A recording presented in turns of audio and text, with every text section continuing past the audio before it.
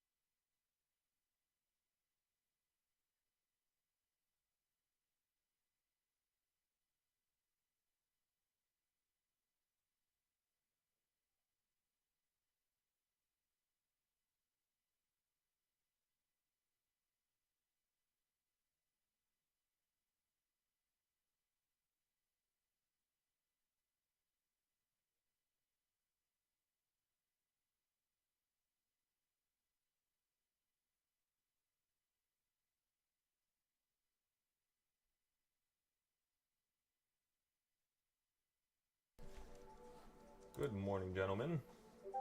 Let me go ahead and stop the stream and restart it just in case it's causing problems. Okay, so while we're trading, I'm going to be fixing the app. I'm publishing it today. And once we do that, we're going to let the weights fly. And we're going to try to see if we can start scaling everything. So this is the fun part now. We did the hard part, right? Now, good morning, Frost. How have you been? Difficulty in put into words, but I'm here, so that's what matters. Yep, that's step one always, right? Showing up. So it's 9:30 right now. Market just opened right there. What I really want to do right now is just watch this market and see if it's gonna slip below 710.60. So 710.60 is my goal right now, and on the side I'm gonna be watching the future stuff. I took the promotion, the 90% thing, but I had to talk with you about it because I haven't used it in a week. So, but I got it before promotion ended. So. Wait, say that again. I got a futures trading account thing. Oh hell yeah! There we go. It's been a week though, I haven't touched it yet, but I got it without the promotion before the promotion ended. So I just grabbed it behind this part. No, yeah, exactly. So these next like 2 weeks, 3 weeks, we just got to make sure it counts, right? By the time you get charged again. So I would say for right now, go on the website whenever you get a chance and schedule a nice little one-on-one so we can start tracking your progress. Yeah, the one-on-ones I'm gonna have to talk with you because most of them are during the daytime, and it's tough during the daytime for me. Oh, I had added some more times towards the night. Oh, you did? Okay. Yeah. Perfect. Because the last time I checked, it was like the latest was like 3 p.m. or something like that. Yeah, now it's to 10.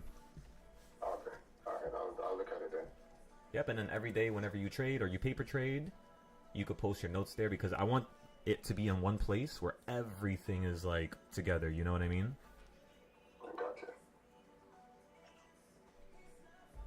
All right, gentlemen. So right now you just fell down from reversal point number 1. You're about to hit 1.5. Let's see if you're going to hold here. If you don't hold at 1.5, you do have an opportunity to drop down to 4, which is the next goal. If we hold on 1.5 right now, first thing I want to do is I'm looking at calls. Now, the reason why I'm looking at calls here, oh, by the way, we could sell the NVIDIA puts if you guys would like to now. You're up 20%. For the Tesla puts, we're up 36%. So we can go ahead and take profit on both of those.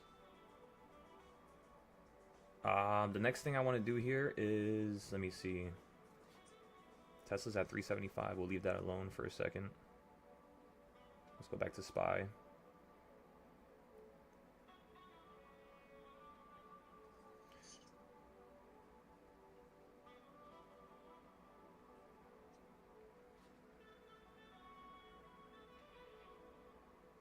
Remember, today's FOMC, so don't forget that. We're going to have it around normal time, like 2 o'clock.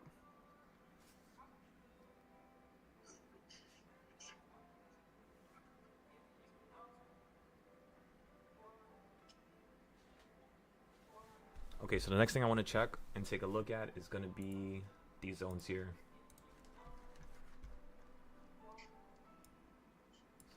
Alrighty. Remember, we already have all of our ideas drawn and created before the market opened up. Right now, all we're doing is simply just looking at where the market's at, what it's touching, and then we'll continue to play that that upside. So I'm looking at 7-11 calls right now. 7-11 that expire today, of course.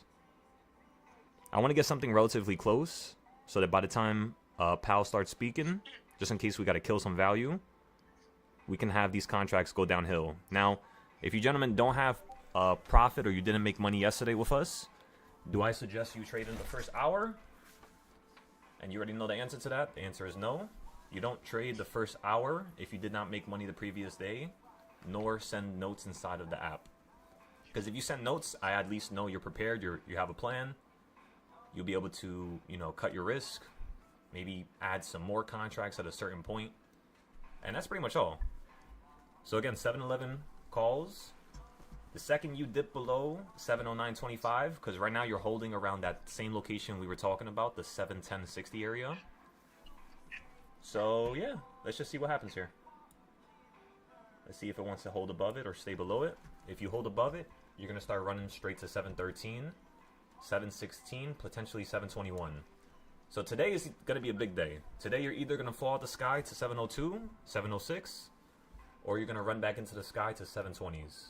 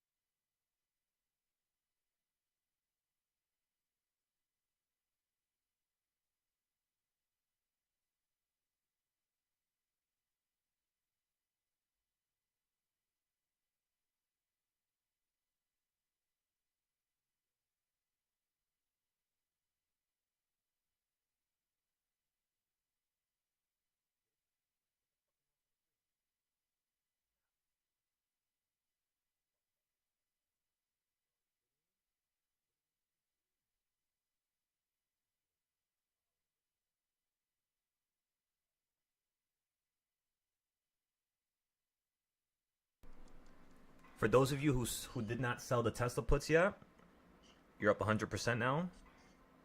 Remember, start to sell out of some stuff here. We got a shit ton of puts yesterday. Just in case, you know, the market was going to do something funny today. Completely disregarding FOMC, by the way. Okay, so I got rid of the last bit of Tesla. Yeah, that was insane. I'm not even going to say how much we made, but that was fucking ridiculous on Tesla. I took my eyes off it for 2 seconds and it just doubled. So, last trade we did on Tesla. What's up? Just a quick question. Do you have a section where you put all your leaves, or you just do it based upon the type of leaf you do? Same spot, Ross. I've never changed it. For some reason, I don't have to double check my system, because for some reason I look in and I don't see... You don't see Tesla, right? System has did some crazy ones. You don't see Tesla or you don't see Nvidia, right? Yeah. No, yeah, I'm doing that on purpose, so people can't keep taking advantage. Yeah. Okay, I was just looking at it to see it. I'm not trying to take it right now. I just wanted to kind of see where you bought it and everything like that. Well, I mean, the way I want you to think about it is, even me showing you that is just gonna hurt the learning process. So, as long as a person can stick to one name, like SPY, and get to the point where per day they can have repetitive amounts of money they're making. Like yesterday we made, I forgot how much we made on SPY, but it was a crazy amount. It was like 100%, I think. We only did like one trade yesterday, just to take our time, just to be a little slow. We bought in at the bottom down here, which is near where you're at now, and then we played the upside.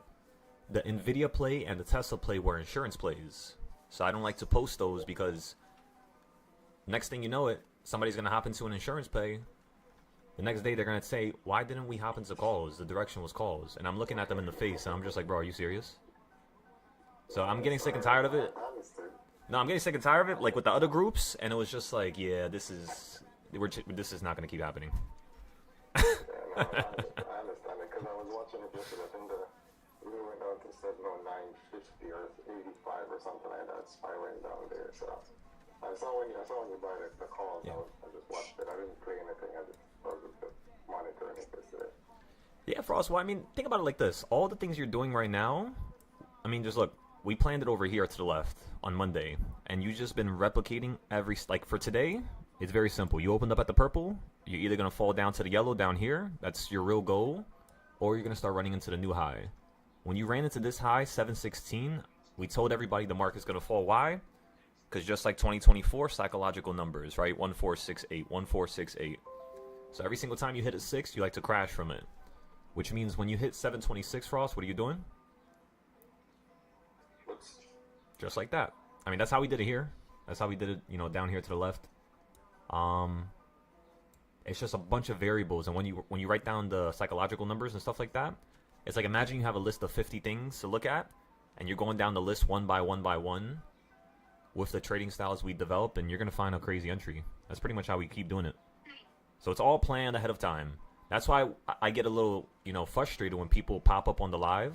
Not like, you know, I'm not referring to you right now. I'm actually happy you popped up because I haven't seen you in a couple days. But it gets me frustrated because it's like I know what people are doing.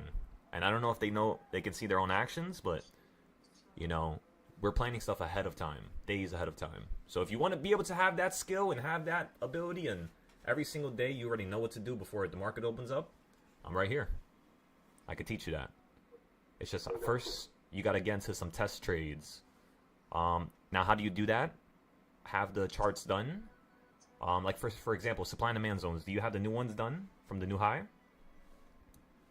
From the new what? The new high. No, I haven't done it. Okay, perfect. So I'm not trading, right? Just observing. No, I got you. I heard you when you said last time. Okay, so whenever we have a chance, the first thing we're gonna do is supply and demand zones, and it will literally run through all the charts one by one by one. If you need help scheduling an appointment, let me see. Because the way the appointments are gonna work now, you know how like we did one-on-ones before when I first started. Yeah. So everything we talk about in the one-on-one, I'm gonna be having an AI system record it. Okay. And that AI system is gonna be able to help me give you notes. That way, everybody's being held accountable. And not only that, but with every one-on-one, you could take your own notes. And it it like logs itself and saves itself. So whenever you need to look back at that one meeting, you can just easily find the information. Okay, I like that. That's good. We also, if you guys want to take a look at it now and see what I could improve, I basically created my own version of Discord, as you all can tell here. So it's like Discord, of course, but it's not like Discord at the same time. And you guys could basically join all my communities, or at least the ones that your subscription is, whatever, like tiered for. And then whenever you guys create a server, the button's going to be right here. However, I don't want it to be like Discord where everybody could create a server, because that's how you have chaotic things occur. So in order for you to create a server, you had to have at least 500 to 1,000 followers from just the app. And as long as you could do that, I mean, yeah, you guys could do whatever you want. Create your own community, start teaching people. Don't even, you know, like go under my umbrella. You can kind of start your own community here. And that's really what I want. So yeah, let me know what could be improved. Let me know what stuff you guys like. Like when you click it, it logs you into the chat, and it's very similar to Discord, of course. And then you have general chat, setups, right? Just making sure we have all the categories and stuff like that. And then we have the competitions, of course, if you guys think that I could improve anything about this. Silo games is going to be where we play games on the weekend, and it's like family games, and we make families compete against each other so that they could get a prize pool of, you know, money, and then they could potentially use that for trading. I thought it would be a fun way to have the whole family involved.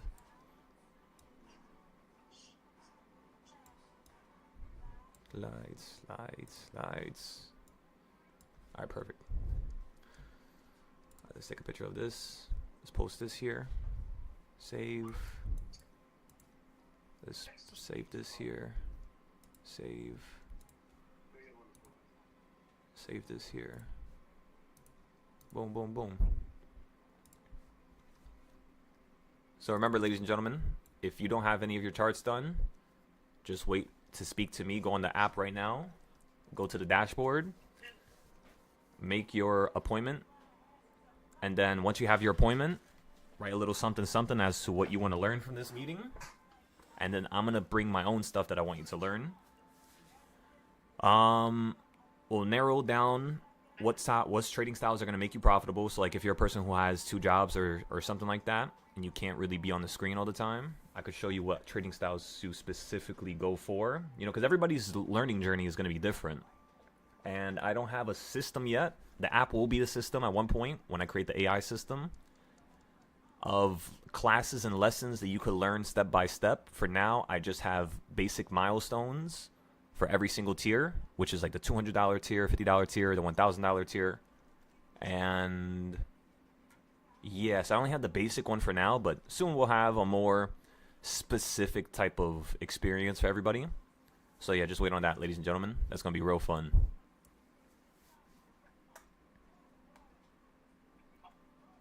Nvidia's up 37% now.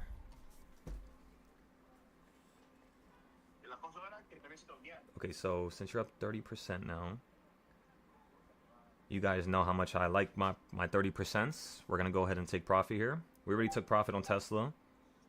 Now this is Nvidia. So now everything is sold from the overnight plays. Made some good money. Now this first play we're in right now on SPY is completely free because of the overnight Tesla play. Plus Nvidia, of course. In terms of where we bought in, why we bought in, how you could buy in next time, and how you could start using insurance to your advantage, don't worry about it. You already know I'm creating a plan for you guys. It's just, remember, everything has to be structured and meticulous. It has to be real specific in terms of your learning lesson here. Alrighty.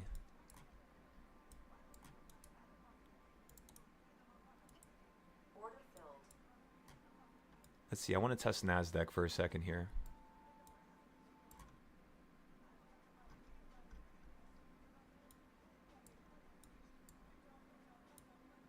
So the per tick value. Okay, that's not bad.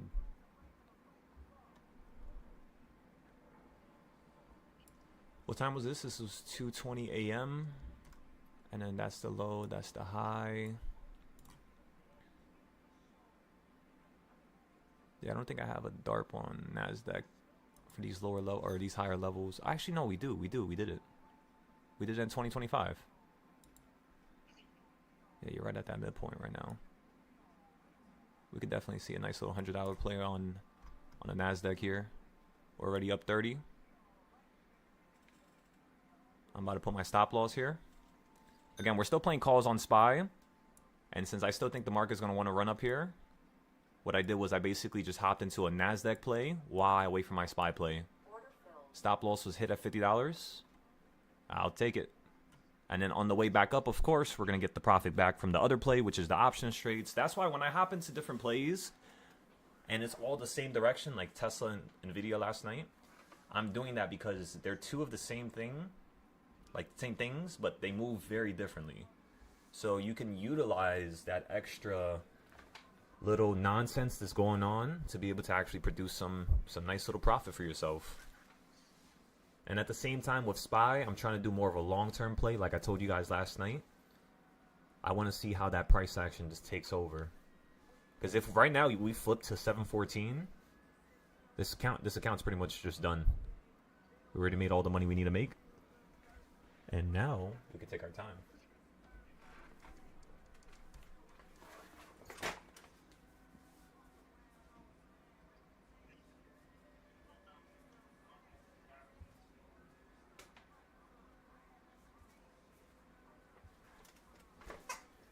Alrighty. Ooh, gold. Gold is at a really good level right now. What are we doing, gold?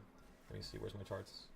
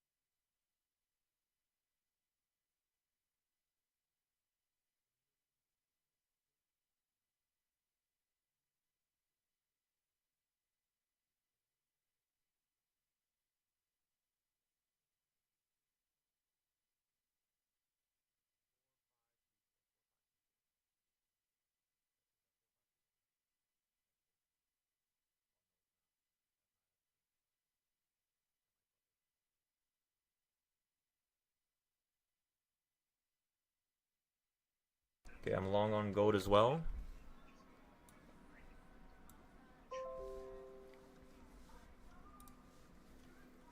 Alrighty. Same stop losses. $150 stop loss. Take profit. We're looking for 300 here. Grab somebody. Alright, that's posted in case you guys want to take a look at that.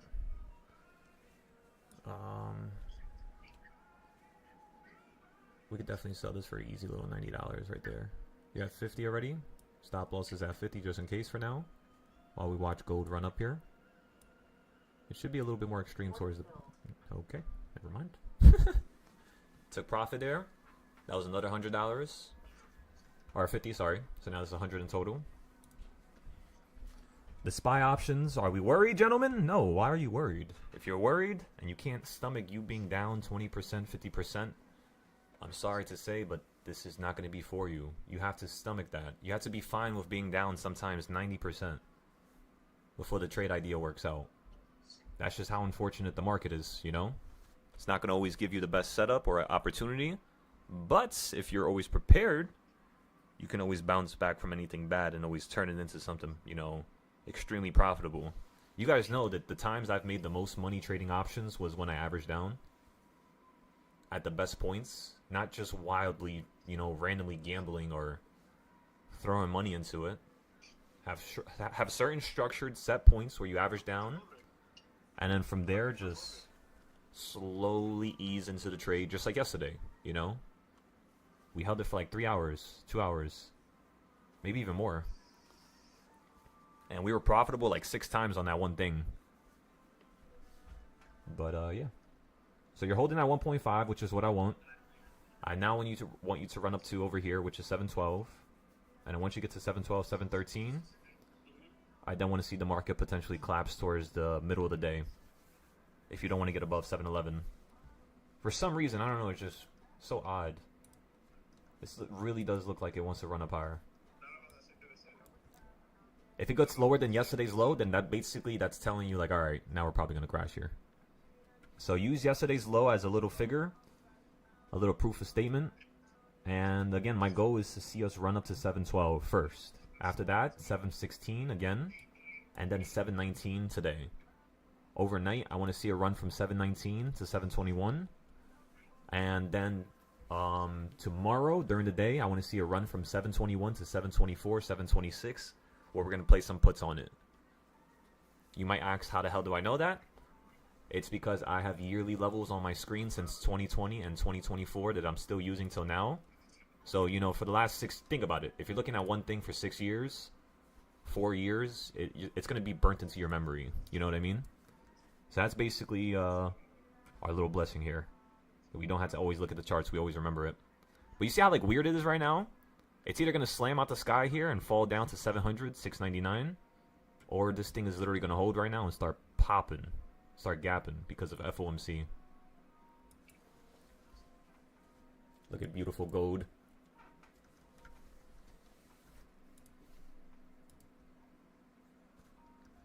And then, of course, you guys know the drill. We have enough time now. It's about 9:53. 5-minute CS zones. So we're going to go to the bottom of the red and then the top of course, next candle. If you guys would like to understand how to create this, write it down. And then on the Discord, whenever you guys join, just hunt down the CS zone video, because they're not all the same.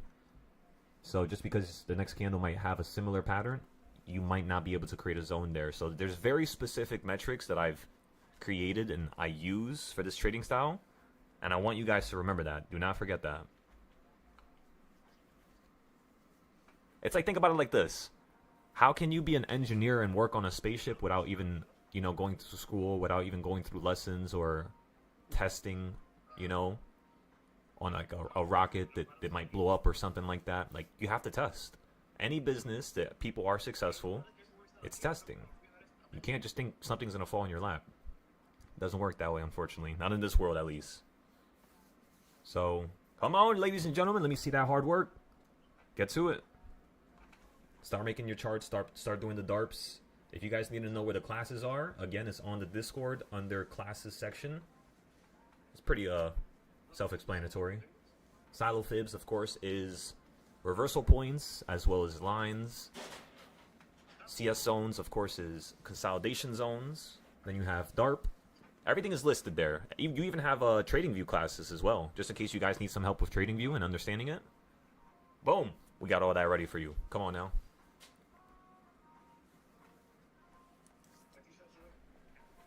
Spy, do what I think you're going to do. Do it. Come on. Straight to 712. We're up 12% on those 711 options. $225. Because we made so much with Tesla and NVIDIA, we could, stop out for a little gain here, take a step back for a second, and then see if we can find any more opportunities. Wow, NASDAQ. Wow. This trend is way better than SPY. Fuck SPY right now. Piece of shit.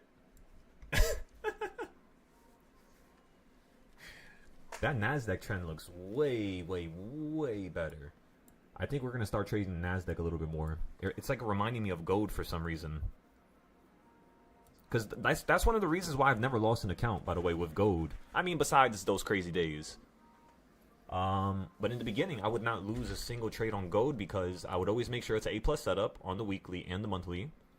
And then by the time the market would yank in one direction, I was always trading during times where the big move already occurred, or it hasn't occurred and not it won't occur, just yet. Like we still have a couple hours to go.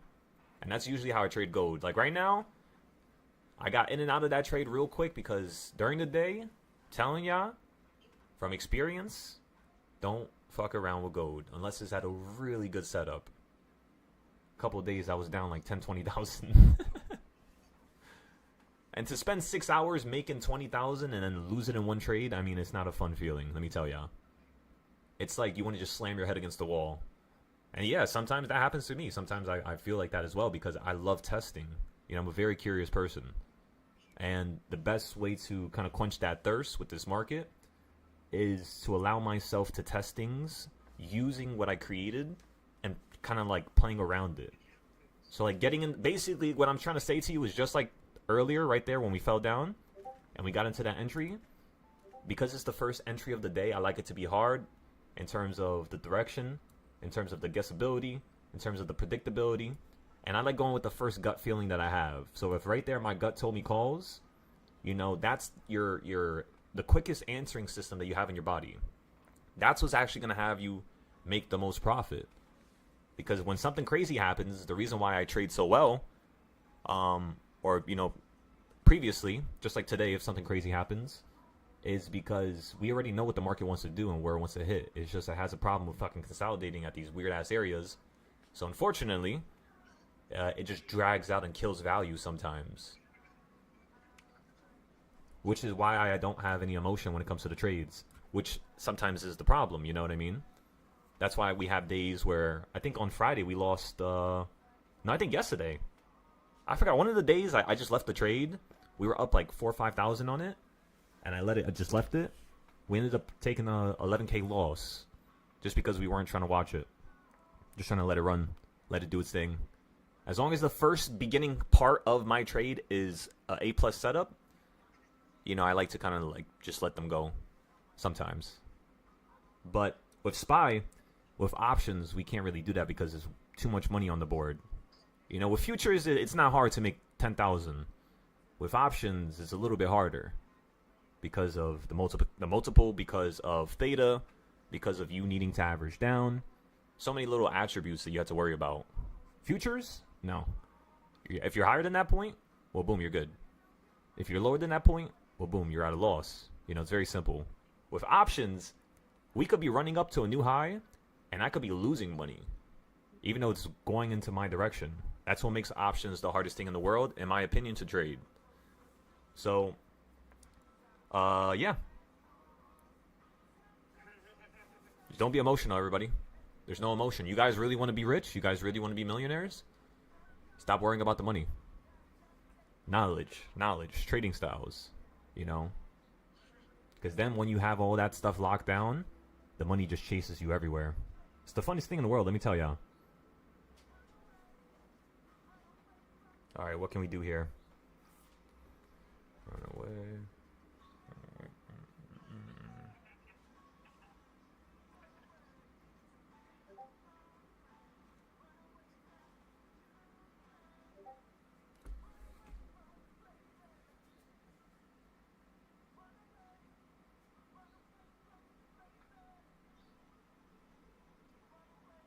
Yeah, that was a really nice pump on gold right there. That was nice. Alright, so let me think here. What time is it? It is 10 o'clock on the dot. Yeah, let's not fuck around with gold right now. We learned our lesson before. We're just going to use SPY and NASDAQ to trade during the day here.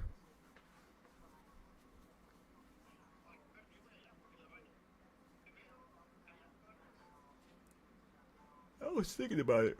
We should probably start looking into oil as well. Oil is pretty easy to trade. I love using it like a weekly trade. But that's the hard part with these damn prop firms. You can't hold nothing overnight. So you have to get some personal accounts, ladies and gentlemen. Also, is Brock here? Let me see. He finally hit the first goal. And whenever you guys see him, I want you guys to just give him a little round of applause. He's the only student that I've ever taught that has actually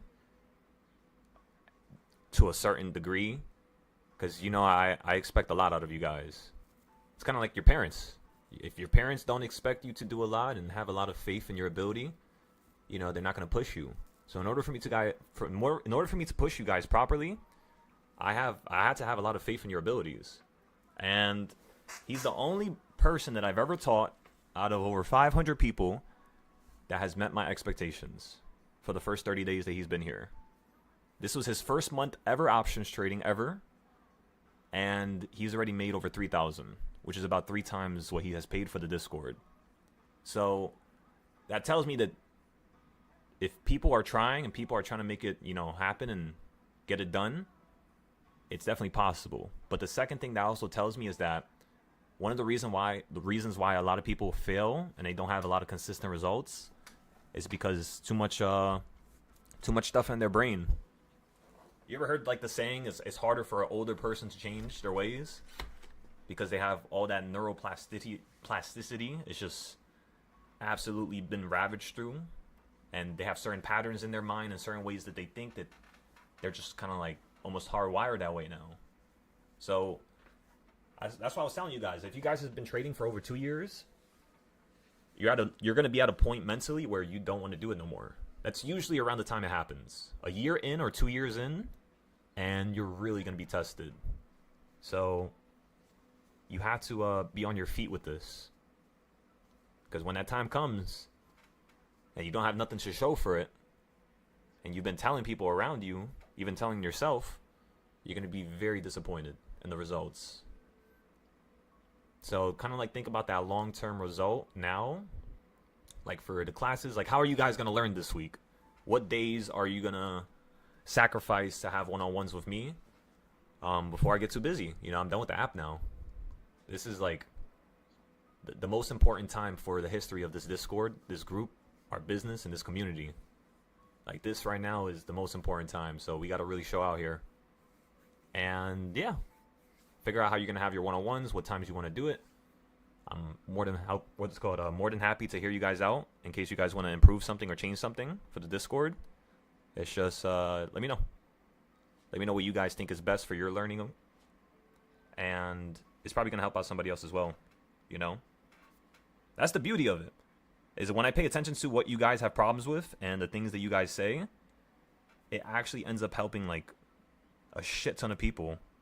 Usually, a lot of people have that same problem. I first noticed that when I first started teaching the first year. Like one guy will have a problem with something, then one lady will have a problem with something. I'm just like, wait a second. It's kind of like the same thing. And then I would think of it, break it down, and I would be like, holy shit, it is the same thing, just in their own way. Like for example, Frost, you've had some problems with A+ setups, like B, A, C, like kind of like this differentiating between the two, and that's 90% of the problems that people have here. Like, how do they know when's the setup to buy into it? How do they know when's the setup to not buy into? And etc. Right? So like that setup in the morning, that's why I have the setups on the screen now. That was like a C+ setup. So it wasn't a B, it wasn't an A setup, wasn't even close. So when you have C setups or C+ setups, you want to sell them for like 10 to 20% instantly. When it comes to a C setup, like 10% and you're out. 5% and you're out. Because you don't need to risk that for a C setup. You might as well wait for it to hit a B or A setup and put a little bit more money down. That's why I also have percentages on the screen. Because if it says reversal point number 1 and it says 3%, that's 3% of your whole entire account. So if you have, let's just say, 300K, obviously you would be able to make a lot of money with that, with just 3%. But if you only have 1,000 and you're using 3%, you're kind of like going to be suffocating yourself here. So what I'm telling you guys to do here is understand how much money you need in order to make a certain amount per day, which is generally simple. If I want to make $200 a day, let's just say starting, I had to use at least $400 to $500. So whatever you want to make, you're going to have to at least use double that in terms of your capital reserves. So that means I want to have $1,000 account, really, if I want to make $200 per day comfortably and not be you know, anxious about it. Because then all I gotta do is do like 3 trades, $300 each. You know, get a 20% gain, 30% gain. Sometimes I could put a little bit more, like if it's a B setup or A. I'll be like, all right, $400 into the trade right away. And I'll use another 200 to average down. And then at a certain point in the day, if it just shows no sign of wanting to work out, we'll take a loss. I tend to take losses only when I have a small account. That's also something that's going to be apparent with you guys. With a bigger account, it's almost impossible to take a loss because you could just keep averaging down, which you guys see me do every other day. Sometimes we get ourselves into a little dicey situation. Well, come on now. The averaging down machine is always there to save us. It's like a damn helicopter team just flies in and saves everybody. But you guys got to understand that. Like, if in order for you to make a certain amount comfortably per day, you had to have a certain amount of money. If you're trying to make 200, you need to use 4 that day. If you're trying to make 400, you're most likely going to have to use around $800 to $1,200 because you might be cutting the trades a little bit sooner because you have a lot of money on the board, so you might be a little anxious. Let's just say you're trying to make 1,000 per day. Honestly, I'm not going to bullshit you guys. When I first started trading, my first couple trades, I was already making $600 to like $900 per day. And I was doing that with just around 700 to 1,000. That's why now when you guys see me trade, I'm only using, 1,000 to 3,000 every single time. And I'm always taking profit at 24, 26, 3 every single time. It never changes. And that's what allowed me to be so consistent. It wasn't actually the setups. It was me consistently taking profit at a certain percent. Just me focusing on percentage, again, was the root reason why I became so successful. That's it. Don't worry about nothing else. Of course, the A+ setups and where to buy and where to sell, but that's like the next level. And then the last level is going to be the scaling level, of course. So you have a few levels in between that and, of course, averaging down, right? So yeah, just take it slow. Every day you should learn one thing about the trading recipe that we have here. So if you guys would like to start right now, for those of you on YouTube, go ahead and watch my supply and demand zone video that's been free for 2 years. And take advantage of that because that's one of the best charts that you will ever have the luxury of creating. And it's free. So why not take advantage, And by the way, you might be like, if it's free, is it really that good? You should exit the room before I say something that's not nice. That's the only thing I'm going to tell you. It's free because it's one of the best. I find it to be the most ethical when I have my best stuff for free. But the funniest part is that no one pays attention to it when it's free. It's like people like to scoff at it, almost. But, to each their own. At least I'm telling you this now. Unbiasedly, of course. Right? Not trying to be biased on one of my trading styles. But this one right here is one of the best. You see how I hit the circles here and you kept falling from the pink one? You see how the pink one's smaller? That means you're going to put in less money than over here. This one's a tiny bit bigger than this one. And then these are a tiny bit bigger than these down here. So that's why I was telling you guys, like, I don't even want to buy calls down here, but we did in the morning because you were at an opportunity. You were at yesterday's low. That's the reason why. The next time to buy calls is going to be this big-ass circle down here. That's my main goal for today. Up here or this circle up here. So think about it. How do you figure out which direction is going to choose now? Well, I mean, it's very simple. Just look at your weekly range, right? You had a nice low down here, nice low down here. Then you have a nice high up here. So boom, grab that whole range for a second. And then the first thing you're going to start to notice, yesterday hit the midpoint perfectly. And today you're really close to it as well. I love when this happens because what this tells me is if the market pops here, SPY's easily going up to here right away. Like right here, and then you're going to potentially have some, some type of downside before it wants to potentially go up again, right? But yeah. Because now we got to sit patiently. Don't get out the trade too early, right?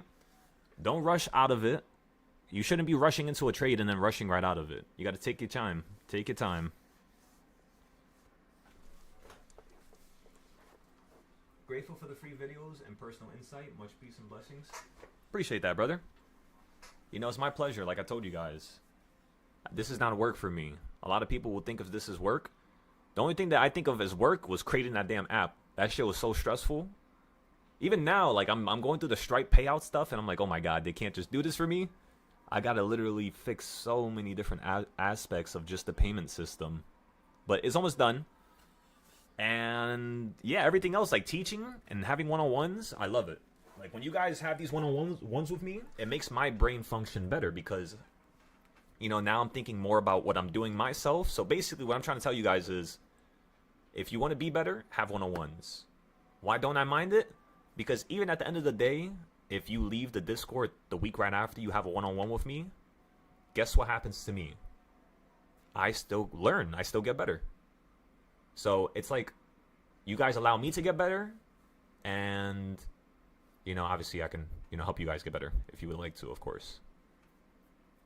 But yeah, it's like a win-win situation for everybody. This is like awesome. And what world would you have a dynamic like this, where you can keep refining and refining and refining and refining and, you know, keep using each other to sharpen each other? Like they always say, iron sharpens iron. And even on the hard days, I'm telling y'all, when you guys really don't want to chart and you guys really don't want to get that shit done, and it's kind of like, oh my god, here he goes again with all this notes bullshit and this and that. I'm telling you, just don't mind it. If you're doing what you're supposed to do, just ignore me. Because I'm going to keep always, you know, I'm going to always have that type of consistency when it comes to regurgitating certain things. Because that's what's important. Remember, that's how I got so good with trading. It was notes. And it took me 2 years to do that. Because my hard-headed ass just kept thinking that, oh, no, I don't need to do that. I could just figure it out, you know, on the fly. And hell no. That was definitely not the case. You know, I've lost hundreds of thousands of dollars, ladies and gentlemen, learning that lesson. So you don't have to. So just show me some good results, show me some good profit, and that's all I want from you. I'm happy enough with that. And then at a certain point, of course, the next thing I'm going to hit you with is, did you start the LLC? Do you have that planned? What are you going to name your LLC? If you don't want to tell me because of privacy, that's okay. I'm fine with that. But what are you going to do? Where are you going to open it? Like what state? So I can help you out with some of the researching process. How much taxes are you going to have to pay? Right? Is it long-term, what's called taxes? Is it short-term? In terms of the capital gains, right? There's so many different things you have to worry about. How about your deductions, right? Like what are you deducting? Because remember, if you guys are paying for this Discord, that's $200 a month to $300 a month that you guys could take off of your stock trading money that you make.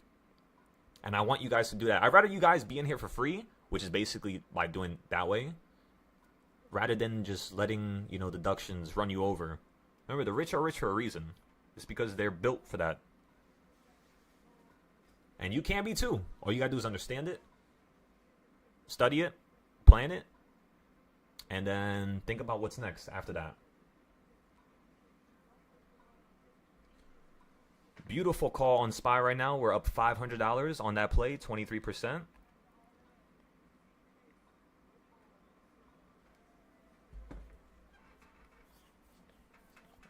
My nose is so itchy.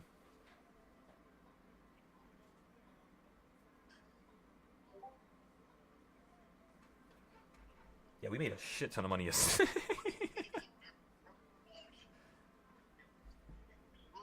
My goodness.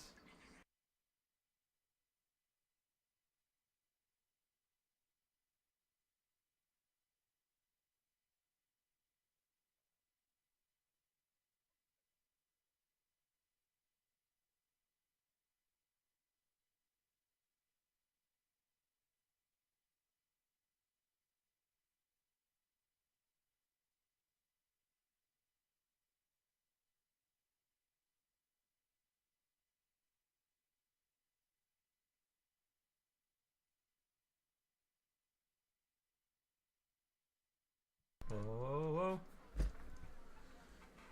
Gentlemen and ladies and gentlemen, it's happening. You better not get stuck on this damn purple zone again. It's enough. It's enough for this torture. I didn't want to trade in between here no more.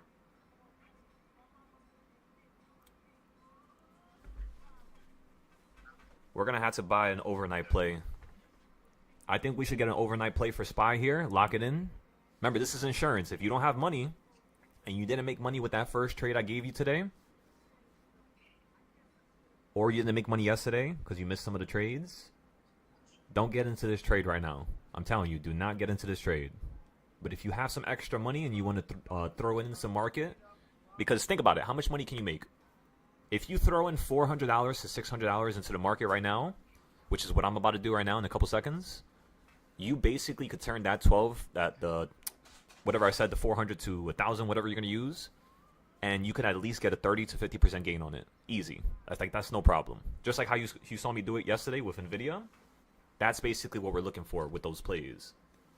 And then what I like to do is, if it has a couple days to the expiration, now I can go crazy and have some fun with 0 days.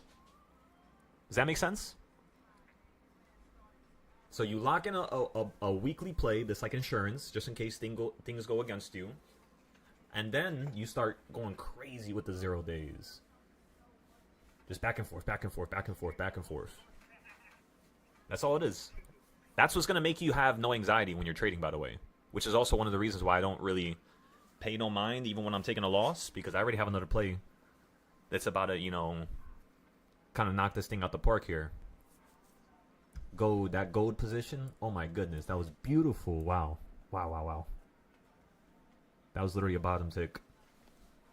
And all we did was use these zones right here. So you see how I hit the bottom here? I bought a call down here when I hit the bottom, and look at that. Instantly just zapped right back up here. And now what I'm looking for is the white zone. It's just, I don't like when it first touches the white zone. I'd rather see it touch it, hit it, and then bounce. And then we play that.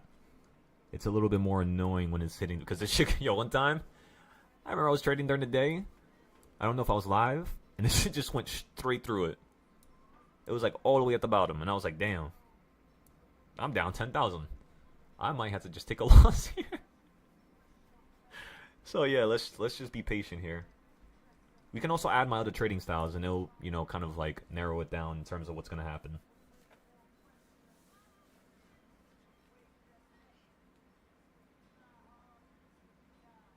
You said all systems have loopholes by design? No, of course, that's always how it is, yeah.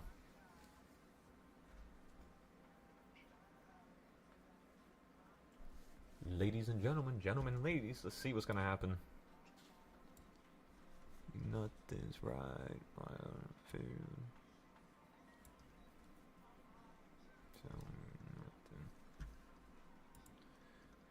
I swear, I feel like Kanye has been playing for like the last 2 hours. Let's switch it up. Oh, that's a good song right here. If you guys want to listen to the music, just give me a little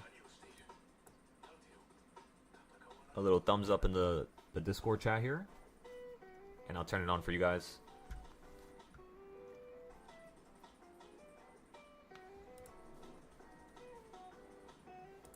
Excellent. So he got some good paper trades.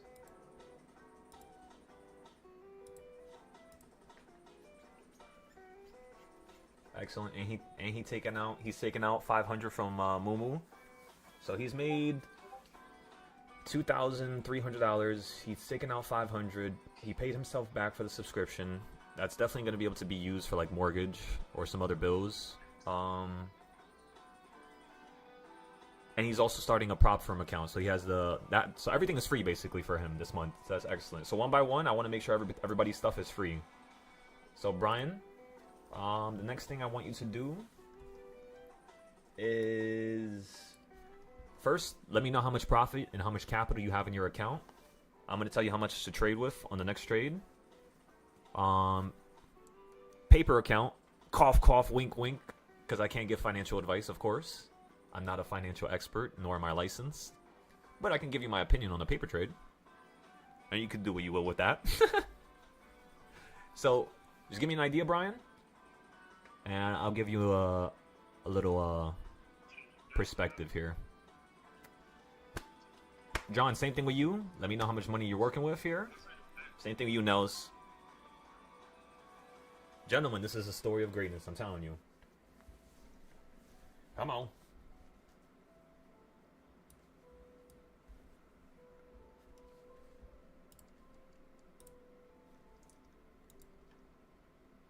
Select stream. Boom, boom, boom. Oof. All right, John. 140 in the past week. That's not bad. And you've been putting more time into the future stuff. That's what's up. So now, I thought somebody just called me. Now what I'm gonna do is I'm gonna import the my Excel sheets into the app. So you could use my Excel sheets to see what's the next step for your situations, because everybody's situation is gonna differ a little bit. Okay. Okay, so then what we're gonna do is let's load up this account here. And let me see how much money we have.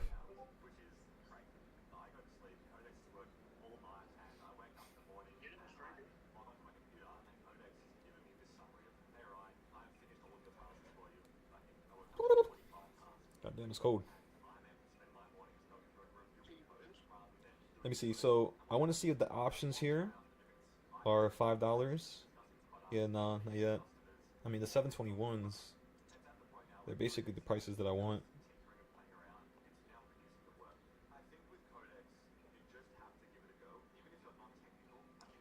If we're going to trade right now, the best way to trade this type of price action is only to get a put or overnight play. Like, literally, that's the only thing my brain is thinking of right now. Because if the market's going to slam, it's going to want to slam out the sky here, right around this level. So this is the level where you would want to buy puts, ladies and gentlemen. But because we did it so much times this week, I think you're going to potentially run up higher here. So I would rather, in my opinion, buy puts up here if you could run up a little bit higher. If it doesn't happen, we'll just keep waiting for something a little juicy to pop up here for us.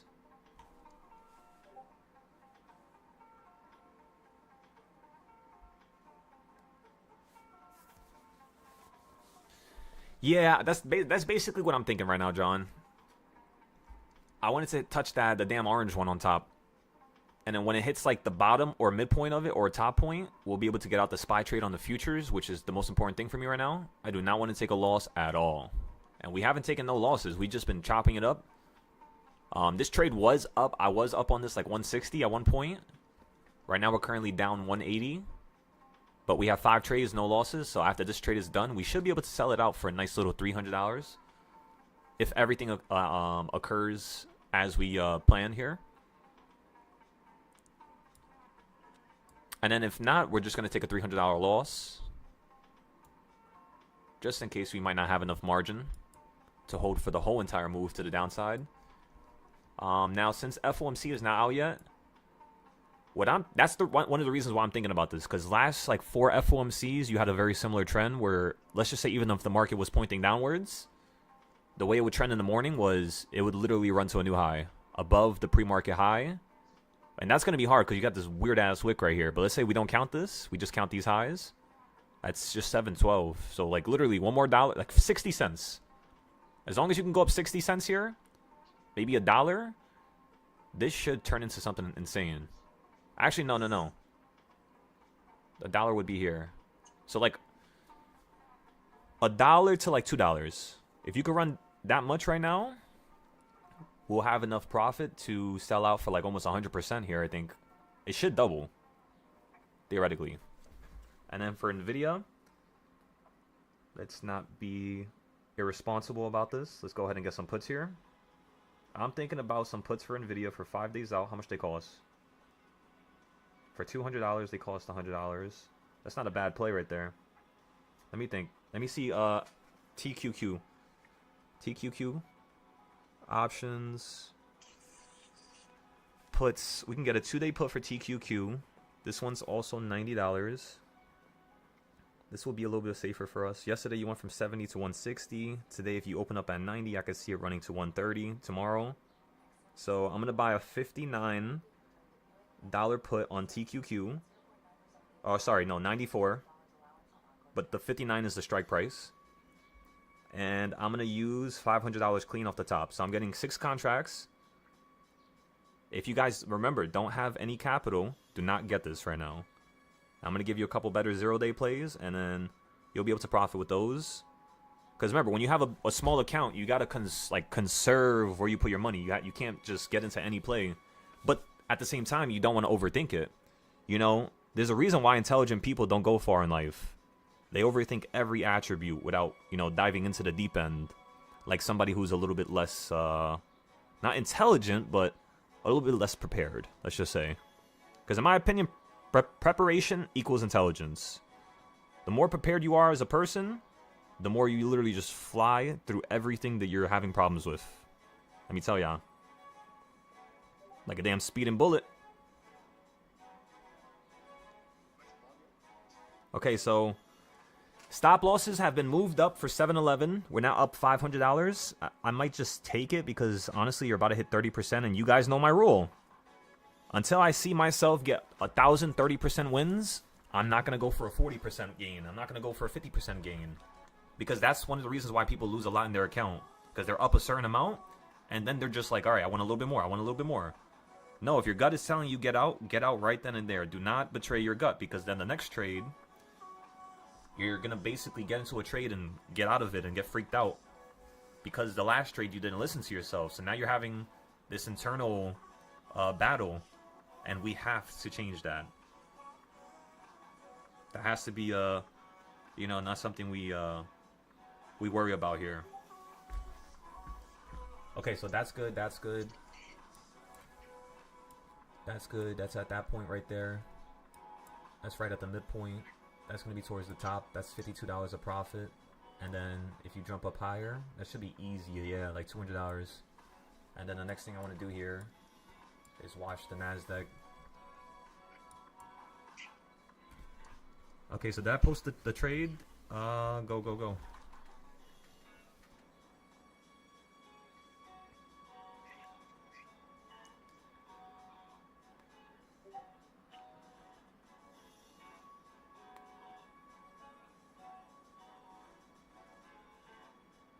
Okay, so boom, we bought overnight insurance on the purple play. Alright, so now we're good with SPY. Now we got something that's gonna, basically give us some money just in case the market wants to fall out the sky. If it doesn't, we're just gonna lose $600, which sounds like a lot of money, but that's basically how much we made with... That was like 10% of what we made yesterday. No, not even. That was 5%, if I do the math correctly. So that's just 5% of our winnings from yesterday. That's not a big deal. That's okay. Remember, don't overthink it. Just fly into the deep end, have some insurance, have some shit that's going to protect you in case things go left. And then once you have all that, make sure you have some money, of course, to trade with. And then just go wild with the A+ setups. So think about it. Is it at A+ setup right now? It's not, right? That's why we're putting barely any money into this trade. Remember, everything the market's doing is exactly what we thought it would do.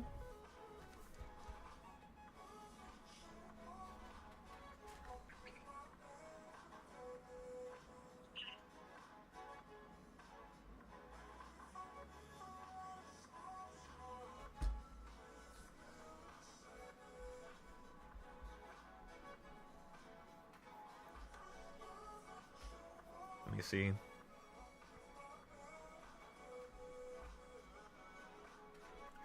Alrighty. Alright, give me 1 second, everybody.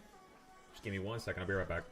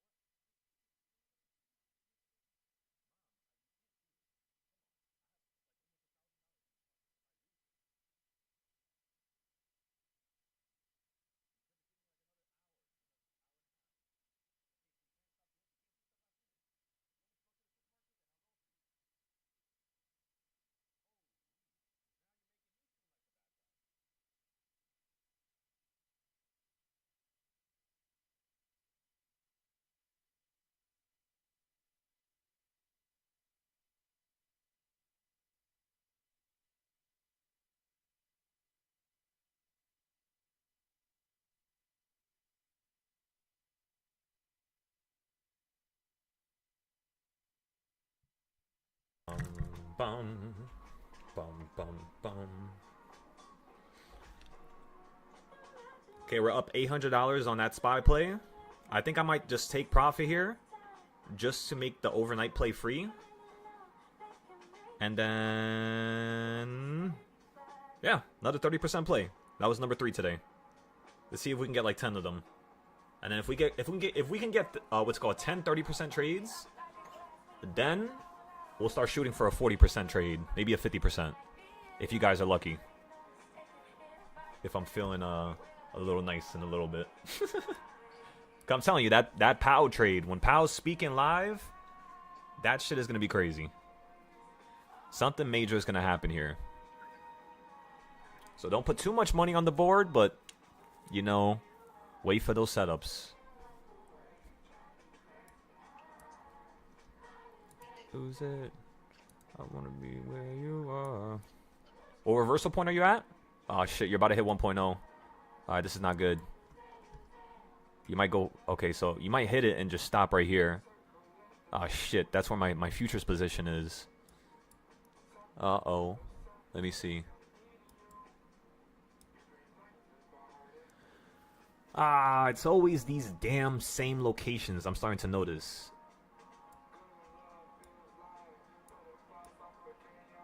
Nothing bad. But like part of the test that I had last night, I wanted to test a certain attribute that I was looking for, like of the market, like the consolidation bit, and it's going pretty well, to say the least. But it's doing something that basically caused me to take a loss like 2 weeks ago or last week, and I'm just like, all right, let's make sure we learn our lesson here. In the next testing trade, we're gonna highlight that problem that I'm referring to. There's no need for me to bring it up now because that's my one problem, is sometimes I talk way too much. And sometimes not talking and being silent and just letting things play out is the best thing, you know? Just take it easy. Really take it easy. Beautiful.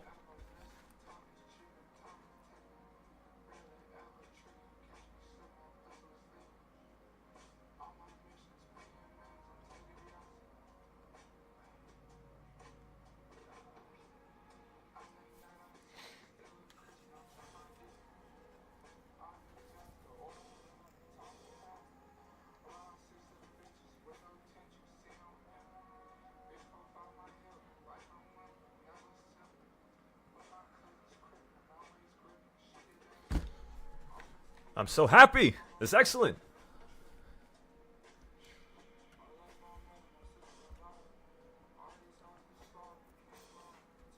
So we got a free overnight play.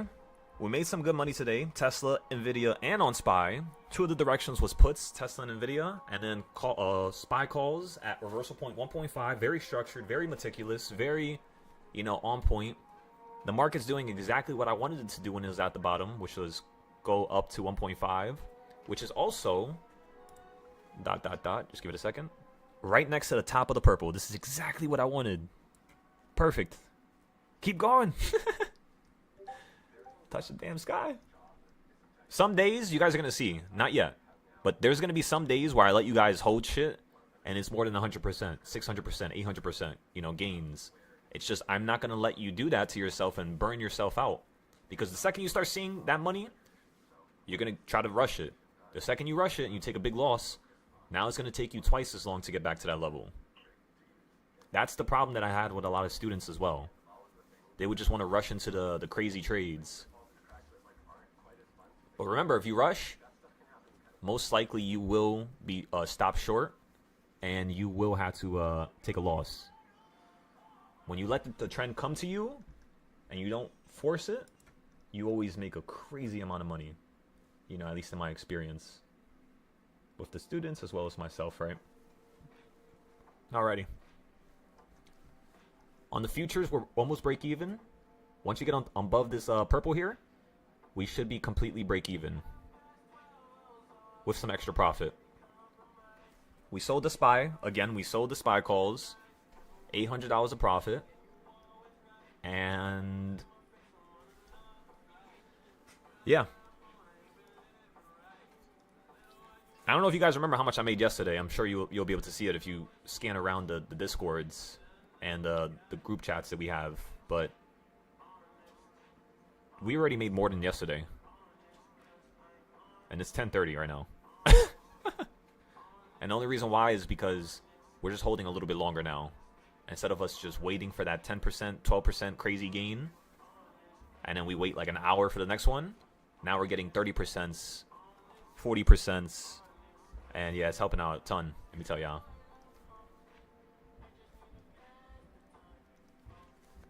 You slapping the top of the zone now. You should directly be on 1.5 now.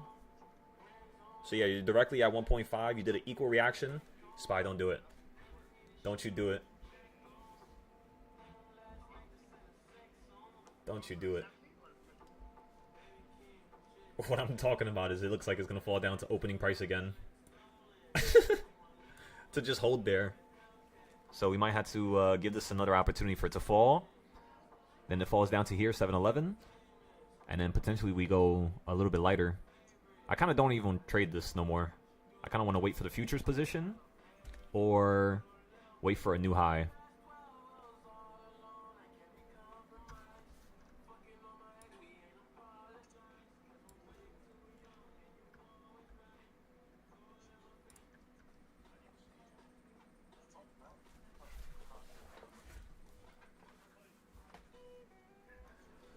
Excellent. So we got the overnight play. Once again, everybody. We traded 3 times today. 2 of them are overnight from yesterday.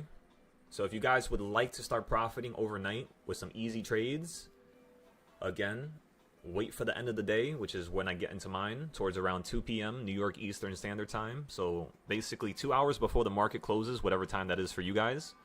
That's when I like to get into the overnight plays. And then sometimes when it's important news days like today, FOMC, I'll get them a little bit early. But that's the only time. Only time, because we can expect at least like a 2 to 3% move today, which is basically like a $6 to $12 move. And if we could do that to the upside, oh my goodness.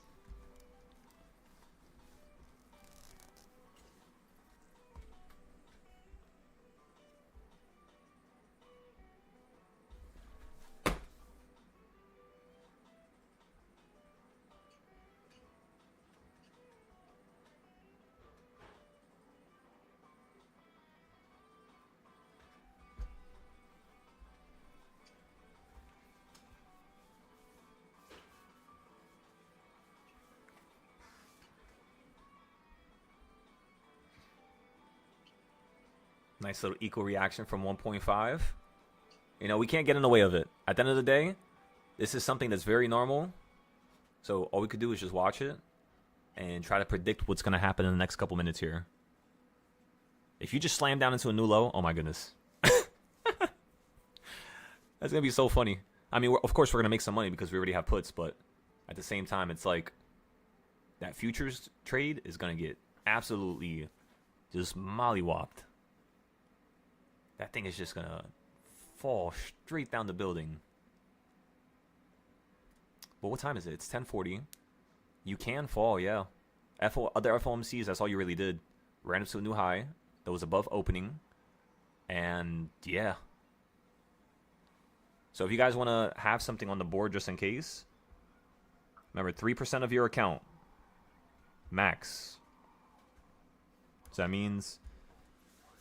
I mean, you could do 10% depending on how big your account is. Like, if you only have a $300 account, that's fine if you do 10%, like a $30 trade.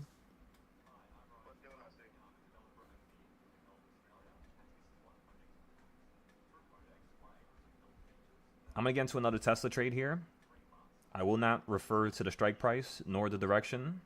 This is something I want to get into private, just so I can have some extra capital. I'll tell you guys after. On the Discord, I will be telling you guys and posting it. But do not get into this trade. You guys know the rules. No Tesla until I give you the green light. By the way, Tesla is going to be the easiest way I'm going to make you guys millionaires. We just got to wait for a really juicy time to buy in. Lock in some nice little profit. And then bam!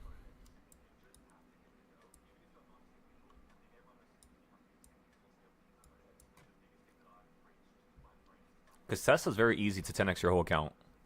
You need like 2 trades, 3 trades, you can 10x your whole account. Which means if you're trading 2 times a week on Tesla, that's at least, like if I have $10,000, I could turn 10,000 in terms of me using that same idea. Let's just say theoretically, I would be able to turn 10K into 20 and then 20K into, that's the problem, is 3 trades. You could literally turn 10K into like 30K in 1 trade. And then the second trade, because Tesla is more of like a 100% machine. That's why I like to sell my trades on Tesla. Like 100%, 110%. Because it's like it happens so quickly all the time. It's not that hard to really get one of those crazy gains. For SPY, it's more like 30%. I like selling that. For NVIDIA, NVIDIA is the odd one in the group. Sometimes I only sell it for like 10%, 20. Sometimes I sell it for like 300. The highest gain we got on NVIDIA was 2,030%. It was a $30 trade that turned into $700. And we did that in January. Not this year, last year. So that was last year's crazy gain. We got one of those. And then SPY currently has the leaderboard for the highest gain we've ever got. That, I forgot the exact number. But I remember it was 5,200 and something %. But I forgot the exact strike price we played as well as how much we paid for it. I think it was around, it was like NVIDIA, because I only had like $30 in every account at the time. Because we were trying a new challenge. And it was like, imagine if one account that you start with $30, once you turn it to 2K, boom, that's like a free vacation right there. So that's like the idea that I had for everybody. In the beginning of January, we literally told everybody, we're like, all right, let's start a vacation account. By the 7th day of January, we already turned that. No, it wasn't. No, it was on 2 accounts. No, 3. So 2 Webull accounts, 1. What was the other one? What was the other account? On Mumu. So it was 2 accounts on Webull, 1 account on Mumu. 1 account on Webull we started at the beginning of the month. And we had turned it into $1,000 by the 2nd or 3rd week of January, starting with, I think, $50 or $100, somewhere around there. And then we were just like, all right, let's challenge ourselves even more. Let's put $60 into an account and then $30. And then that's how we got the crazy NVIDIA trade, because we bought 2 contracts for $30 and we sold both of them for 690, 710. I can actually show you guys because I always take pictures of my trades and I always keep them on the charts. So let me actually show you guys the gain. And then I'm going to show you where we bought in and where we sold, so you can get an idea for yourself. All right, I have no idea what chart it was on, though. I think it was 3. It should be 3.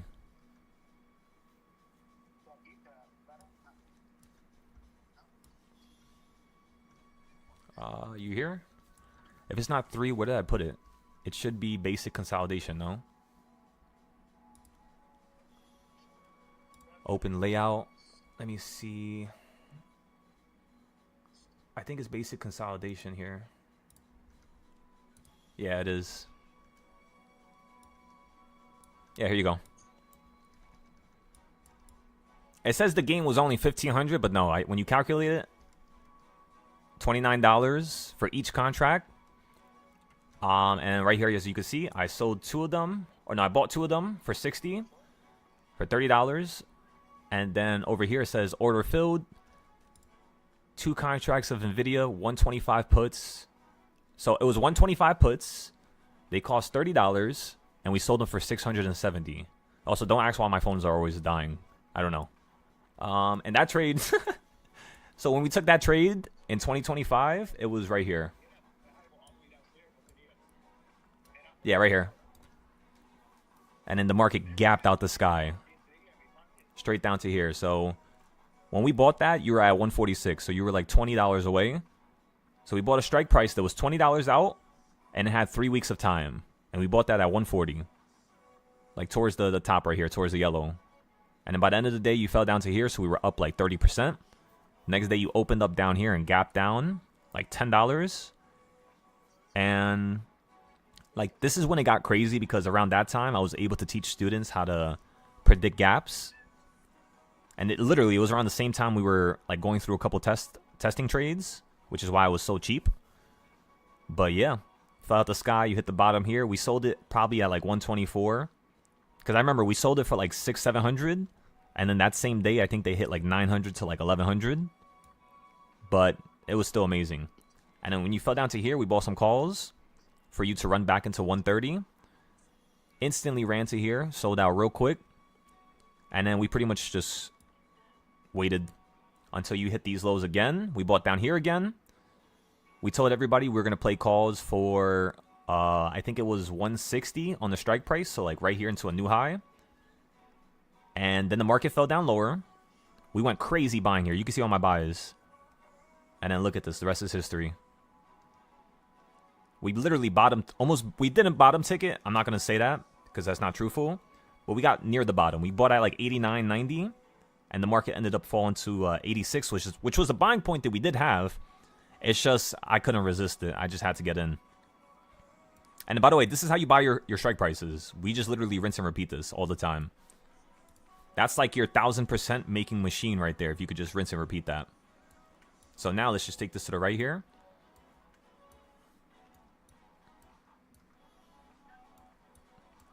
And what I'm looking for is a nice little drop from up here. And I want to see a gap down to like 182, 191. That's like a $30 drop, which means we would get 190 puts, right? 20 strikes out.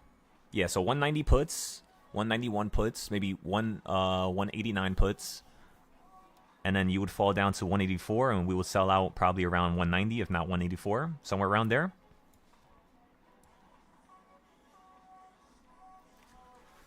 Tesla, Tesla, Tesla. I'm going to snag some of these contracts here.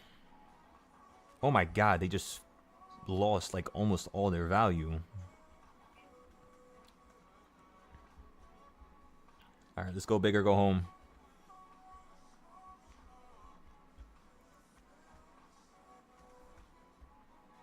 Okay, so we got the Tesla plays now. I gotta be careful with those.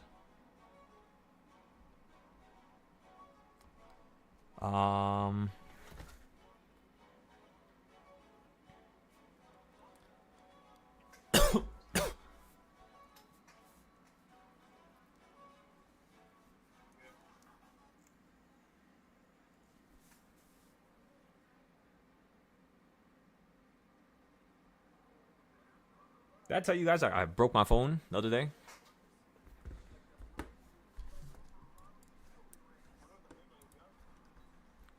I do have Apple Care, so it's not going to be that much of a problem. It's just so annoying. I got to go to the Apple store. I got to fucking fix it. I kind of want to do it like soon before it gets worse. Because my clumsy ass is going to keep dropping it.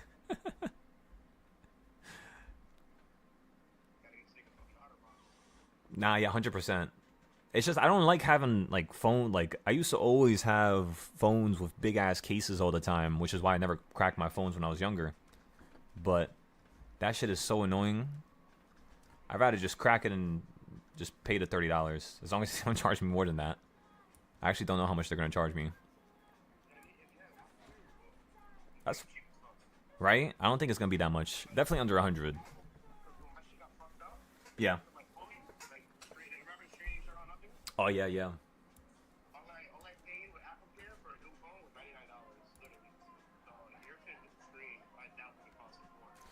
You know what? I should check the back of the phone, bro. I don't think it's glass no more, but... I also got to fix my cameras. My cameras are scratched up, too. That's probably going to cost, like, another 50 or 100.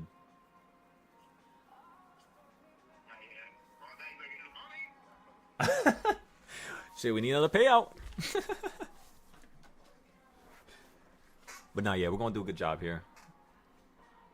We're gonna make sure we make some good money. Alright, let's go back to the other chart. This is getting boring now. Okay, so boom, you perfectly hit number 1.5. You're falling towards opening price. You're gonna hold that opening price potentially, and then now you're gonna make the bigger move. Where's my CS zones at? Oh yeah, they're still below us. Did you hit the orange zone yet? I think you did. Nah, not yet. Perfectly got stuck on the purple one, though.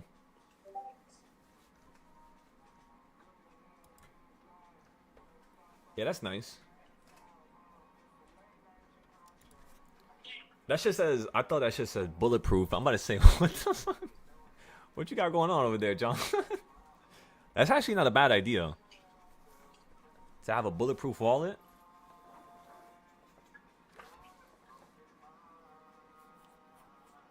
It's always shit like that in the action movies to save people.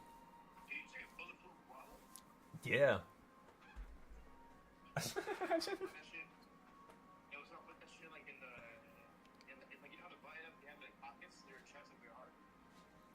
Literally, yeah, right.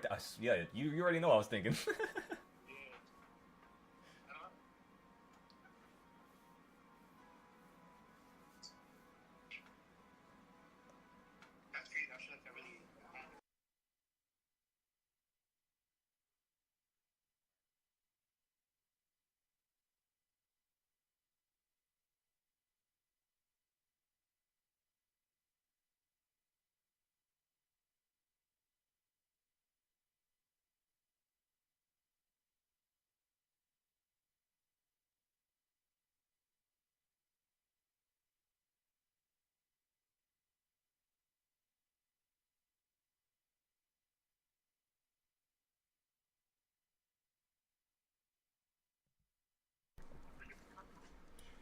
Ladies and gentlemen, ladies, first thing you gotta do here now, get a box, select the low, go to the high.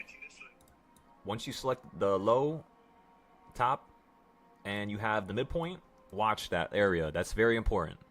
If you get below this, you're bearish on the day. If you can stay above this midpoint, that means today will continue to be bullish until probably like, I don't know, like 1 o'clock or 2 o'clock or some shit. But then again, you can start falling now. You already did what was necessary on a FMOC day. Oh, goddamn, FOMC day. So you guys already know what to do. We go through this all the time. It's the same thing every FOMC. Nothing's different. When it starts being something different, we'll instantly be able to refer it to another time in history where it did something similar. How are we remembering all this stuff? It's because I actually have a trading style. It's called Jackson Hole trading style, which is also merged with all the news reports. So that's why I was telling you guys, news doesn't actually control the market. It's because whenever you have stuff that develops here, like whenever a news report comes out, it just so happens coincidentally that you're at a perfect area to buy puts or calls at. So do I have the next ones updated? I don't have them here. What the fuck just happened? So I gotta fix this. And as you can see, I always take notes of every single thing that occurred that day, that week, so I can have all the variables attached every single time. And by the way, I went all the way back. This is already 2020, as you could tell. 2022. So we have all the FOMCs. Everything is, written and planned and plotted. And, again, ladies and gentlemen, this is what I call success through aggression. We're aggressively doing so much different things to try to figure out every variable that their algorithms run on, and little by little we find everything pretty much. So if there's like a certain trading style you want to have, just think about it like this: how can I trade FOMC better? That's like the headline of today's class, let's just say. And the way you trade FOMC better is look at the last 100 FOMCs. What did it do? Where did it open up at? How far did it fall? That's why I can tell you guys that the percentage is going to be 1 to 3%. Because that's in throughout history, that's like the basic number, pretty much. Damn, I might have to take a loss on this SPY trade. I don't wanna, but if we have to, we have to,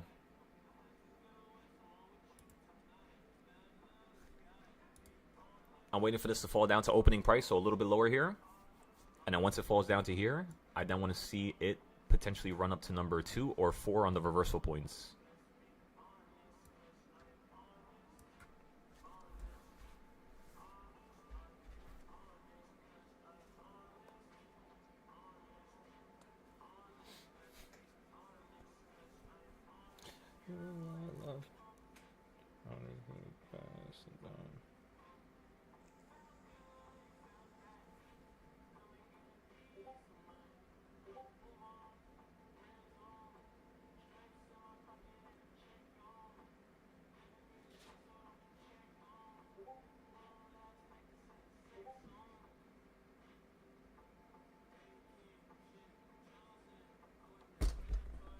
All right, let's take more profit here. More profit, more profit, more money.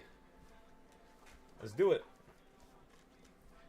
If you ladies and gentlemen have the spare time right now, would you please be able to go into, the YouTube and share it? That would help out a ton. If you feel like I helped you, of course. If not, don't even worry about it. It's okay. Let's get this room filled with a bunch of people. It's always been my dream, like to be like a showrunner, like a game show host. And this kind of feels like a game show, I'm not gonna lie to y'all. So the only thing that's missing right now, we already have a good group of people here. We have amazing students in the Discord right now.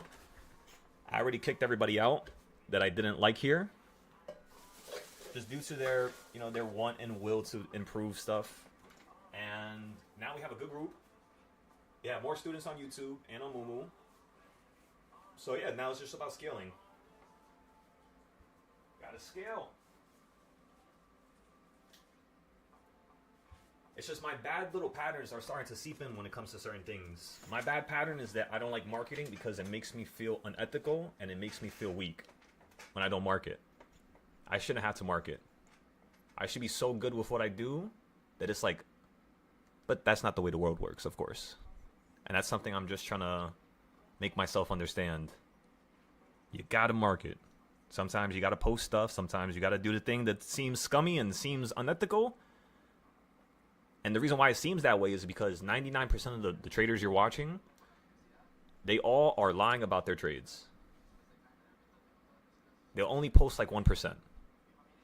And for us over here, it's so, like, it's such on the opposite side of the pendulum that it's like when we talk and when I say things, people, they feel like not even that they're against it, but they don't believe it and they don't know it. And that's, one of the reasons why I don't get emotional, because they just don't know.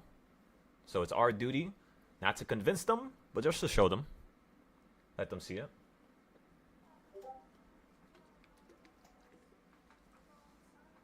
You said, John, John.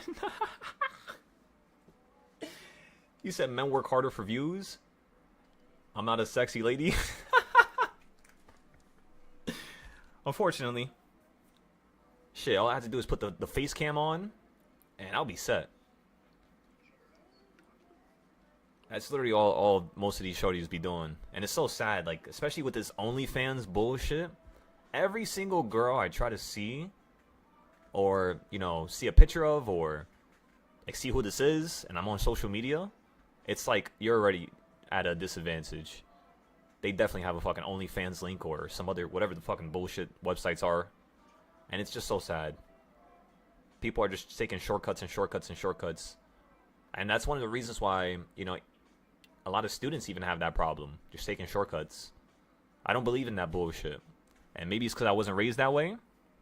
But yeah, fast money is bad money. Slow money and money that hurts when you make it. That's the money that's worth it. So I'm kind of happy that it's harder for me to get this done. It's like the perfect recipe to create a madman. Literally. We just gotta stay with our head in the game. That's it. That's all we have to do, gentlemen. And any ladies that are watching or reading or hearing.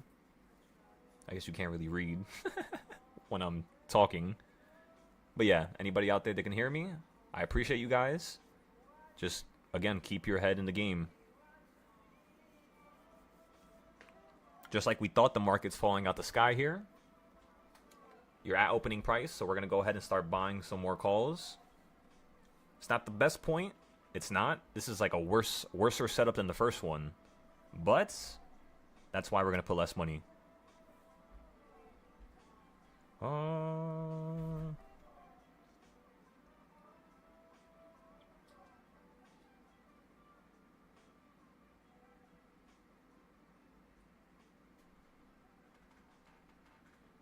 Excellent. So boom, we bought those. We got those puts. Tesla. I love you, Tesla. So instead of us playing puts on SPY right there, because you guys know I don't like this area, I don't like this range.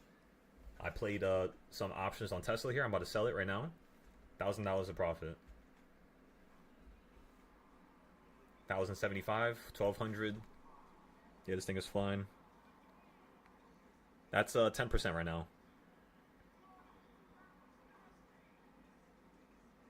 I think this is the most contracts I ever bought in a long time. No, actually, no. Last night we bought 100. This is 50. And then next, I'm gonna do only 25, just in case something crazy happens. I'm not trying to get wiped out here.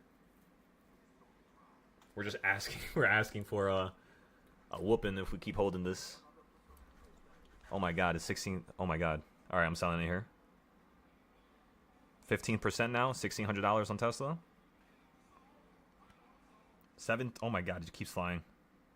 Every picture I take, as soon as I stop taking a picture, it literally just flies up another $1,000. Right now you're up 2K. Alright, I'm selling it here. Each contract we bought was around 160, I believe. No, each contract was around 180. And right now we just sold everything for 237. Excellent. Now let's wait again. Let's go look at SPY here. Always got my head around. I've been looking for it. I've been running out of to make you.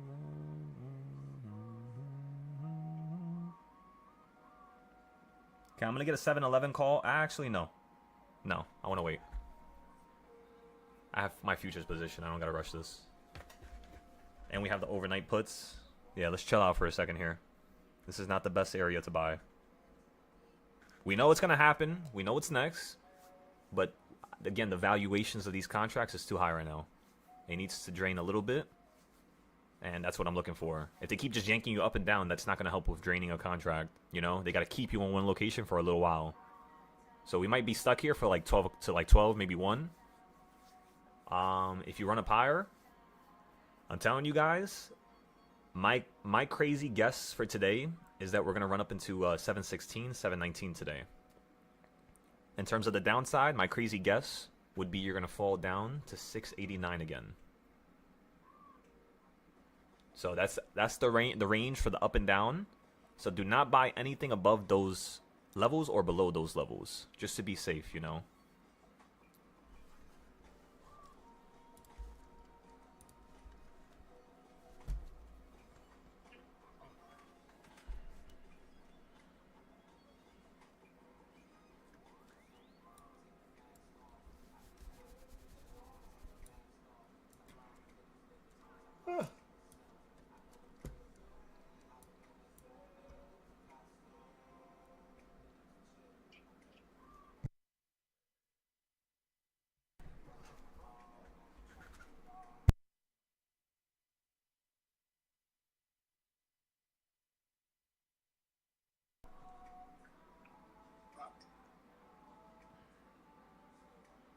Okay, let me post my YouTube live stream everywhere now. Let's post it on Mumu.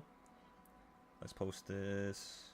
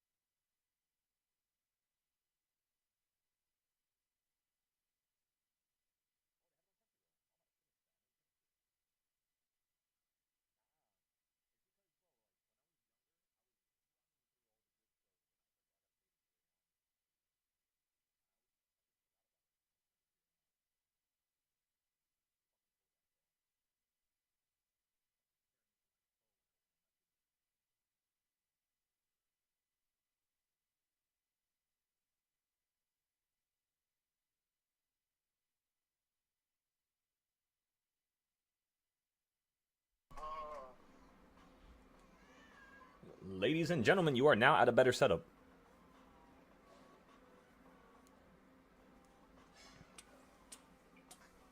You're at the top of the CS zone. Remember that.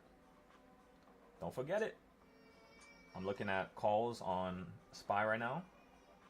Yeah, they're finally dropping. This is getting real nice. Boom. So it's at opening price. Oh, no, it's not. No, it's not. Oh, it's almost. It's 199. In the morning, we paid around, I think, yeah, like 190 for this. And we sold it for around 260 each. So right now, they're back to 200. Which means if we buy right now, we're going to have to average down around like $90, probably. That's probably what I would say. The only problem is I know the market might want to fall here because you're below the purple. So if you could stay on top of 7, 10, 60, just like how I told you guys in the morning, you're most likely going to run up higher here. So let's get 5 contracts instead this time. Market fill.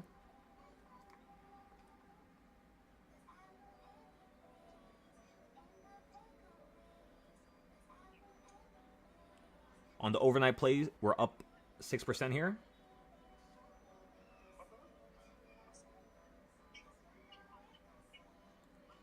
I just tried to spell SPY 3 times and I spelled it wrong. What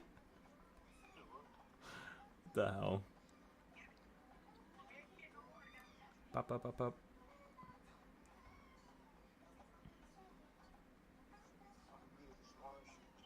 Okay, so I'm using half of the Tesla profit to get into this trade with the first position.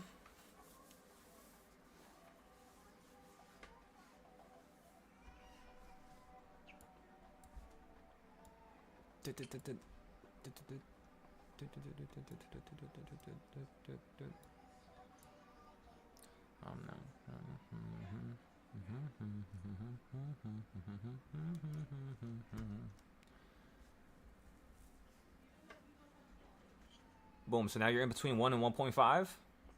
We're going to average down around 3 to 4. So we still got a long way to go before we average down. That was a nice little wait right there. We waited for the better level. We bought in between the C and C plus setup. So that's like a... I don't even know what the fuck you would call it. It's both a C or a C plus setup, you could say. I guess we should say, yeah, it was just a C setup. We'll just say number 1, because we didn't average down yet. Yeah, we bought like near the top of that level there. We're down 2% on the 7-Elevens. Now we're down, now we're break even. So yeah, if you run back to the top of the CS zone right here, because we got filled a little bit lower, this should be a good play here.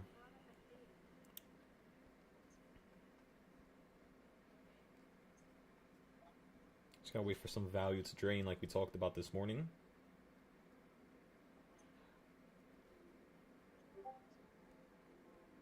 Okay, what trade is this before I lose track again? That was 3. That was Tesla was 4. And then the overnight play, that's 5. And then the next 0 day, that's 6. Trade number 6.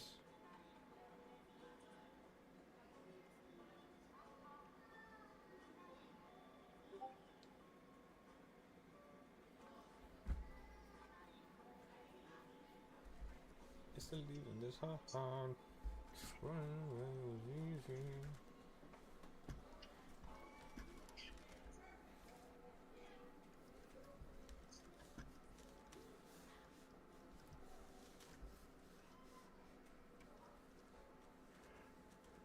Easy. Yeah, damn. Keep yawning. Okay, so look, the next thing we're gonna do here, everybody, is wait. Give me 1 second. My phone is not.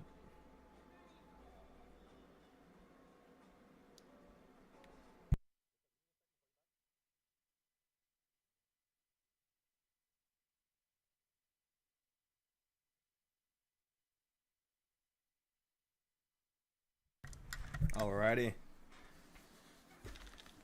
How's everybody feeling? Good profit so far, everybody?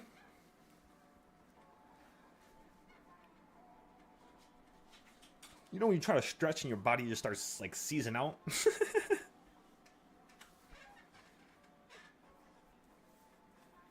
a good feeling. Always easy. Equal reaction on equal reaction. Excellent. So if you go lower than 5, you definitely fall into number 4. If you hold on number 1.5 here, we're looking for you to run up to number 4 on the top side here.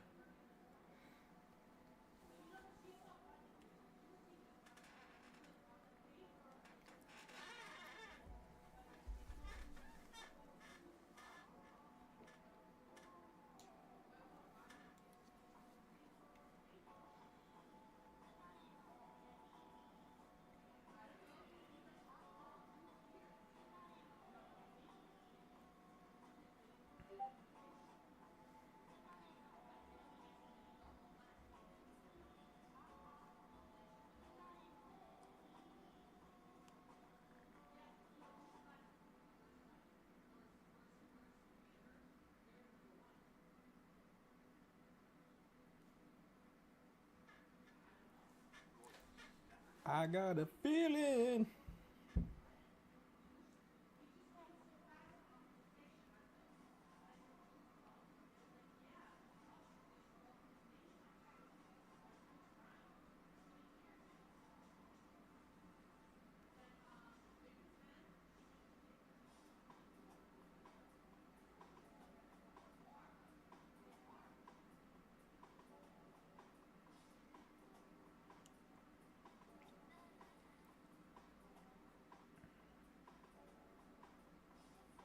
I'm feeling another Tesla trade again. Tesla, where are you? Hurry up. Tesla, Tesla, Tesla. Damn, $80 to 130? Fuck, we messed it up. We missed it. That was at 11. Damn, 5 minutes ago. 5 minutes ago, this thing just was at $80. Right now, you're about to be at 140. You just 100%ed within 5 minutes on Tesla. That's why I love it so much. This thing is crazy.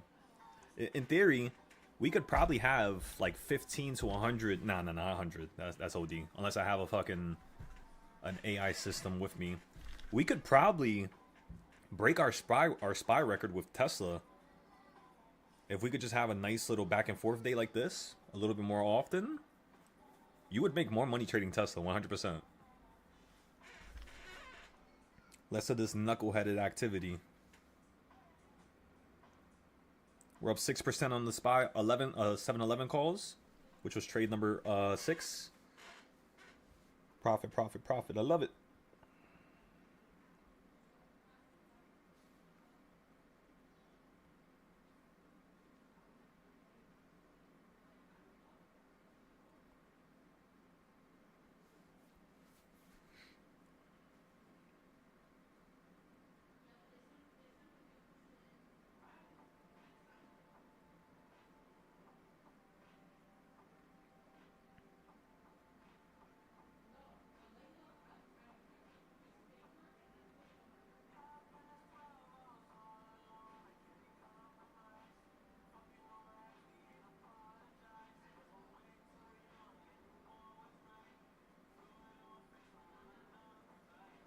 Alright, let me copy my YouTube link now.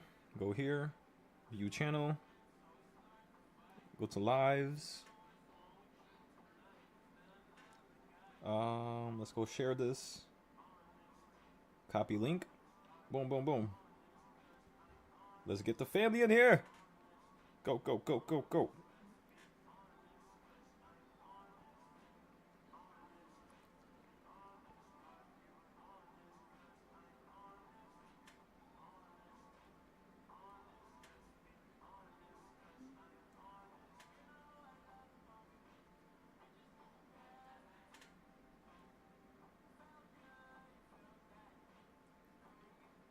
That's crazy. We traded 4 names today. TQQ, Nvidia, and SPY. I kind of want to trade a little bit more.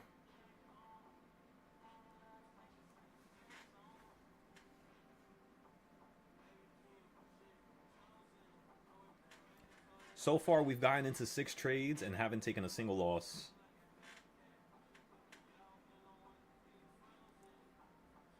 The first 2 trades were overnight trades on Nvidia and on Tesla, where we played puts.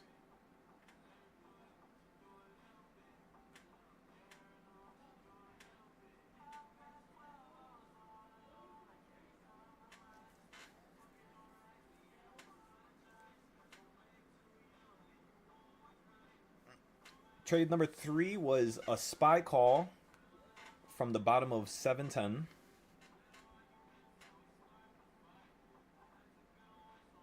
Trade number 4 was a Tesla put after we ran up to the new high on SPY, which happened at exactly 10:35 a.m.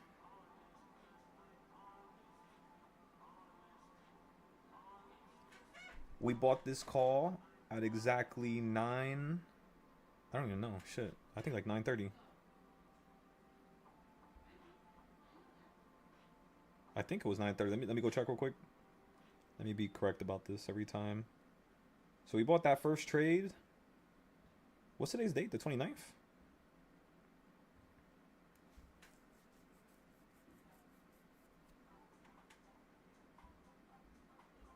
We bought this trade the first 5 minutes. So we bought this at 9:33 a.m.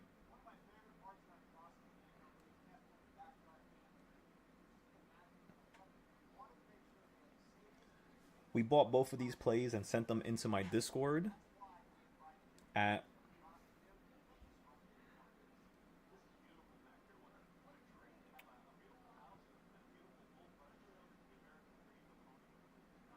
11 p.m. yesterday, which was the 28th of April 2026.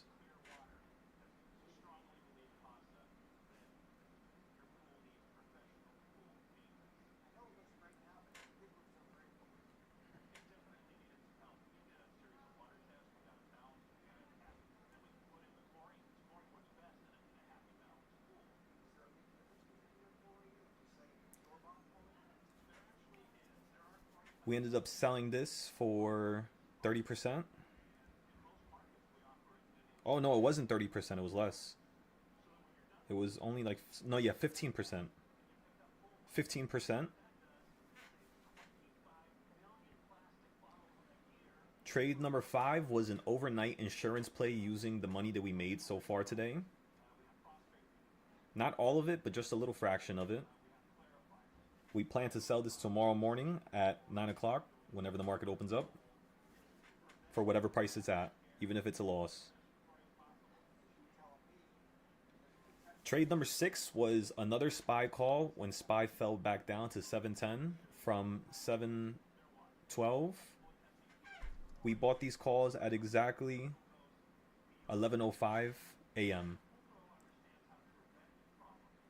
We plan to sell this one if the market can run up into a new high around 12:30 to 1:40 p.m.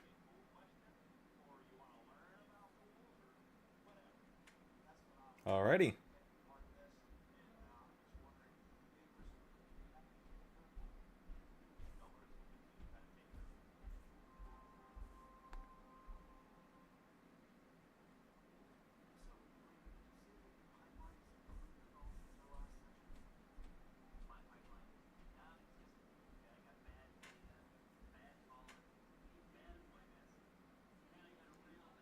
So far, we took 6 trades today and profited on every single one of them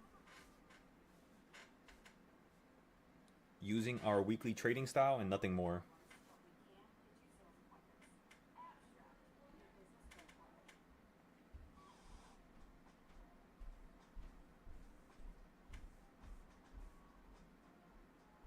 Ba-da-dun.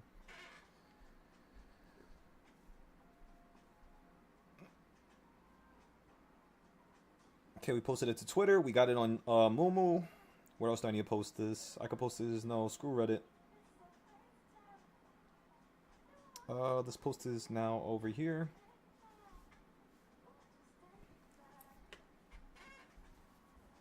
Let's also post this in these other chats.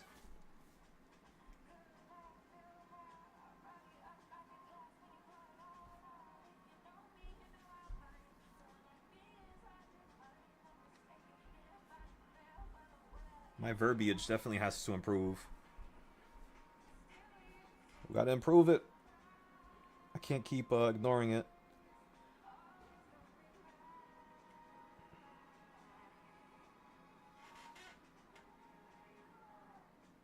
On the SPY calls we just bought into, the cheaper ones, I mean, it's not really cheaper. It was like the same price as this morning, but we are up $70 on those.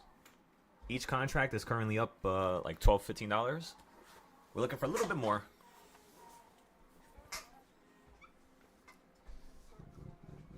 Without a piece of you, 7 out of 7 days I needed you.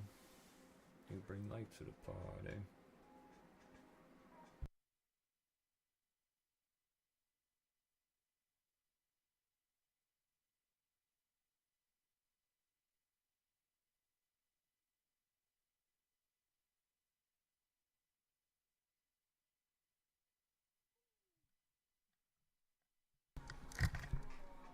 Any questions, everybody? Any questions? Any questions?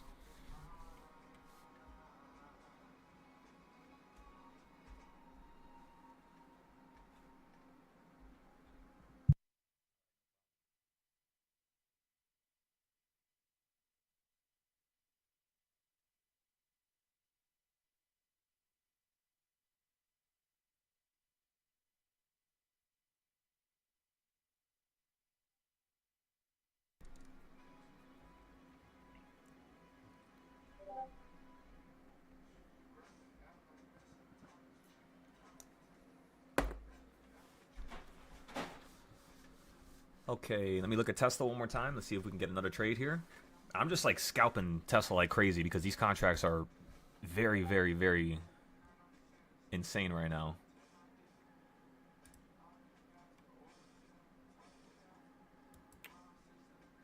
That's all good, Brian. You've been doing enough.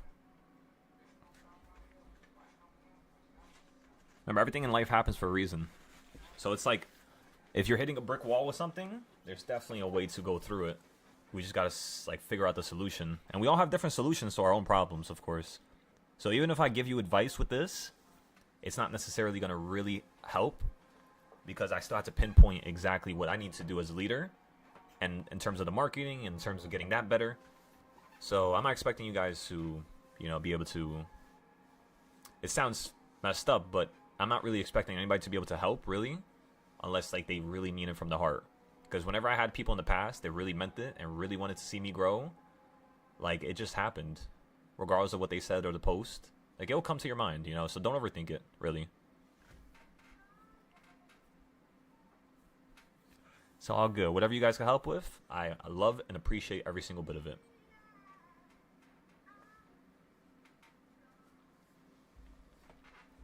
Someday. Someday. Someday. Lay down like God did. Sunday. Sunday. Sunday. Sunday.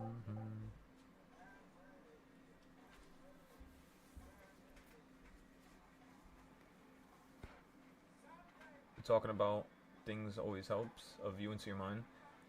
Oh yeah, brother. I appreciate that. Because, like, remember, with any type of thing in the world, there's a duality that exists with it. You know, there's a yin to the yang. There's a yang to the yin. If you want to be a great astronaut, you, at one point, going through schooling and going through all this stuff that people are teaching you is not going to let you become the best. Because you're learning from the best. In order to become even greater, you have to study it, of course, learn all the material, and then start to enforce a new like addition to the pie, which can allow you to become the best, if that makes sense. So it's like, this is gonna sound crazy, but if you wanted to become an astronaut, the best way, in my opinion, right? And again, this is just like a little analogy. This is like an example. This might not be correct in any way, shape, and form. That's the first thing I'm gonna preface this by, you know, saying that. But like, if I wanted to become a great astronaut, I might have to become an expert in mathematics, become an expert in, you know, psychology, because maybe there's something psychologically in my brain that's stopping me from going further. Whenever you try to just focus on the one thing to make yourself better and make yourself the best, it's not going to be possible, you know? For example, like, how do artists draw stuff out of thin air? It's because they've been copying and, you know, practicing and, you know, pretty much just messing around with other people's art. And then once you ingest enough information and that pattern recognition starts to flare up, you then could start going into these other kind of like dimensions of this one category, and you can actually take it to the next level. That's how I did it for the stock trading stuff. Me being a regular person and me watching YouTube videos was not going to change that, because all these YouTubers, like, they don't actually want me to be the best. So how can I expect them to be able to help me be the best? I'm trying to be that wedge inside the damn mountain right now for you guys. I'm trying to wedge open the mountain and let you guys through. And unfortunately, I know not many people online would really want to do that. All they care about is money. All they care about is money, unfortunately. Who's starting a school, for example? Who's teaching people for free and releasing videos like we do every day? Right? You know what I mean? And when they do that, it's like ass. It's like they're taking another person's trading style, like moving averages or RSI. And you have to understand, trading styles are a lens that you look through the market with. It's simple as that. That's what a trading style is. It's something you look at the market with, like a lens. And there's different lenses. They capture different infrared light, and they show you different things. And if you could have enough lenses in your back pocket, and you could keep switching them, you won't be able to be fooled. It's just with all these YouTubers, they try to teach you how to use a certain lens, but they're telling you improperly about how the frame was made. They're telling you improperly about how far you could see with it. You know, how much damage and how much pressure can it hold. They don't teach you these necessary components, which is what we do here every day. You know, the stuff that really matters, the stuff that really makes a person successful. And that's the difference. And I know there's probably never going to be another person in the world like me until we can actually create them like a prodigy. And I know how that sounds. It sounds like, oh my God, look at this guy. So egotistical. But ladies and gentlemen, you have to understand one thing. You know, my whole life, I was always trying to convince people that I was great. Until I started being alone and I started doing this stock trading stuff, and then I recognized my greatness. And I'm not gonna put that down. If something is great, it's great.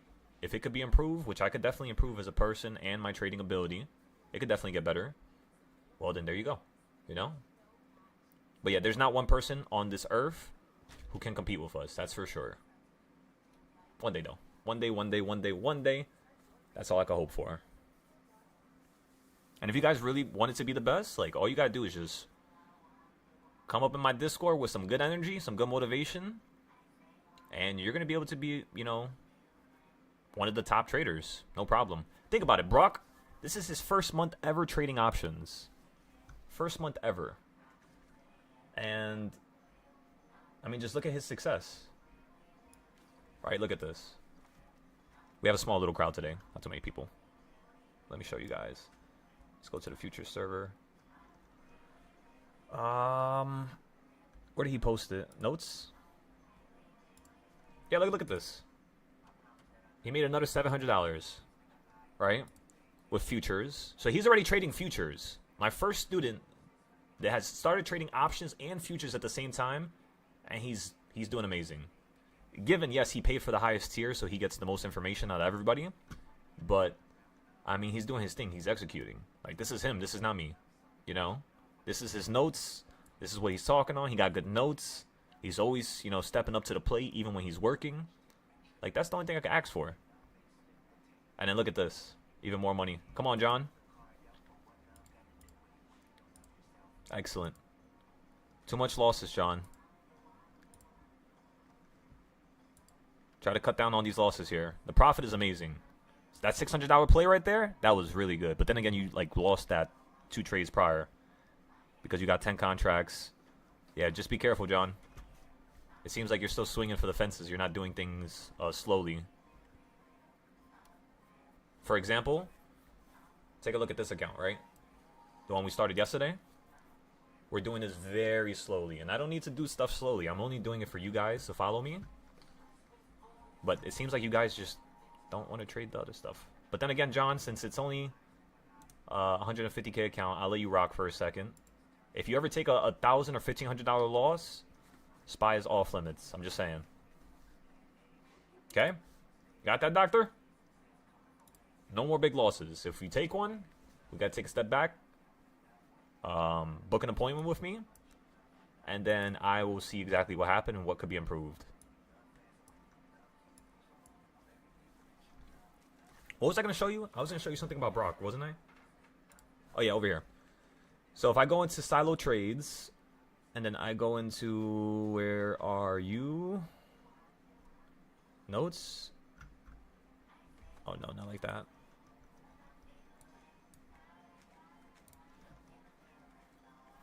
I honestly forgot where he posted it. Let me see. Oh, that's the wrong server, that's why. Go into wins.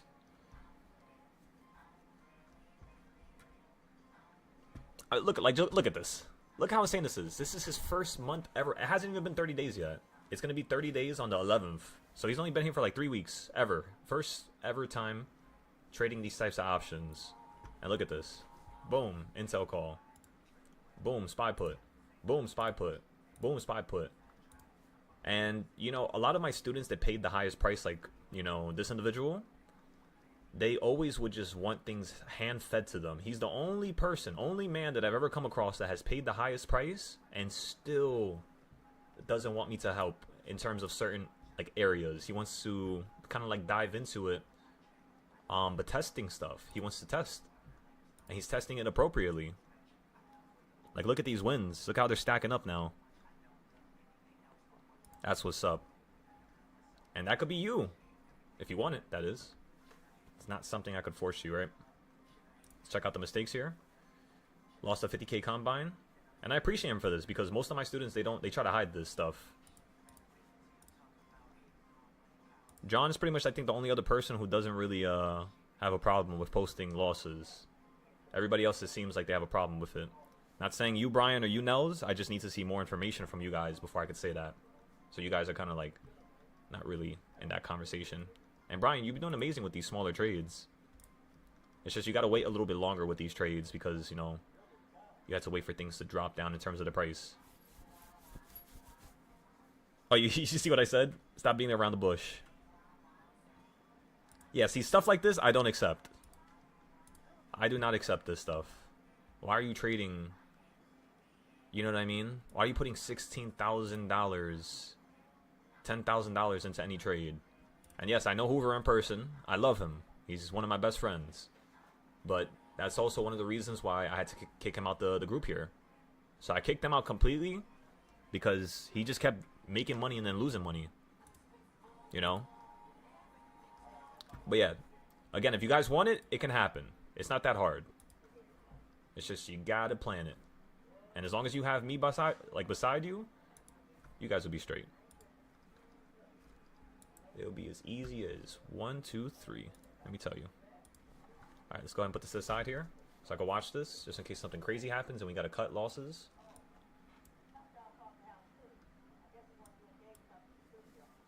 Ba-da-da-da.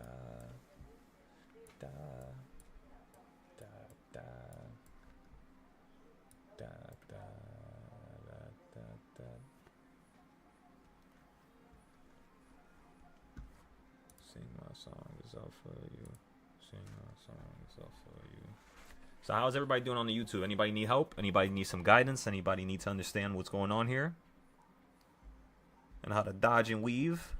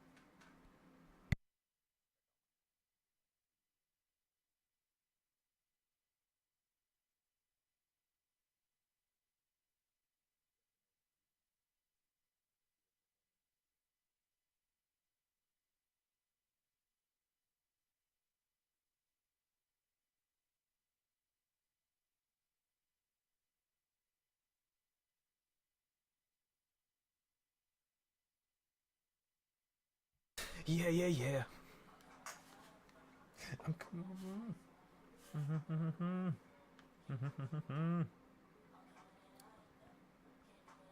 Remember, FOMC is one of the most important days of the month, of the quarter. There's a few of them every time, every couple months. Sometimes you have FOMC come out every month, like right after each other, one after another. But usually it just looks like this right here. If you guys go to cmegroup.com, you have one in April. Then the next one's going to be in June. And then towards the end of July, then you have one in September. So it kind of like skips August. So it's like sometimes, I don't know, it's so weird. But it's, yeah. It's like every month and a half, you could say. Pretty much. And today's the day. So that means we're going to have the trend for the next month and a half. And we're not going to need to worry about FOMC. 2 more hours, it's going to come out. The only thing I'm worried about is the fact that they're talking about this being Powell's last FOMC event. And that's not good. That's not good. That's going to shake up this whole entire market. I'm telling you guys. It's definitely going to break some foundation we currently have.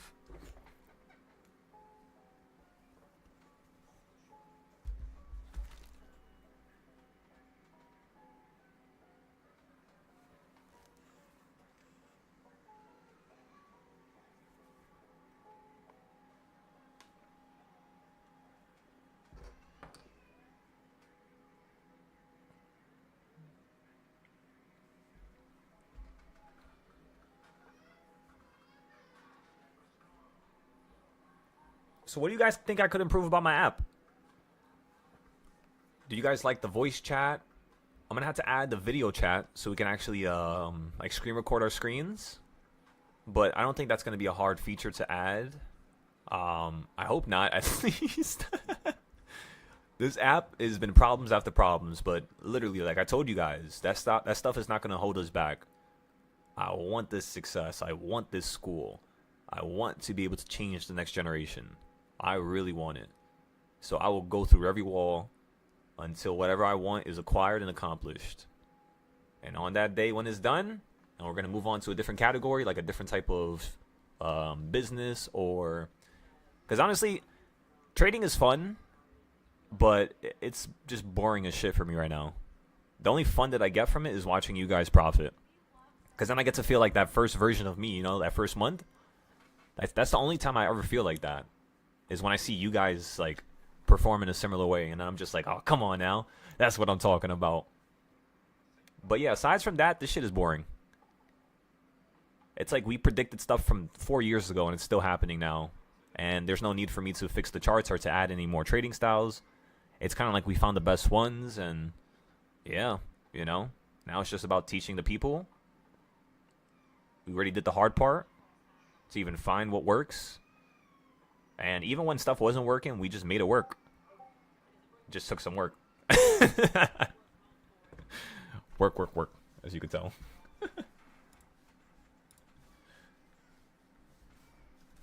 Okay, let's put the Discord over here just in case I need to read your guys' stuff here. And by the way, if you want to join the main Discord, the only way to join this main group is going to be with the $1,000 tier the second my app goes live. So I'm just letting you guys know this now.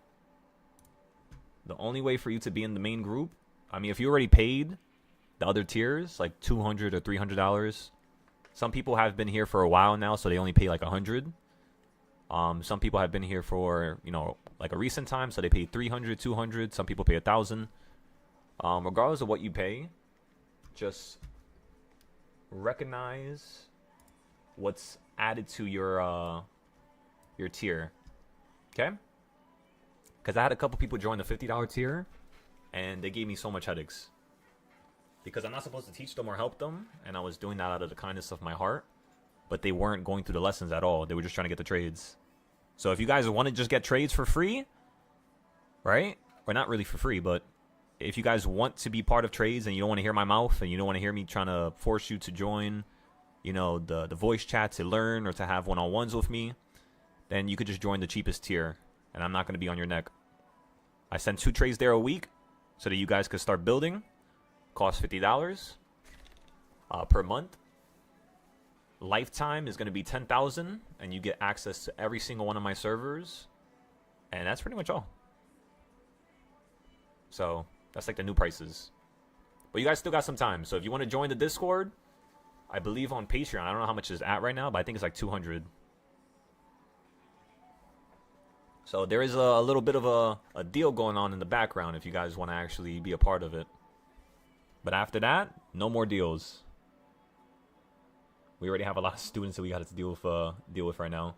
And remember, I teach 5 groups. 5 different groups is how much groups I teach. So we have crypto, we have forex, we have futures. Futures we tend to do at nighttime.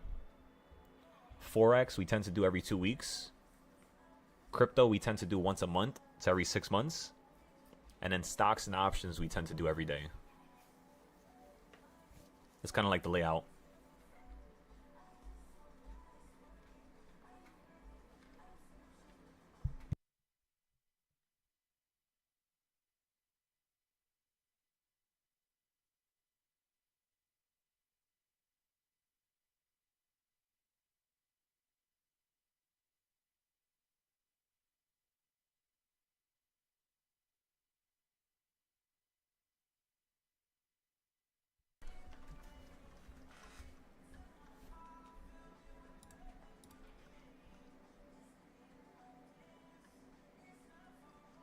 How hard is it to add lessons?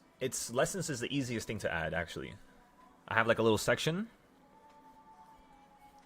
But for now, everything is on the Discord, and I'm having one-on-ones through the Discord, so until the app goes public tonight. Because all the videos are already saved. It's already organized. You guys seen the Excel sheet, so it's not too hard to really fix it for you guys. These are all the lessons here, basically.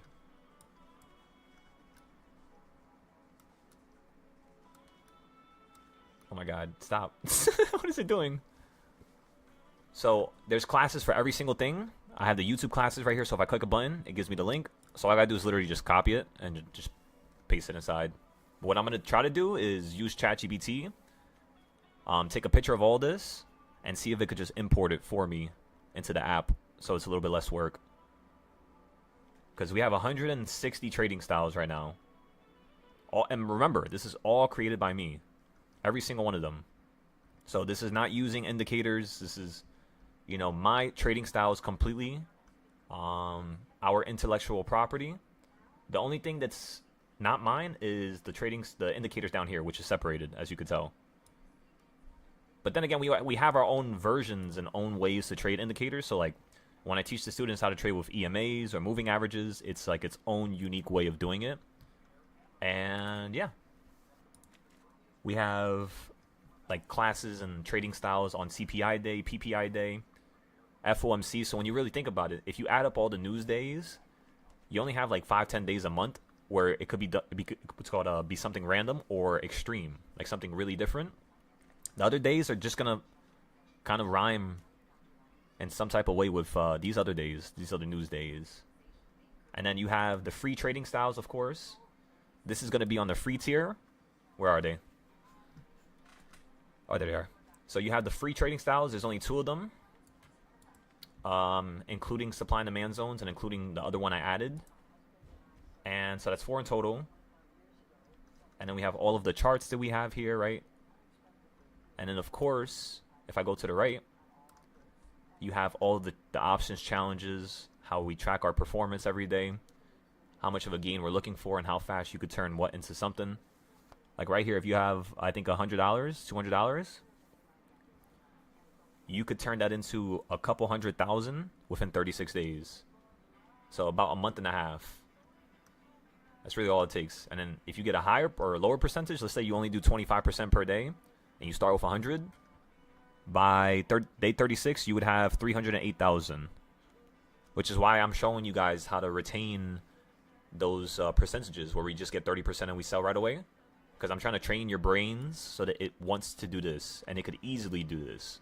Right now, most of my students can actually do this. It's just the only thing that stops them is their own psychology, really. And improper planning. So also fixing the planning stages as well. But yeah, you brought up lessons. So that's pretty much all, John. Once I get that done, is there anything else you think you want me to add?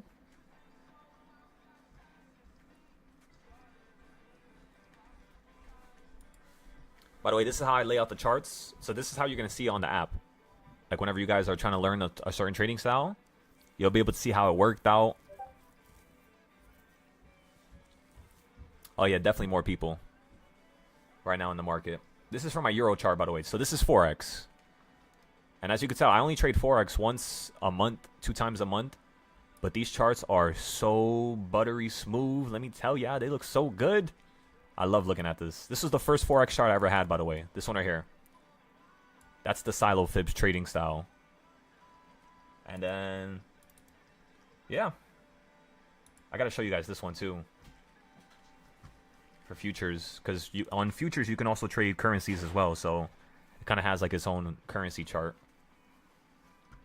But yeah. Gold, same thing, right? What else do we have? The $1 Million Options Challenge. This is also something I did for you guys.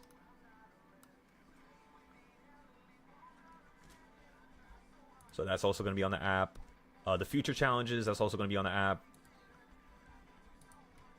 That's pretty much all. Yeah. I got to fix this.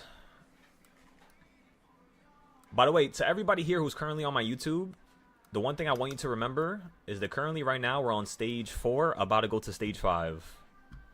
So stage 1 was the beginning of basically us starting all this stuff, creating trading styles. Stage 2 was refining those trading styles. Stage 3 was basically us taking those trading styles that we refined and putting them on every market, crypto, Forex, futures. Stage 4 was perfecting that stuff, fusing it all together. Stage 5 is going to be the scaling process. That's the funnest part. That's what I've been waiting for over 3 years now. Is for me to finally get to this level, because I don't want to rush it. I don't like rushing stuff. It never turns out how you want it when you rush it. Dun, dun, dun, dun.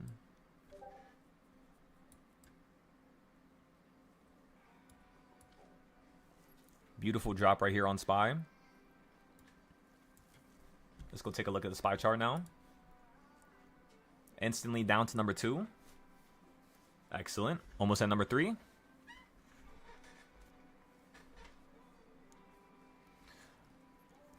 Come on, number 3. Let's see it.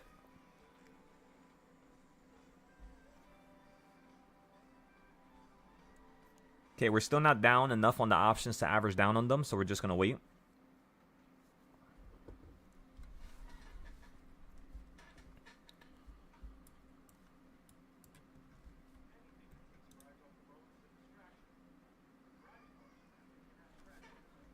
I was about to go long on NASDAQ, but not yet. I want to give it a second here. I'll try to see if I can bottom tick this off of number 3. Because if it falls straight down number 3, I'm going to have to sell out at 3.5 and then buy another put at number 4. Or a call, sorry.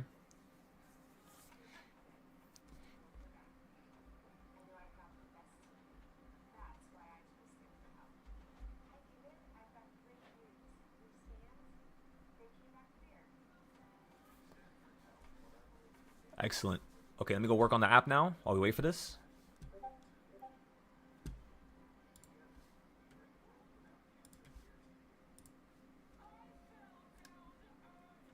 From 100 miles away and somehow I still make it work.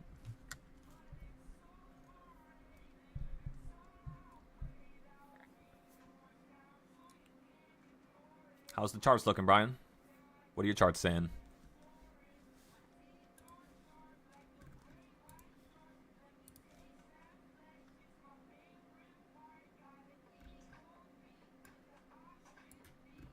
Spider eyes for every day of the week. Jinx, what are you doing over there? You literally smacked into yesterday's low, held on it. You're bouncing on it. If you can get below this, we can finally continue playing the downside. But first, we're going to wait for a nice little whiplash, which is kind of like what we're facing right now. It's kind of like whiplashing a little too early, which is the only problem. I'd rather it go straight down to number 3 here, not stay stuck on number 2. It ran up to number 1.5 already. So now you can go down lower. So anywhere below number 2 is going to be a continuation to the downside here. What time was this? That was 9 o'clock. That was 10:30. So it took it an hour to run up all by myself because I'm out here trying to tell you that I'm out here on my own.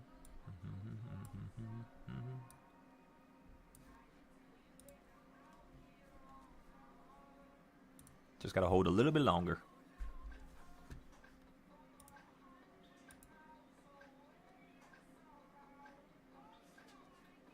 What do you mean, Brian? That's what your charts say? What?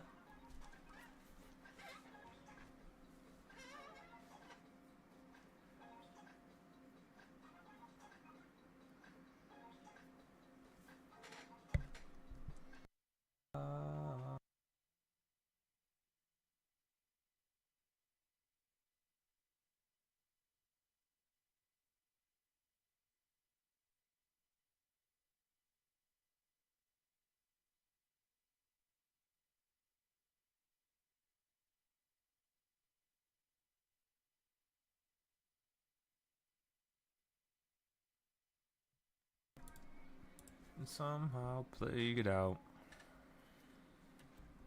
Ooh, I like this.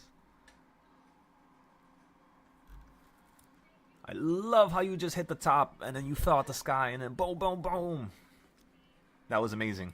Because now if you hold here, this shit is going straight up to this point.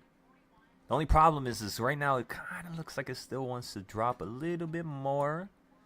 But it's in an area where you can have a breakout to the upside. So that's what I'm looking at right now. If it falls below this box, I'm telling you guys, you're going to either fall down to here and hold, which is where all my lines are pointing to, or you're going to fall below it and hold down here somewhere. Like maybe you could hold here. Yeah, like right there. And then have like a little upside, maybe before it wants to continue heading down lower. If the market wants to head up higher, this is exactly how it's going to do it. It's going to get above this line, fall on top of it, hold just like yesterday. Today, you're basically at yesterday's lows. So if it keeps holding here, it's like the same shit as you being at a low down here and then you holding next to it the next day. Right? Obviously, this is more bearish than this day, but you see how you open up here, then you slam down below it, equal reaction. And then the next day, you open up, gap up again. So it's like very similar to the previous day. And if we look at yesterday and today, goddamn, this damn mouse. This to me looks like, yeah. If you go below this, 709.30, you're done. If you can hold on this, you're going to run up to a potential new high. And remember, FOMC today. Always remember that. Beautiful hold right there. Hit 1.5 again. Now you're above 1.5. I really wouldn't say anything else.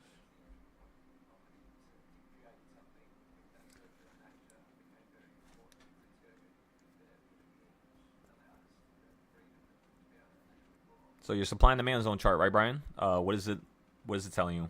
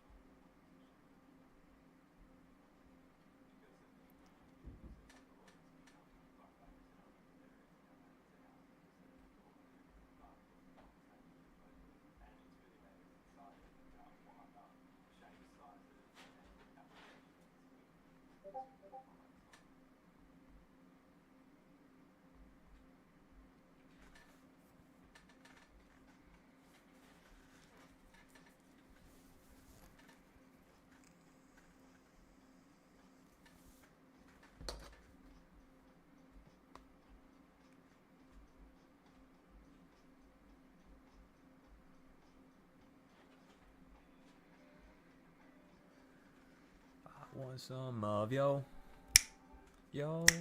Love, yo, love, love, love, baby. If this shit runs up into a new high, this is gonna be so funny.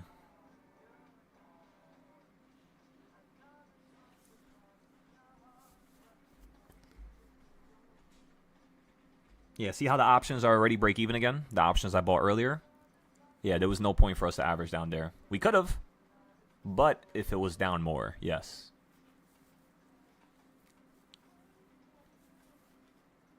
So it needed to be down at least 50%. That's the only time I like to average down. 50% or minus 90%, somewhere in between. So we're going to sell this option for like 30%, I guess. We'll see how it goes. Love, love, love, love.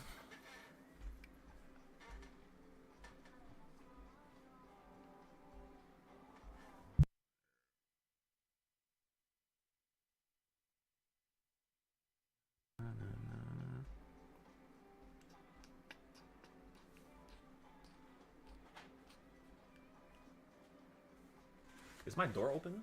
No, my door's closed. I'm about to say, why the hell is it so cold in here? It's 61 degrees outside. It's almost break time. We were supposed to take a break at 11:30. Let's take a break right now.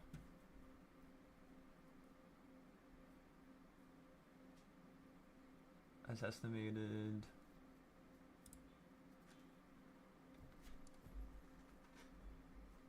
Yeah, they're just throwing numbers out their ass at this point.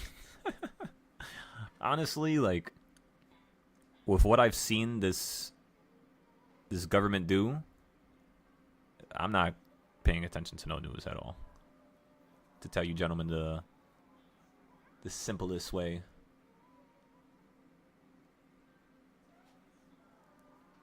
Think about it. I haven't used one news report all year to trade. Yesterday, I forgot today was FOMC. I didn't even know until yesterday. And, I mean, how are we doing? Like, you tell me, right? So it's like, that's why I'm telling you guys, like, that stuff is just filling your head with nonsensical stuff. Because then you're going to be like, oh, that's going to cause an effect on the market. And you can't assimilate a certain type of a thought when you're trying to compare, yellow to water. You're comparing a color to chemistry, right? Now, of course, if you're talking about how to get the color yellow, right, then you could say, all right, there's some type of relatability to it. But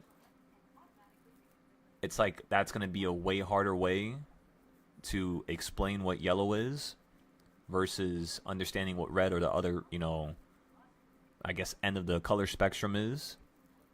And if you can understand that, right, then you can have some type of thought that's like proper and structured. But until then, it's going to be very hard to actually come to that conclusion. Not saying you can't. It's just harder. So that's why I just don't watch news. Half these numbers are fake, in case you haven't been able to tell.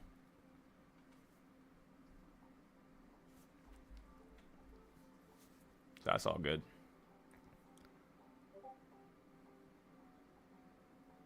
Here we go, John. That's what I'm talking about. That's what I'm talking about.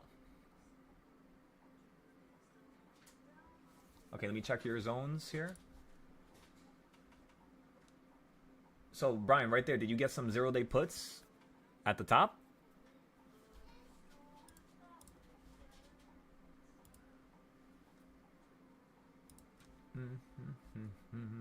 Just like yesterday, it worked out. Absolutely beautiful.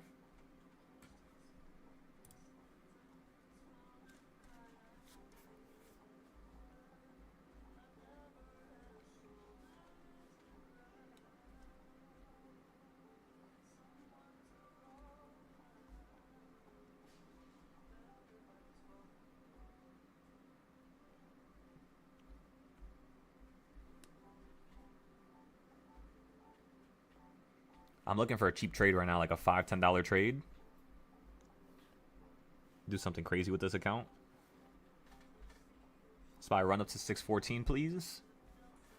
If you run up to 614, doctor, I will have about how much profit? Let me see. What time is it? 12:06. Perfect. So if you run up to that number up there, I will have, drum roll,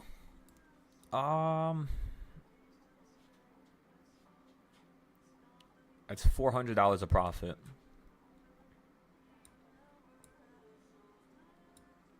Because you got to think about it like this. That's 1.5. So where's opening price? Opening price is like right there. It was like by this hill here. So this is around opening price. You managed to fall down this much. If you run up the same amount. Wait, actually, wait. Let me copy this box. Wow, this is much better. It is way better. Okay, so that means, yeah, you're going to go straight up to there.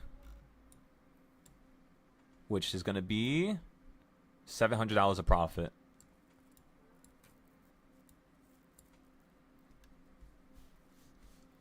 Gold you held there perfectly. That gold trade, I'm telling y'all, that thing was crazy. And you might ask, like, how did I get into a gold trade as well? Like, how does that make sense?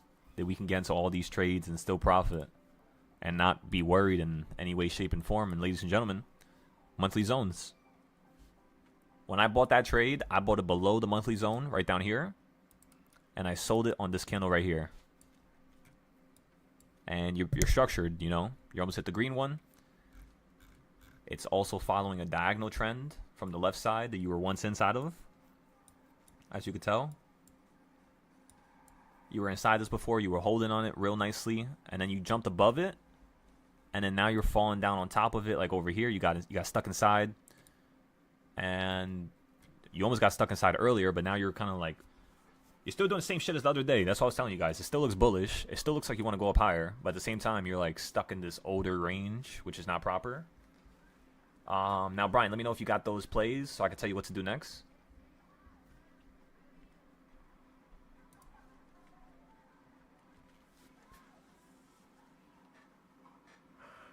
I apologize for yawning in your ears. Apparently, I'm tired.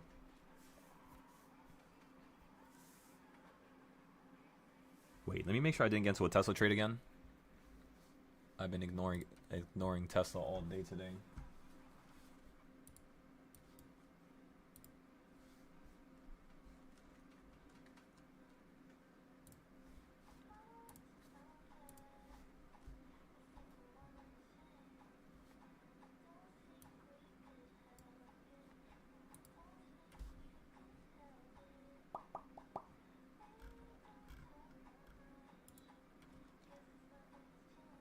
Tesla, you magnificent creature.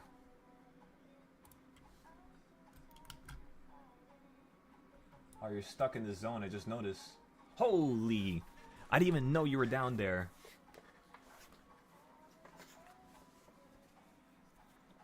So the other day, that was a crazy Tesla play. So the next craziest Tesla play that we're going to have is going to be at 352.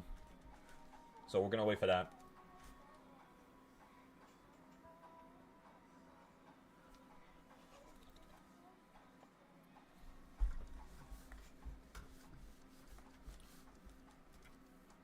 Hey, lock in, everybody. Just make sure the last couple hours today are, you know, absolutely amazing. Today's going to be a really good learning lesson for the future.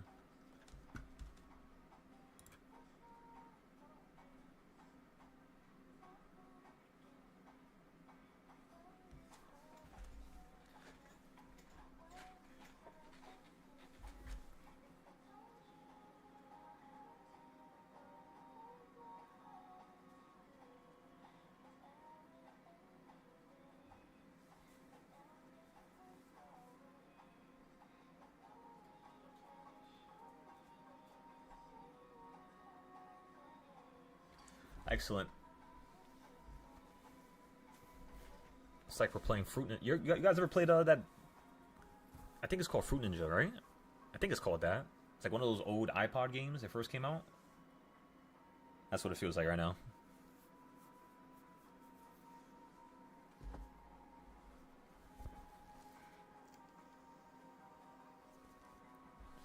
Holy shit, I forgot my bigger account.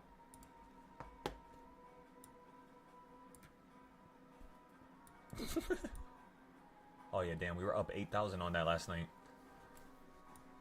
I didn't even notice. Let's see. If we run up to the high that I think we're gonna run up to, Spy should be able to. We should be able to sell this trade out for like 30,000.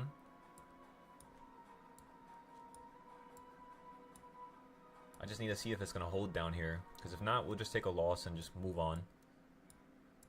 Remember, this entry was pre-market, so we got in at the lows down here, and we're looking for this to run up to a new high, somewhere around like 716, 714. You fell down to 709. You could fall down to 708 here, 707. Anywhere below 707, you're falling straight down to 705. And then potentially you're going to fall down to, number 5 on the reversal points. Anywhere below 7, again, 707.85, you're going to fall down to 706.69.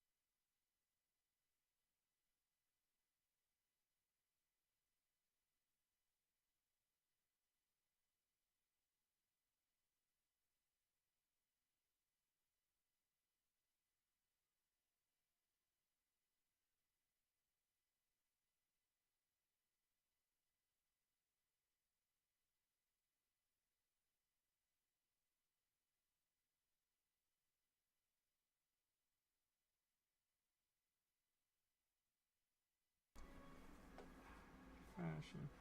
Nice. Nice.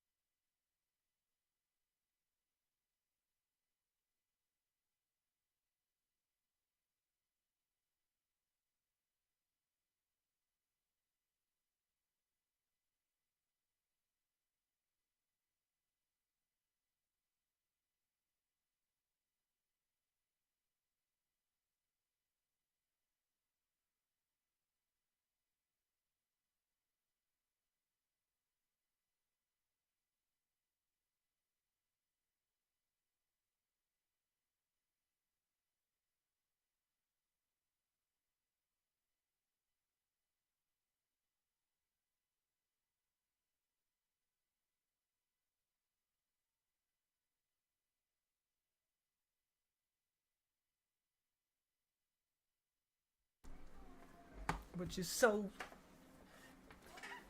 doing the wrong things. All right, boom, boom, boom.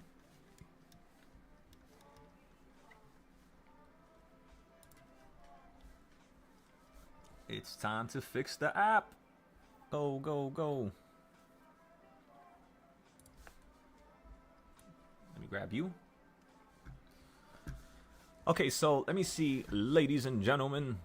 The next thing I would like to fix here is gonna be, I had to fix the payment system, of course, but I think the app is about, I could publish it now. I think I might do that. Just publish it on the App Store right now. It's probably gonna take a couple hours, if not a day. And then on the Google Play Store, I gotta figure out how the hell I'm gonna do that. But I think it's as easy as me publishing it to the App Store, because I already got approval for it.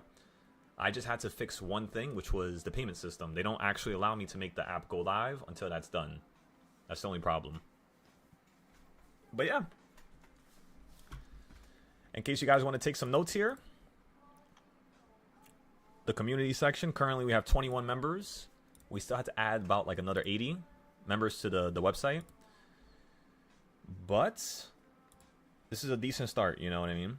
And then we're going to have a rating system so you guys can rate each other's notes. And every week when there's a winner, we're going to do something for that winner. So whoever has the best notes, they're actually going to get rewarded for it. And then all the lessons, of course, $50 lessons, $30 lessons, and then $300, $1,000 lessons. And we also have the free one for people who are just starting, people who are just new to this, brand new, right? And then over here is how you book your appointment on the calendar. Go like this. Tell me the reason for the meeting. Like, what do you want to learn? What are you trying to like fix? What are you trying to complete? And then after you complete every lesson, I'm going to have something else ready for you.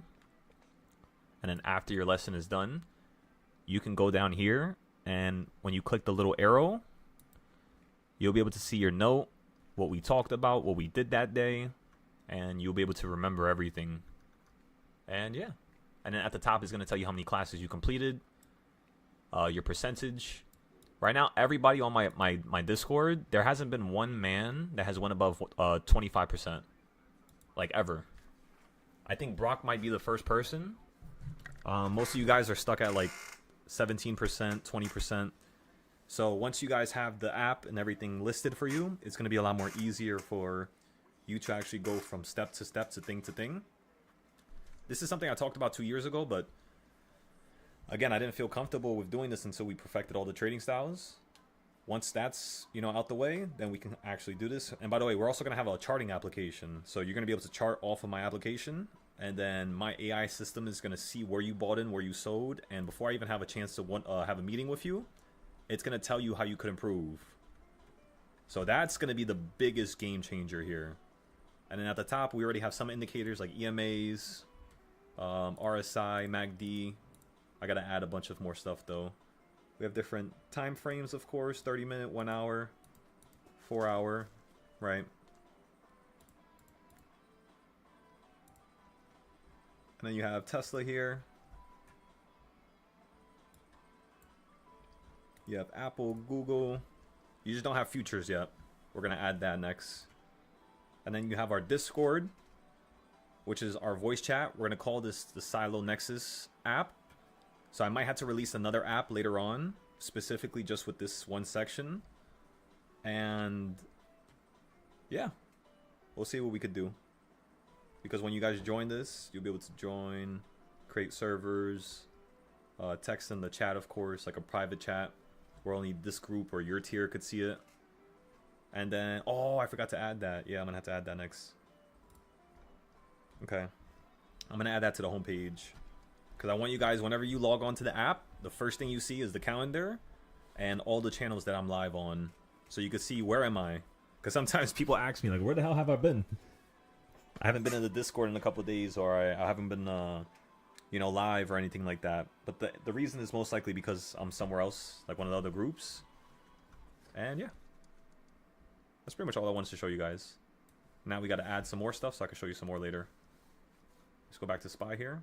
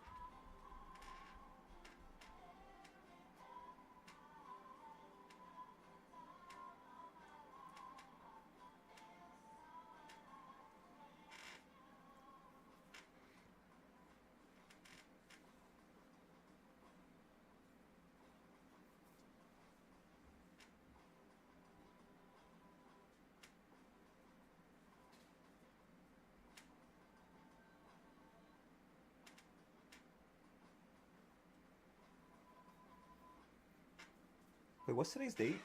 How much days do we have left in this month? I think it's just 2 days left, right? I want to get the payout on the 1st. Oh, no, I'm not going to be able to.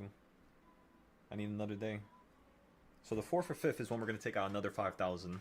Actually, no, only 2,000 now because they lowered it. But then we'll get the bigger account and we'll take out another 5,000 probably like 5 days after this day over here, which is the 5th. I already have an idea of how we're going to do it. I should actually test some of the stuff today right now. Let me test some stuff real quick right here on this account.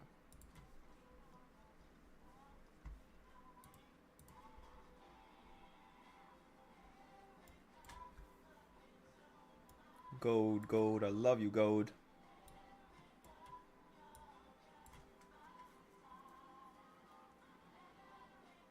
If you guys have any questions, be sure to ask them whenever you get a chance, okay?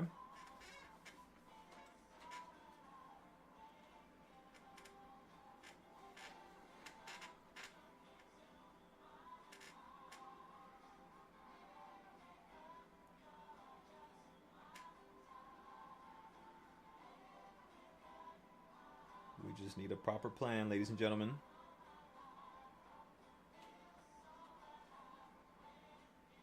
A proper plan beats everything.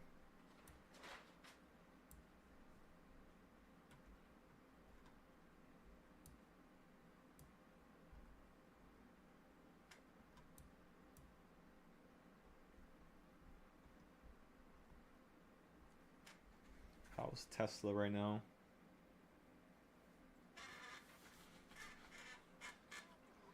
Tesla.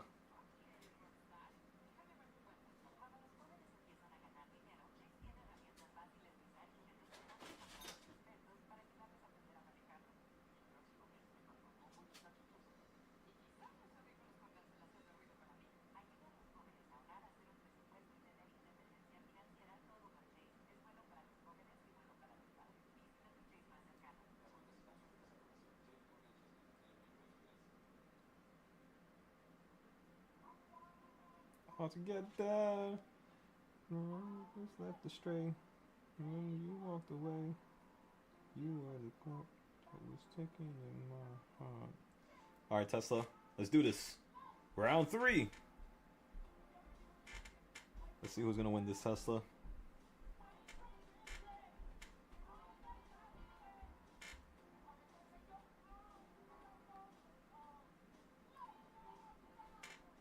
I'm gonna trade it how I trade SPY. So not that much money and no more.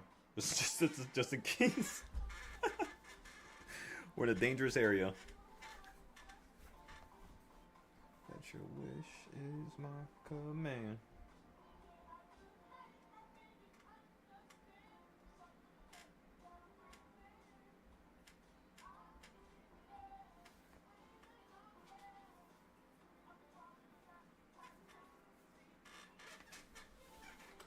$12.30, about an hour and a half till FOMC.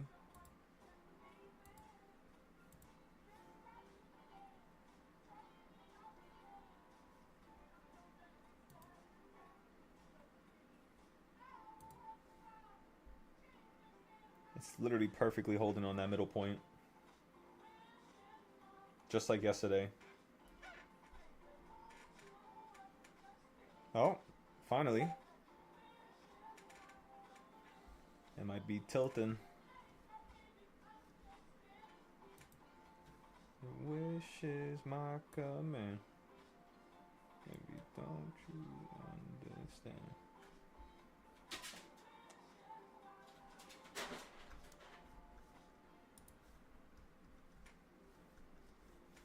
Roger that, Nels. What do you think about the Tesla? Release late. What do you mean?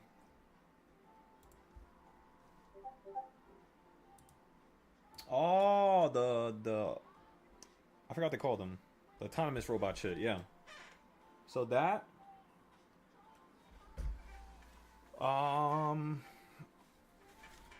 it just depends on when they release them, like mass release. Because I think they're already producing it in large numbers. They've been testing it nonstop. So when the robots actually release, it should be able to raise its market cap in the first year by at least 30%, whatever the market cap is at. And it costs 20k each. So yeah, theoretically, that means they get about 20k in terms of margins from each car. I think it could be a little bit less now because they dropped prices and played with certain things. But yeah, Tesla, their margins are actually the highest in the world right now. There's no automobile company that exists to this day that's more profitable than Tesla per vehicle.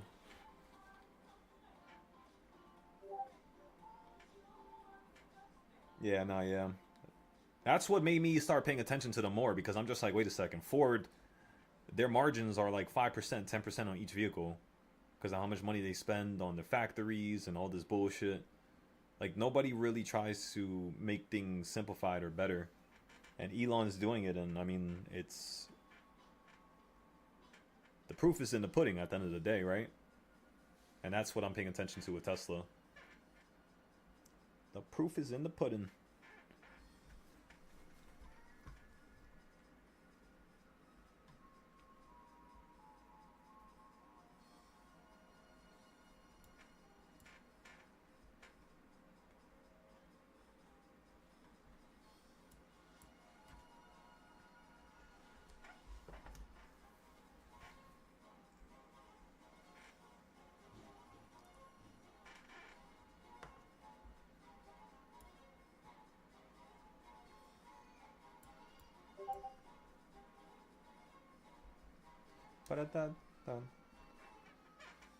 Okay, now you're perfectly at number 3. This is step 1 for more downside, right? That's the first thing I wanted to see. Next thing I want to see is a drop straight down to number 4. If you hold here on number 3 and you just keep bouncing again, it's not a good sign. For downside, that is. On the overnight play, I'm up 150 already.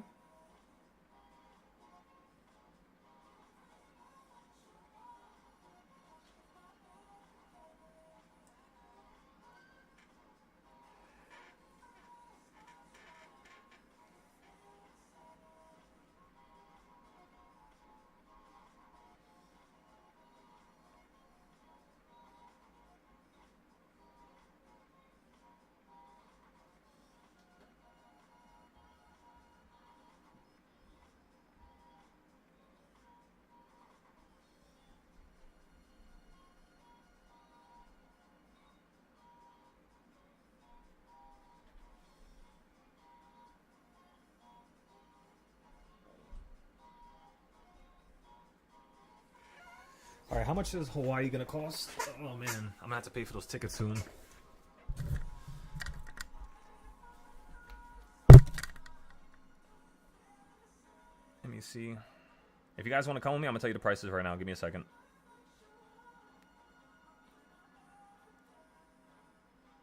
We're going May 12th to May 26th. So it's gonna be like a week to 2 weeks.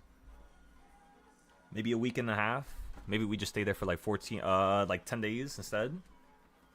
Because 10 days is kind of good enough for Hawaii. You don't really got to do more than that. So let's just say 12 to like here.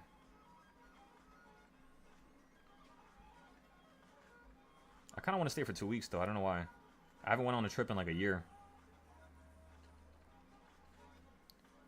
If some of you pull up, I'll stay there for longer. If not, just 10 days, honestly. I'm gonna have a ton of stuff to do over here when I come back. Because it's gonna be June around that time. So that's when we're gonna have to start getting more of the anime stuff done. It's not bad. You got some prices for 1,300. Some prices for 2,000. The last hotel I went to, let me see how much it costs right now. That one's pretty pricey, but it's really nice. They have a fucking disco floor.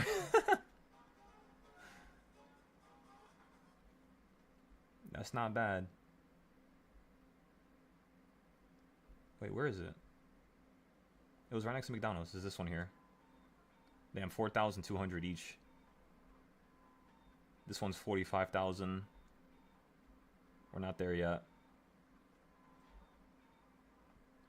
That one's 9,000, 4,000, 6,000. How about this one? 6,000. That's 4,000.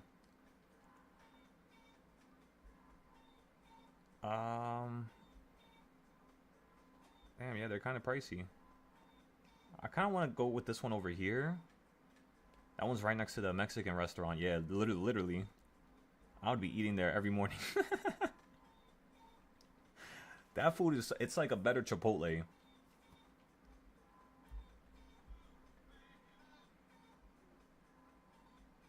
I might choose this spot here.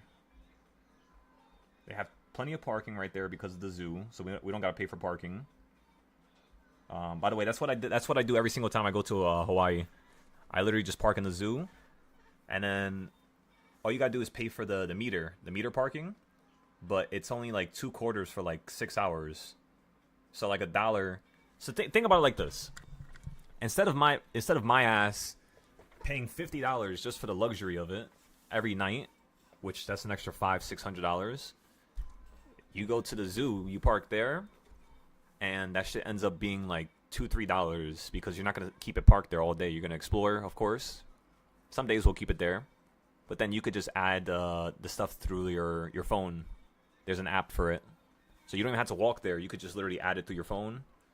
One night, I completely forgot about that shit for like 3 hours, 4 hours, and I was like, oh, what if they take the car? So I had to run back and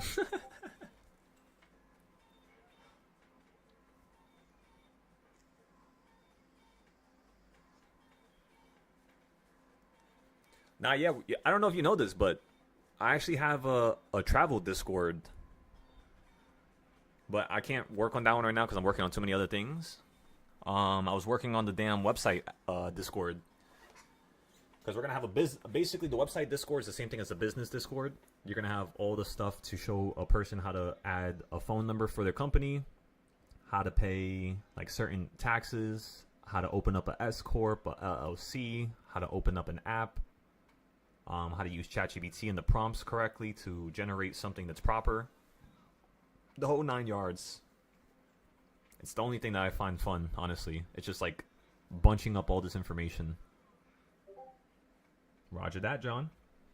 So, Nels, Brian, did you guys get some puts off the put level? I want to be able to teach you guys how to use the other trading styles, but we got to first let you test it and show some promising results from it. The music sounds better with you. And by the way, we could just go for something cheap if you guys want. First, I want to meet you guys before we actually get like an Airbnb or some shit like that. I don't think that's a proper call, the first move. But Airbnbs are actually cheaper. Ticket to Hawaii is only like $600. If you go with like, you know, another airline, or of course it's going to be cheaper, but like you can go to Hawaii and come back, $2,000 max spent, and enjoyed it, and had a car, and went to every corner of the island, and had, you know, really nice food every day. So, because most of the beaches are free there, you don't gotta pay for nothing. Even the parking's free because there's a ton of like what's called empty spots by the water.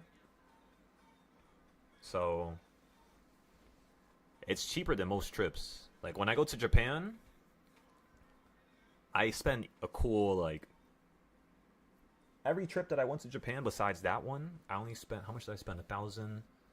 Then I spent another $1,000 for the Airbnbs, and then for food, I spent like, I was getting eggs every day and bread, so I was like cheaping out on the food. I would literally only eat eggs and bread, and over there in Japan, the eggs cost 80 cents for 10 eggs.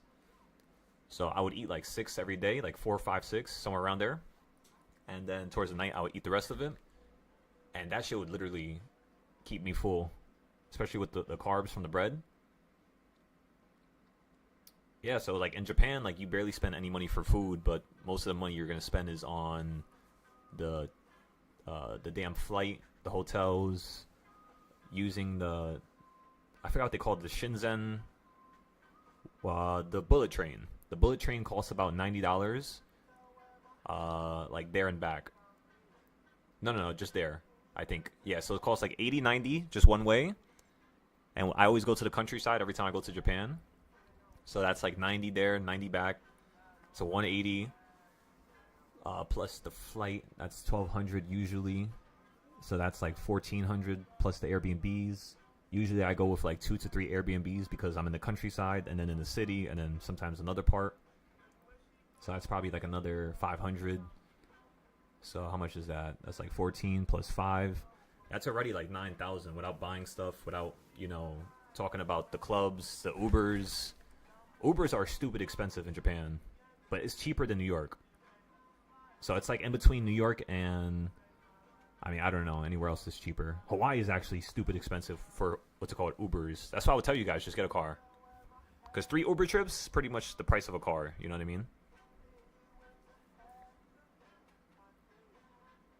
But yeah, I'm extremely blessed to be able to tell you guys this stuff, Being only 25. Most of those trips I went on, I was 23. Yeah, when I was 23, I went to Hawaii. When I went to also Japan, I went to Canada. That was right before I started teaching you guys. That was still when I was teaching for free, because I taught for free for a guy who had around 30,000 people in his group, which is one of the reasons why I started to be able to teach so quickly, was because I was teaching all of them every single day. And that was around 21 to like 23. So 2 years of me doing something for free, because I wanted to show the world that I wasn't trying to rush, this greatness. And the more I kept doing it without worrying about the money, the more money just kept following me. It's so weird. That's why I can't have conversations with my family or friends or nothing like that, because my view of money now is not the same, unfortunately. But it's okay. That's normal, I feel. I can talk to you guys at least. That's more than enough for me. Yeah.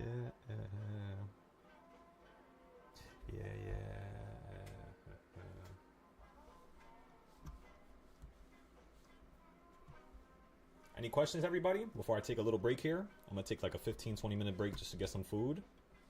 And then we're going to continue. Maybe we come up with some Tesla plays, some NVIDIA play. Oh, shit, I forgot about my Tesla play. We're up 400 on it. 20%. Let me look at the chart real quick. Yeah, I'm going to hold it here. It looks like this is going to explode. So let's see if SPY starts exploding, because Tesla looks like it's about to start running to the high. That's also another trick that I have, is I look at NVIDIA, the top 10 companies in the world. Tesla, NVIDIA, and I just look at where they're at and what they're positioned to do. And usually it tells me what SPY is going to do next, if I can't figure it out by looking at SPY.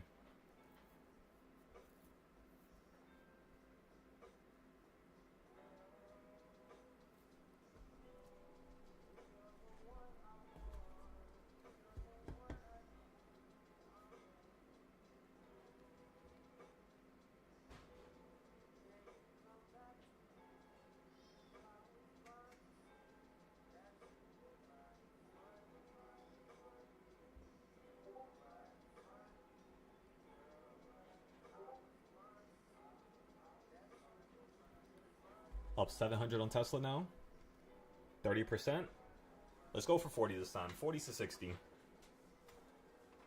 Because the last trade we did on Tesla was 100%. So I think we can get a cool little 40% here. Just depends if the market wants to consolidate for another 30 minutes, Sometimes it wants to make the move at 1:30 instead of 12:30.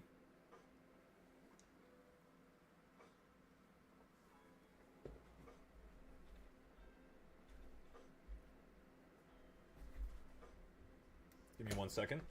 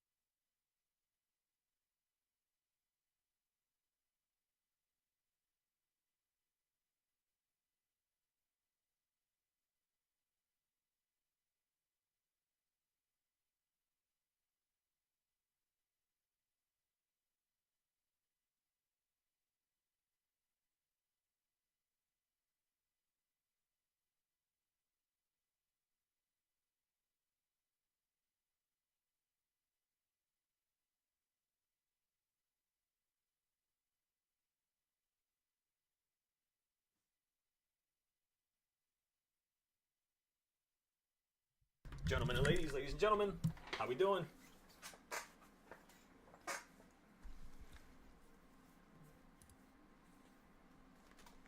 Okay, so realized profit was 13.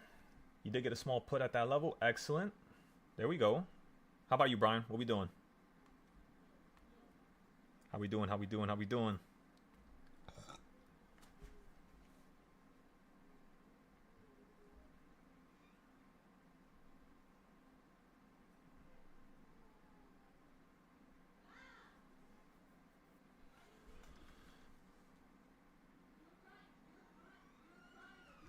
$7.08.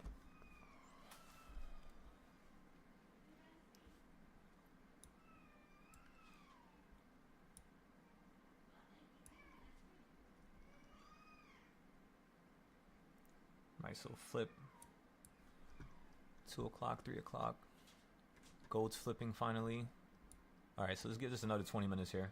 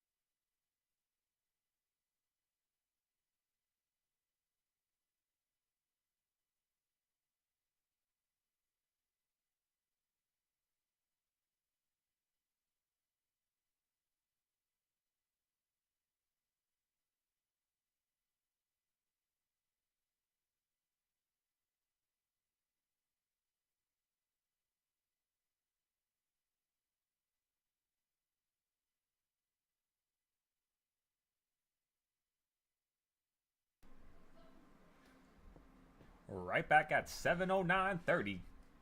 Come on. Let's see what's next.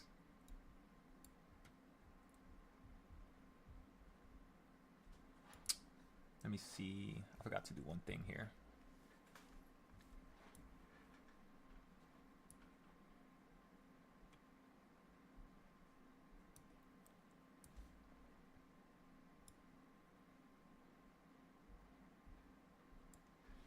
You're still holding on yesterday's low. Let's see if this is going to break down lower now. It has an opportunity since now it's about to be 130. Like we talked about earlier, sometimes you don't want to really do the move until like a little bit later. I wish this was a fucking screen protector. Oh my god, I destroyed this phone.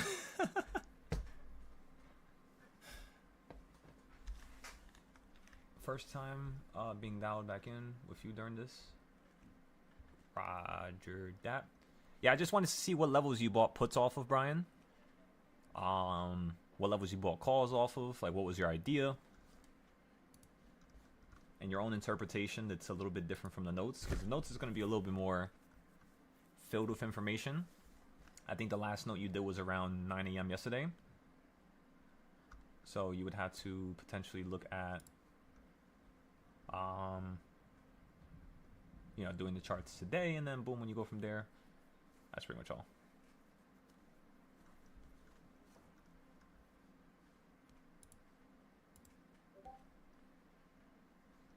Excellent, Nels. Perfect. So I'm going to run you through one more test, Nels. Do you have all the quarter points done? It's all good, Brian? Let me know if you have those quarter point Nels.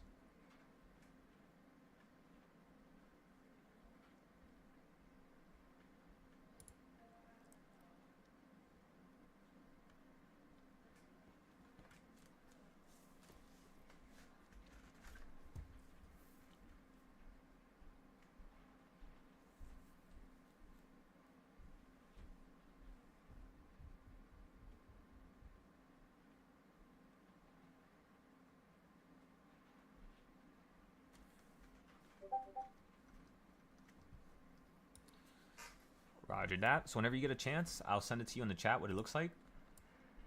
And then you'll be able to see where we're at.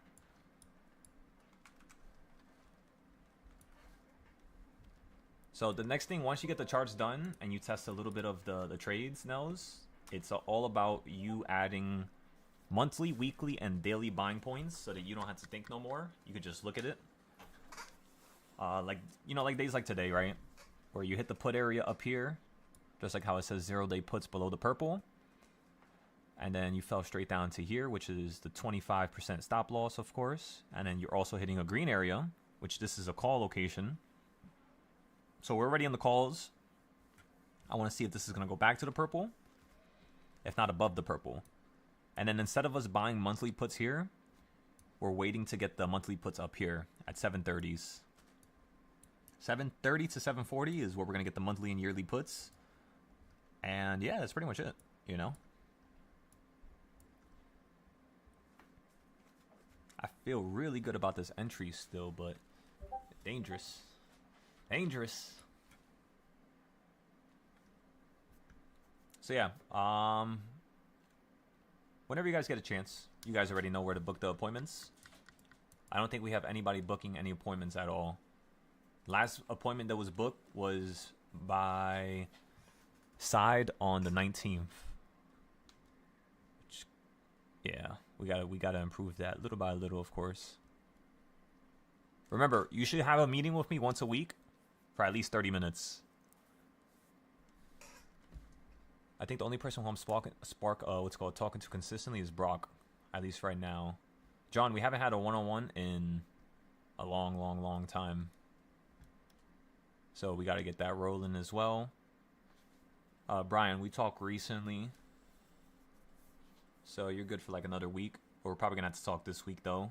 So get ready for next month. And yeah.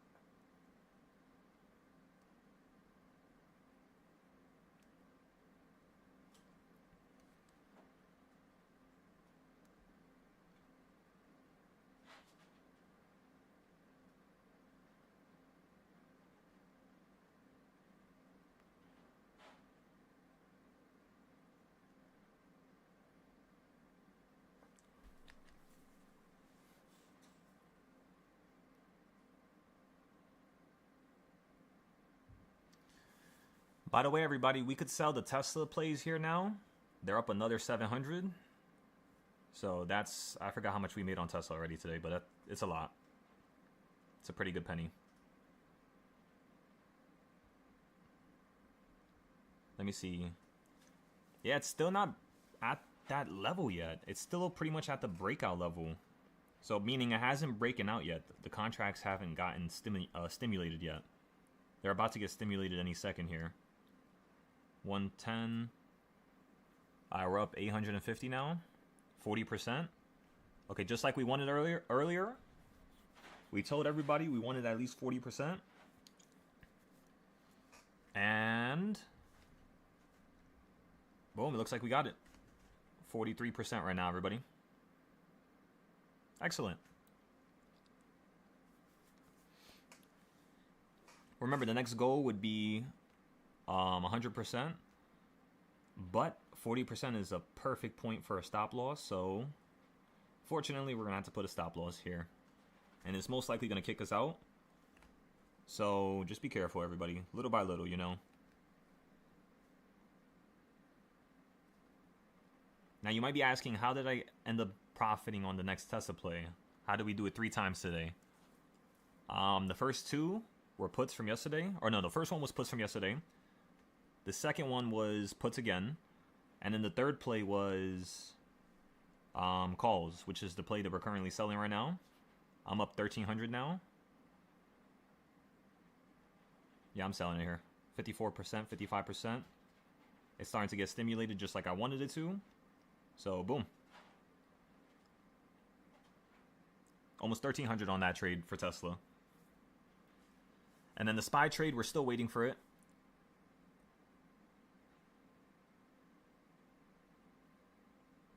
Wow. Today was so insane. Just because we were motivated, I'm telling you, it's crazy. It's crazy what you could do when you're motivated. Sometimes I even shock myself.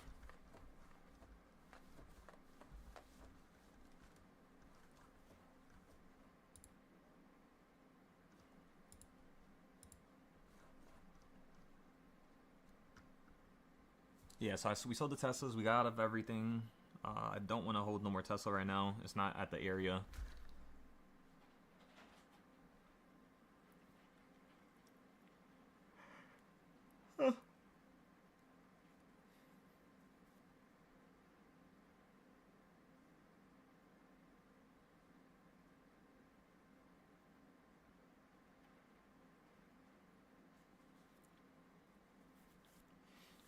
Trade number 1 was 30% on Tesla today.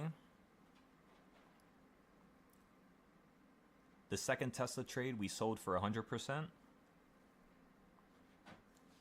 And the most recent Tesla play, the calls, we sold that for 54%.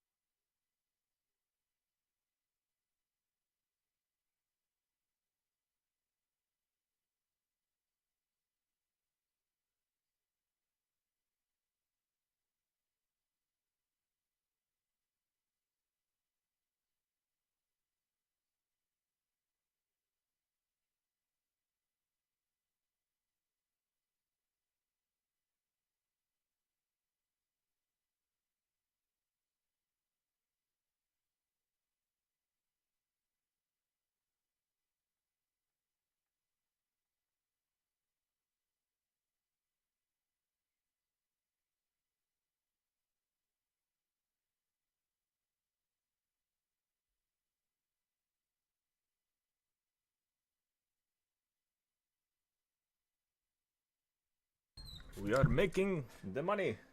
All the monies.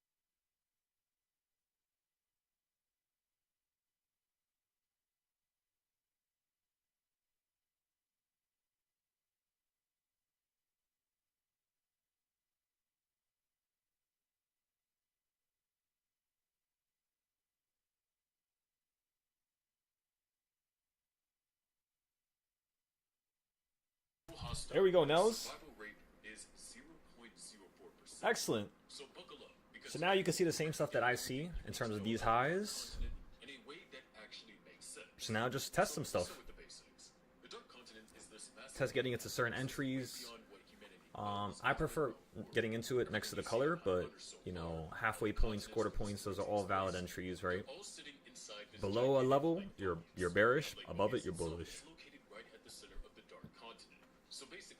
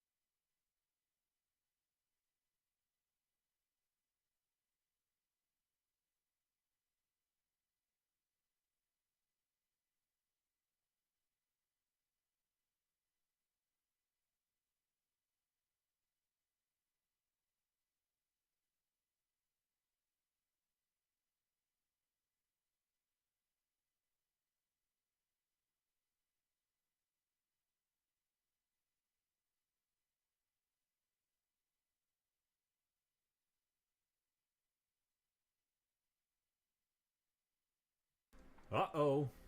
Now we're getting shaky. Beautiful.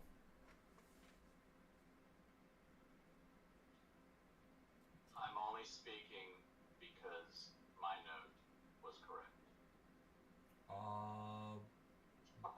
what note are you referring to? I wrote a note a little bit. So, anyway. What was the note exactly? Let me see. Let me take a look. All right, let me see.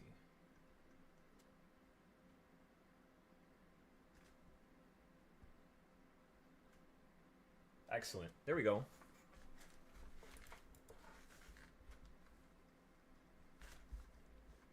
Yeah, just waiting for that midpoint right now. 707. Let me take a look at it. It should be by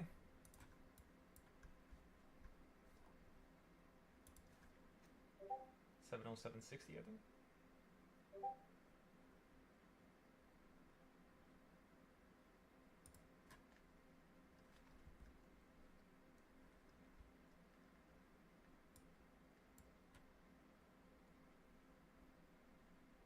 Yeah, 70. Oh wait, that's the other one.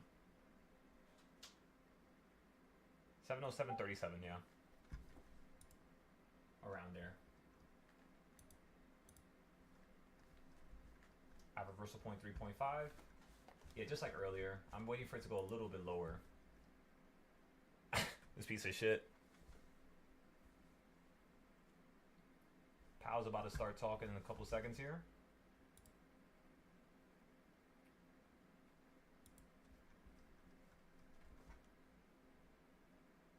Alright, let's put Powell on the screen now.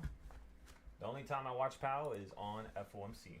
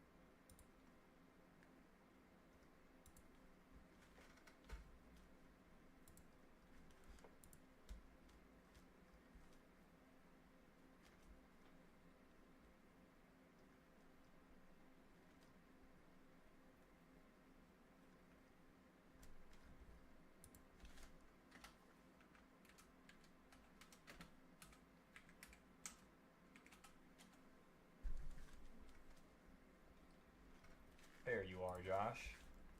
Some journeys don't begin with thunder. They start in the quiet. Chasing that rare, fleeting moment where choices become chances. The roar is Kaboom. the Kablow. reward. Spring, the unofficial new year for 2 of 3 ads? Yeah, okay. Refresh it. The real thing people care about is policy. Is this Pershing Square? What was their IPO price?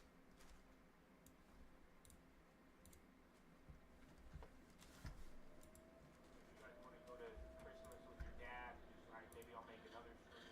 If you want Christmas with Powell, you'll have to, I don't know, bro. Very confused. I'm probably gonna listen to Powell, to be honest. I don't. This is my last Powell. I've watched every single one. Sorry, Donald, but yeah, you know, I can't miss the last Powell. I've literally watched every single Powell for almost a decade. So some of you got to watch them with me, you know. But I watched Powell for half a decade now. It's crazy. 5 years with that fucker. Sad to watch him go. Like I said, I feel a little sad about it, but Feel a little sad. Hell no. But at the end of the day, he's better than most people. Because I have a feeling the next person that's going to come into the seat and this, you know, that's going to be the chair. talk about ratings. I have a feeling that they're going to fuck some shit up. 4 of them Powell, you know, Powell, he has some concrete, rates, but to drop, you know, abilities when it comes to ensuring acknowledging that the whole certain things don't break. part of the easing bias or the optionality, But it's still breaking. and it kind of So, it kind of highlights pressure against wars. I mean, we'll see. Now, when was the last time they did that? I really think someone said 1992, but 1992. that's very odd. You know, now you got boy where We're still holding our overnight options, by the way. Ah.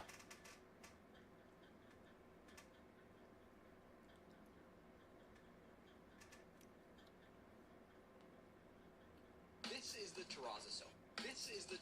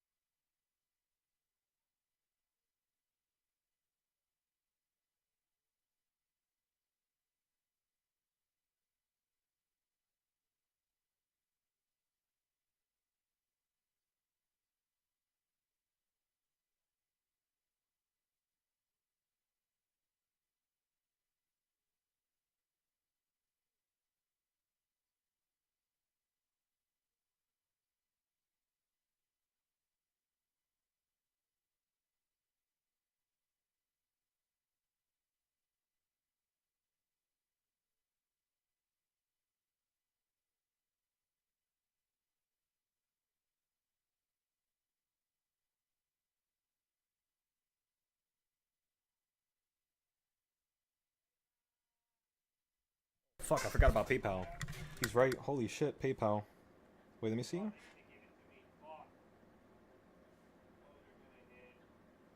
Oh my god, PayPal.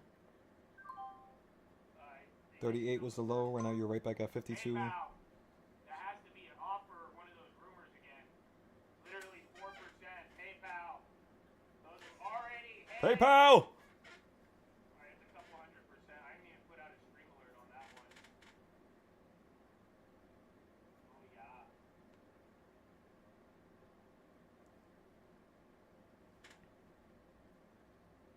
Alright, I made it free at 300%. That hit. PayPal!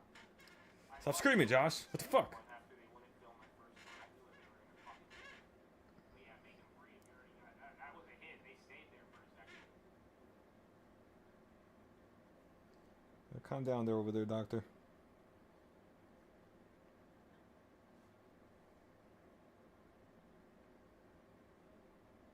Trump has authorized returning astronauts to the surface.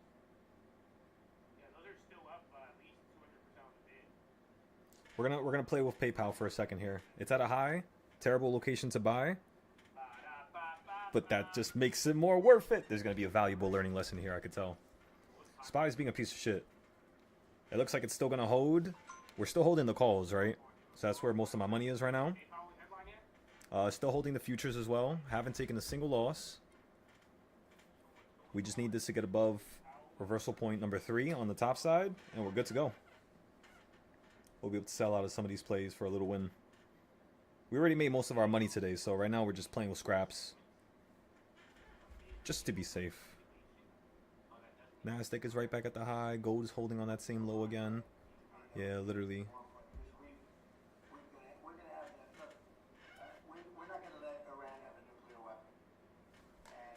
Oh my god, I don't want to hear none of this bullshit. I hate war talk.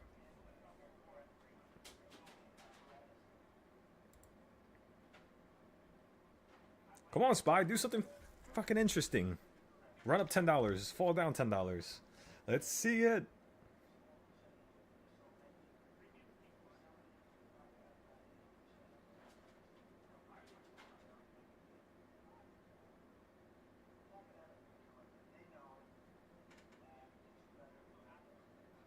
This PayPal option just went from $10 to $100 times 10.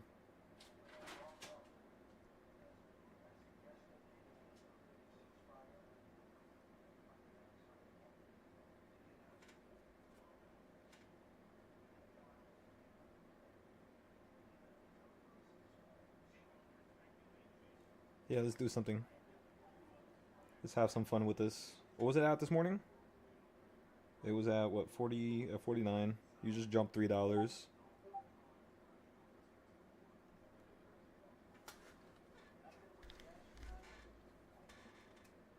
I definitely get that, right, John?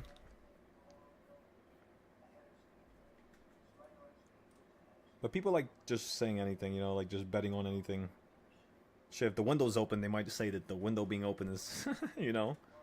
But they don't pay attention to the actual variables. Like, the variables you want to pay attention to is what happened to the market the day or week before, and then what's happening to the market the next week. Like, how is this market going to turn out?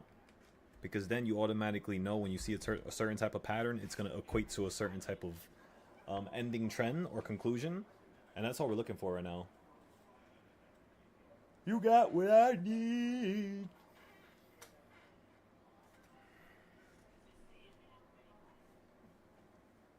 Perfect, beautiful drop right there on PayPal.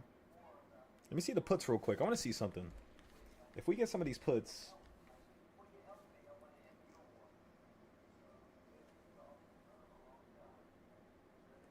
Nah, no puts on PayPal right now. Anybody have any names that I could look up right now? Let's have some fun here.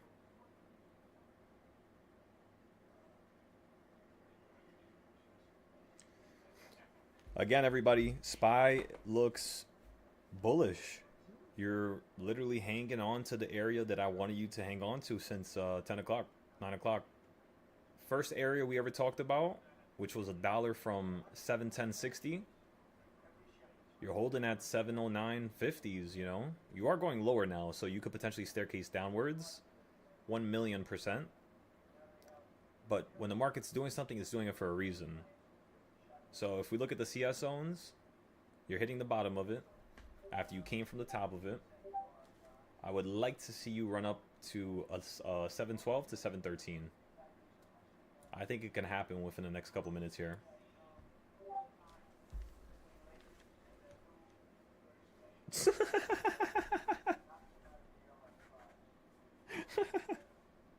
Right, John? I swear that's how it is.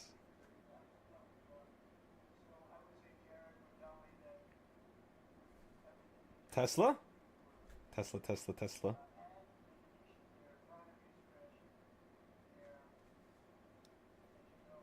Yeah, damn, we missed Tesla again. That's okay.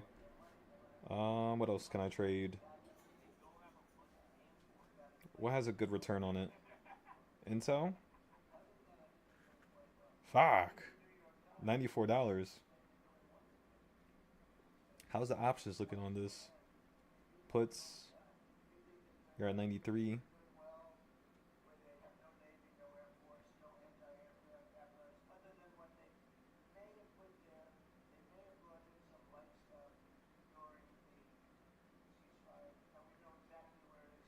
I'm getting Intel puts here.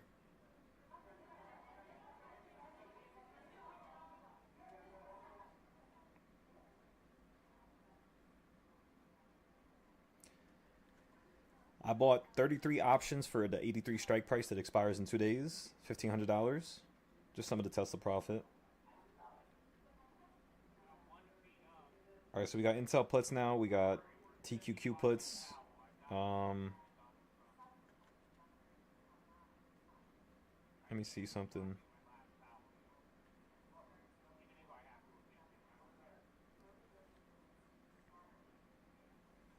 Weeble. Fuck, I forgot about them. Oh, fuck. We definitely missed it. No, we didn't! No way. No fucking way. Weeble's stock is $6 right now. $4, $5, $6. It did just jump. So it did run up the past 3 weeks, but it's falling down right now. So we could buy it as it's falling down and just hold the stock. It's only $6. We'll buy like 10 of them. That's $60, right? To maybe like $600 worth.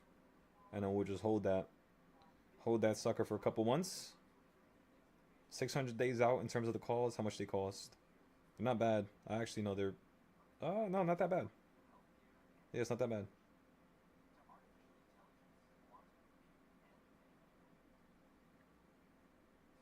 Yeah, I think I'm going to get some of these options here for 600 days out.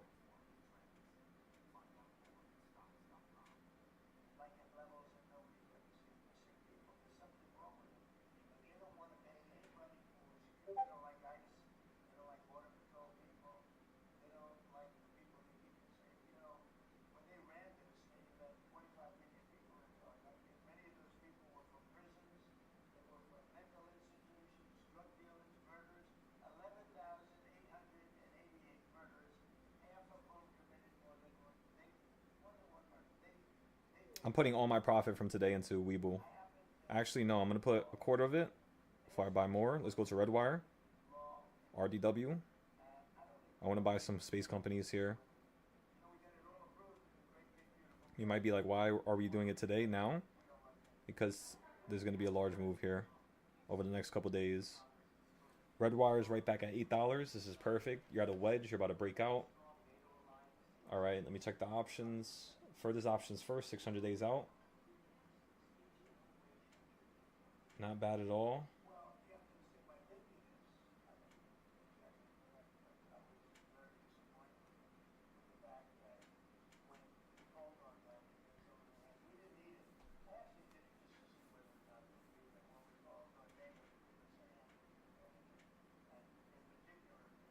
I'm buying 500 shares here.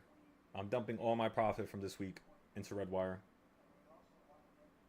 Market price, it's going to be around $4,317.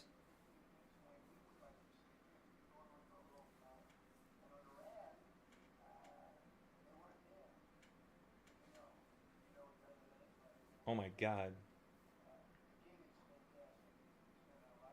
If we buy 1,500 shares, let me see, how much is 2,000 shares in total? That's going to be 17,200. My goal with Redwire, honestly, is to have around 10,000 shares, which is going to equal $86,000. So that's my goal before 2027. I want to have at least like 80K in this, because I'm thinking you're going to 10x easy, which 80K times 10 equals, you know, damn near $1 million. Minus taxes, minus long-term gains from us holding it, you know, over the course of a year. It's gonna decline in terms of the amount we got to pay for, plus any deductions. Yeah, we should be able to have a 10x potentially here. We just want to take it slow. So I'm only gonna buy 500 today, and then we have 9,500 more shares to go. We'll buy it over the course of the next, like I said, 6 months. Again, the reason why I am buying a space company is because there's going to be a lot more work done in space, and they're one of the main ones. In fact, one of the students I used to teach used to create parts for Redwire and for SpaceX, and some of the stuff that they would get into their company would also be deliveries from Redwire. So they were a CNC fabricator. They used to fabricate some of them, the space parts. And yeah, they used to tell me about like Redwire delivering stuff all the time to them. This is in 2022, so I no longer talk to this person anymore. He was just too busy and a lot of things going on in his life. But just from me hearing that, it's like an automatic connection was developed in terms of my understanding as what this company is capable of, as well as how deeply rooted they are in the space industry. Remember, the space industry is going to 10x. When they go back into space and they go to the moon again, and there's a moon base, and they're trying to build, you know, bases in space. Because first they're going to build a base on the moon, like the moon's it doesn't have an atmosphere, but in close proximity to the moon, floating above it. That's the first goal. And then the next goal is going to be a base on the moon, once they get the one in space developed. After that, it's pretty much going to be Mars. So Mars is going to be probably 2034, 2033. In terms of what my brain is thinking right now. They said 2028, but I don't think so. They're behind schedule right now. So 2033, 2034. Because it takes 2 years for them to send something to Mars unmanned. And they're going to do a unmanned mission first with no people, just robots. So yeah, I think Elon's going to wait for his robots to be done. He's going to send that shit over there. And by the time, by the next 5 to 10 years from here, like from right now today, we should be able to 10x all profit on space companies is what I'm theorizing. Because remember, a lot of these companies that I've been talking about right now, they were worth $1, $2, $3, and this year they were hitting $40, $30. About 80% of them that I thought were really good ones, like Redwire. Look at, what's the other one called? Your Rocket Labs, right? Rocket Labs is another really good one. What else? That's pretty much the main ones that I'm looking at. And then there's one of them that develops rockets with 3D printing, what's called technology. They're also going to be very important. Yeah, pretty much, John. That's what they're going to do here. I mean, smart. I would say that's the smartest thing that they could do. Put robots there first. Let the robots build the infrastructure because they don't need no helmets and shit like that. You know, they don't need food. They just need energy and shit. That's it. You're not gonna have a person dying accidentally because of a crazy ass mistake. They could also test what type of chemicals and, you know, the molecules that are in the air to see if there's any leaks, see if there's any dangerous, harmful, you know, things around, gases and whatnot. So it is in their best interest to do that. That's what the current robot dog is doing now. Every single time SpaceX launches something on the ground, on Earth, they send the robot dog in right now. Like, not right now, but like, actually, basically right now. Yeah, like whenever they launch something, they send the robot dog in right after, and it kind of like combs through the area and tests, you know, the environment and the atmosphere around to make sure that it's safe for humans to actually walk around and continue to build. Well, with lithium, it's just like it depends, you know. They're most likely gonna encase it in, you know, something like that, John. That's most likely gonna be the smartest decision. Because remember, they already have, you know, the Mars rover and all these different things that they've tested in space that has batteries. For example, Voyager 1 and Voyager 2. They still are alive till now.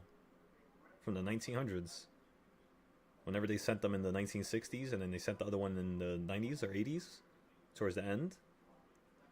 And yeah, Voyager 1 and Voyager 2, they went so far beyond our solar system that they entered into this range of space and time where it's like, imagine internet access and messages only exist in this solar system. If you go further than this solar system, you actually can't send messages, at least not to our current technology. Maybe that's possible with some type of light speed traveling, you know what I mean, like technology. But even at light speed, if you're, you know, a million, you know, miles away, it's like, it's going to take a long time to travel. It's going to take a very long time. And that's the only problem. They basically had to create a system where, because like Voyager 1 and Voyager 2, even though they went past that area, I don't know if they have full capability to track it down to see where it's at, but it still sends messages back to us. It just takes a while. They actually have a system so it sings itself happy birthday every year, but I think they had to turn it off because recently it's like draining itself too much in terms of power, which makes sense. I mean, what if it's not by any suns? What if it's not by, you know, an energy source or anything like that? Is eventually is gonna, you know, cease to exist. And that's the scary part about space. That's the one thing that I hate, is that it feels like almost as if we're trapped here in this solar system. Like we can't go further than it. But I mean, we'll see. I'm sure there's going to be some intelligent individuals later on. They're going to create something. That's one of the reasons why I want to get into space technology. Because space technology is the most advanced form of technology. It's how they created the camera, phones, microwaves, and many, many, many other forms of technology that we currently use every day that some of us couldn't live without. That was because they first went into space. You know that, right? Even if people say it's fake and this and that, I get that. Okay, yes, whatever you want to say. But at the same time, the way it forced humanity to need to think outside the box to create these other, you know, ingenious concepts or things for humanity, you can't help but understand that and, you know, give the flowers when the flowers do. If it wasn't for that, we wouldn't have a lot of the stuff we have now. So yeah, that's why I love space so much, because it literally gave us the life that we all have now. Computers, the ability to contact people. Come on now. In terms of like, you know, FaceTime or photographic type of stuff. And I'm sure there's a lot more. For example, like gravity, the way it works in space. Science is kind of like exploding right now, actually. Because there's no gravity, so there's less variables.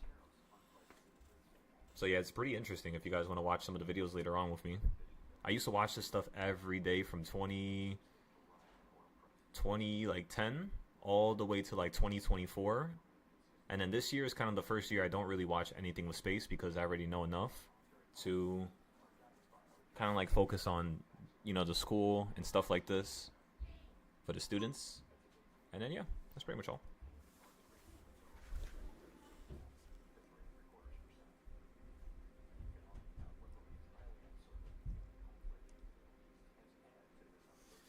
Okay, so we have TQQ, we have Intel, we have Redwire now. No PayPal. I decided not to go with PayPal. Oh, wait, shit. Let me make sure I didn't buy an option. I think I bought an option.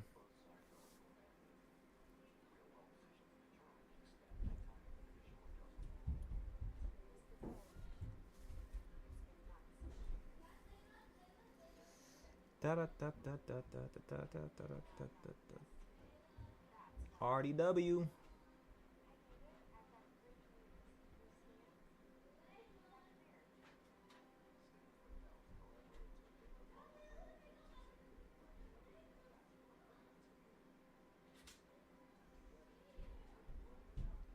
Let's look at Tesla again.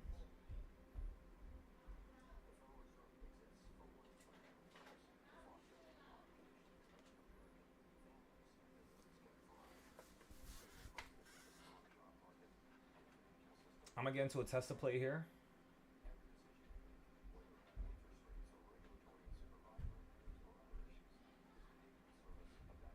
I'm gonna get a 375 call here for some fun.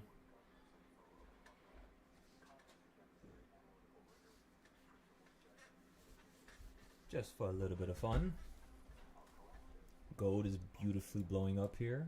Excellent. If we go below reversal point number 3, we just gotta watch out. So we just keep watching it here.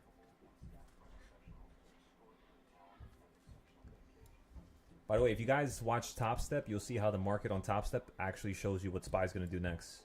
It's a little bit faster on Top Step because of the futures potentially.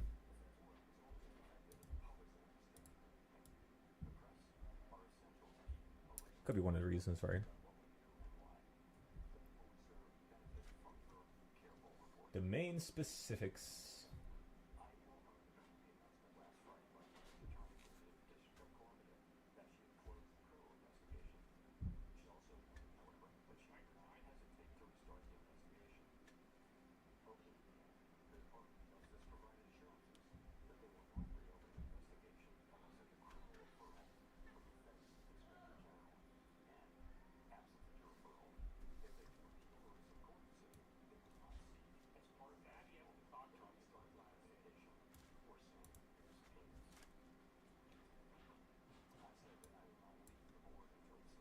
Is well and truly over with transparency and finality. I stand by that.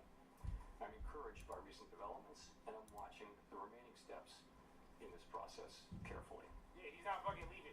My decisions on these matters will continue to be guided entirely by what I believe is in the best interest of the institution and the people we serve. What the fuck, Josh? After my term as chair and Just get shit. I will continue to serve as a governor Yep. for a period of time. Oh, dude. I plan to keep a low profile as a governor. Dude. There's only ever one chair Oh, of the Federal Powell, Reserve. why are you doing When this, Kevin Warsh dude? is confirmed and sworn in, he will be that chair. Once sworn in as board chair, his new colleagues will elect him to chair the FOMC as well. You just look like an old boomer who don't want to I leave. rarely point out from this podium That's that crazy. success in delivering our goals matters for all Americans. Dude, since I'm confident 1950, that the Fed will continue 1918, to do its they work with don't do this. objectivity, integrity, and a deep commitment to serve the American people. Yeah, damn, 1918 was the last time we did this, huh? Yeah, you got to evict him now. That's crazy. What are these questions gonna be? Trump can fire him. Appreciate the kind words about the press office that come from the podium in different places. We appreciate that. Can you talk about what is gone into your decision to remain on the board? What kind of criteria are you weighing, and how long might you stay? Thank you. Sure. So, my concern See, everybody is knows. really about the series of illegal attacks on the Fed, That's the first which question. threaten our ability to conduct monetary Yes. policy without considering political factors. And I want to note here, this has nothing whatever to do with verbal criticism by elected officials. I've never suggested that such verbal criticism is a problem, and neither has anyone else here. But these administration are unprecedented in our 113-year history, and there are ongoing threats of additional such actions. I worry that these attacks are battering the institution and putting at risk the thing that really matters to the public, which is the ability to conduct monetary policy without taking into consideration political factors. It is so important for our economy, for the people that we serve, that they can depend over time on a central bank that operates that way, free of political influence. It's part of the absolute foundation of this amazing economy that we have. It's just one of the Did you see the SPY options now? Are we down a lot now? Okay, we're almost at the level where we can average down here. Still waiting. It's down 40%. I want it to be down 60%. It is extremely important, not for the people who work at the Fed at any given time, but for the people that we serve, that the Fed remain able to conduct monetary policy in a way that doesn't get pulled into politics, trying to help or hurt any particular politician or political party. It's critical for the people that we serve. In terms of when I would leave, I will leave when I think it's appropriate to do so. Was that all your questions, or was there? This guy just said, I'll leave when I think it's appropriate to do so. On the board, you're actually taking a political act and denying President Trump the majority of the board, which as president he would have if he left. I don't see that at all. As I mentioned, I'm literally staying because of the actions that have been taken. I had long planned to be retiring, and the things that have happened really in the last 3 months have I think left me no choice but to stay until I see them through at least that long. In addition, I don't see how this will interfere. My intention is not to interfere. I was a governor for almost 6 years, and the tradition is at the Fed that governors who understand how difficult the role of chair is, and as a soon-to-be former chair, I do understand how hard it is to get consensus with 19 strong-minded people. You work with the chair. You try to be heard, but also collaborate with the chair and try to support the chair when you can. When you can't, you can't. And I think that's the attitude that people generally take, and that's the attitude that I'll take.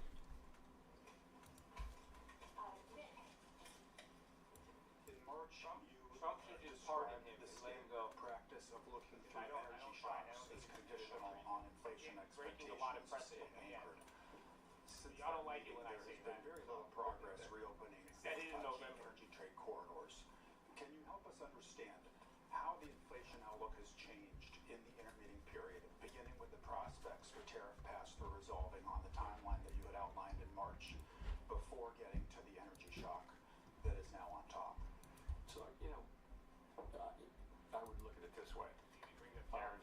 For a long time, we've been working on the hypothesis, really, that tariffs would lead to a one-time price increase, and that would go away over time. In other words, that there would be no further change, so measured inflation would reflect that higher level going up more and more. And it's time for that to happen. We really do expect that to be happening in the next 2 quarters. So we'll be watching very carefully to see that what we thought all along would happen. That's the kind of critical part of the forecast. We need to really see that.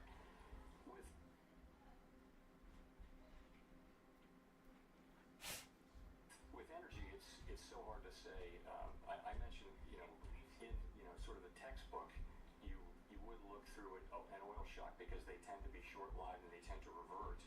And monetary policy works with long and variable lags, so you wouldn't necessarily react right away. I think that is all the more true given that we're several years above 2% inflation and that we're already looking through the tariff shock. So I think we're going to be very cautious about that. But the question about looking through energy really is not in front of us right now. It hasn't even peaked yet. And I think we'd want to see the backside of that and progress on tariffs before we even thought about reducing rates. So if I could follow up, the statement today preserves language that has taken on some meaning as it was socialized when the committee was actively lowering rates. Why is that easing bias still ripe, given how different the inflation outlook is now versus a meeting or two ago? And what more would have to happen for it to get evicted? So that was, as you'll recall, we had a discussion about that at the last meeting, and we talked about it in the press conference after the March meeting. We had the same today. We had quite a vigorous discussion about that very issue and the guidance, and is it still appropriate and that kind of thing. And I would say that the number of people on the committee who either could support that language change, changing to a more neutral stance so that a hike is as likely as a cut. Now that number has increased over the intermediate Hike period. is as likely as a cut? I mean, it's a good question. What the fuck he just said? Inflation has moved up over the intermediate. What he just said? Good. Remember I told you if that question came up and he said no hike, Just a little bit. that would be bullish. But that Oh no, they didn't just do that. came up. I've been waiting for this shit for 2 years. Inflation coming out of the Gulf. Please. How much that will be. Oh, please do it. We're gonna need If they hike, they're gonna destroy everything that they worked on the last 2-3 years. discussion about that. Which is not gonna help a lot of Americans at the end of the day, but it's an opportunity for us. People agreed with the rate decision. This literally could change our lives. Because a hike again, it's like imagine if what a hike basically would mean if it does occur is that they were wrong about what they did. That's one of the reasons why they keep pausing, they don't want to hike it yet. But the fact that he just said that a hike is as likely as a damn pause, oh my god. Change the picture around that language. He definitely changed his verbiage here. That's way different. It's a much closer thing on the committee than it was in March, and that makes all the sense in the world. It seems to me. It's a very big change from last month. So world changing type of change. Just going back to this issue of the easing bias, we've now got oil approaching $20 a barrel when it comes to the benchmark. Brent crude, if it stays around those levels 6 weeks from now, what would be your best guess as to whether the easing bias will still be in the statement? Thank you. I wouldn't want to guess. Well, first of all, we're going to have new leadership in all likelihood by then, and new leadership's going to have a very important role to play in that. So I won't be standing here at this podium to answer your question. So I don't know. As I mentioned, that's all I can really say is that we had a great discussion about that today. It's gotten to be a better question in the interim period. We had the discussion. The majority are still on the page of not feeling the need to move to that level, and that's where I am. Oh, do a hike. You guys want to do it? At a certain point, you would move, and that conceivably could come as soon as Now we gotta wait for the next FOMC. He just changed everything for us. He literally has Press conferences now the ability for this market to run right back up to a high here. be on these communication tools. So I'm not going to give him any advice through you today here, but I think communications generally is. I think every incoming chair takes a look at communications, and it's a very healthy thing. I mean, communications it's very complex, and you can always be looking at new things, and if that happens, feels like it's going to happen. That's a completely appropriate thing. He also acknowledged you just cut Hi, Chair Powell, Neil with Axios. say that. Can you tell us if you've been in touch with whirling around something unusual, and what can we expect when he takes that podium in a few weeks? I haven't seen him since seeing him at a dinner in January where I congratulated him and had a nice chat with him. Haven't seen him. I don't know what a normal process is. The last process Don't was forget with whose house this Janet Yellen, with whom I had worked for 6 years, and Oh, so he it was. watched. We were sitting down the hall from each other, so it was a very different thing. I think this is and will be a very normal, standard kind of a transition process. So that's what I expect. I have every reason to think it will be. Quick follow-up, is the Supreme Court ruling on Governor Cook a factor in when you may leave as a governor? I wasn't thinking of it as such, but no, not really. I mean, I'm thinking No, more you of can't the fire. other things I mentioned. Trump will, but you can't fire a Fed person without cause. Hi, thanks for taking our question. I wanted to ask a question about your tenure, and Chris Rugaber at Associated Press. During your tenure as chair, you often spoke about how disadvantaged Americans benefited from extended periods of low unemployment. And the new framework the Fed adopted in 2020, some economists say, elevated the Fed's employment mandate. Are you worried that the pandemic inflation spike that followed will make future Fed chairs more reluctant to pursue a hot jobs market? And should they be? Fucking jobs market this, jobs market that. I don't They're know lying. that. I mean, what we experienced. Let's just play with y'all. in Not really, but in the yeah. teens and mid-teens was really. I hate when they bring up job market stuff. For a long period of time, and no Makes sense. I understand the idea of unemployment and yada yada and of that. We also But it's like, no. The biggest wage gains were going to people at the bottom end of the income spectrum. Why? Because every single time they go for data and they try to record it or see who has, quit their jobs, what companies need more jobs, what companies are insufficient, and you know what I mean? Like, there's a decline. When it comes to that stuff, they don't record the same company the next month. It's different companies, different areas of the U.S. So it's like, how if every single time you're getting different data from different people, how the fuck are you going to sit here and tell me that this is true data? It's like an average of different parts of the U.S. And it's like little echo chambers and little, no. This is purposeful. Completely purposeful. And, they're going to give you a reason as to why they do it that way, but why don't they ever talk about that? Or why don't you ever hear about that? Because that's the important stuff that matters. The important stuff that matters, people don't look at. And that's why a lot of people have trouble with trading and stuff like that. But you guys are good. Got a couple doctors on this Discord. We'll be alright. We'll be able to keep predicting them. You've got to be strong on both of our dual mandates. And we just, for example, now we don't feel that the labor market is at all a source of inflation, so we don't need to be worrying about Powell that. being on the governor doesn't stop him from getting persecuted. During the pandemic recovery, the labor I don't get why market you guys are assuming that. was super overheated and tight. Trump and that's can't what we had to fire worry the about it, governor. but That's a not different now. topic, but they can reopen the case whenever they want. That's what I'm saying. It's a kind of from the shitty Justice excuse. Department before stepping down? Is that what I don't get it. What else? I'm waiting The last Fed chair that did this was post World War II. over with finality This and is another transparency. blatant, big violation of Fed precedent, And I once will again leave by when I Jerome think it's Powell. appropriate to do so. Again, I love the guy, but it's hard to deny that. Michael McKee from Bloomberg Television and Radio. I'd like to ask you if you could explain a little more or characterize a little more the discussion about the two-sided view and interest rates, because there were some members of the Open Market Committee who've been suggesting that we may need to raise interest rates even absent the war because inflation was not coming down fast enough.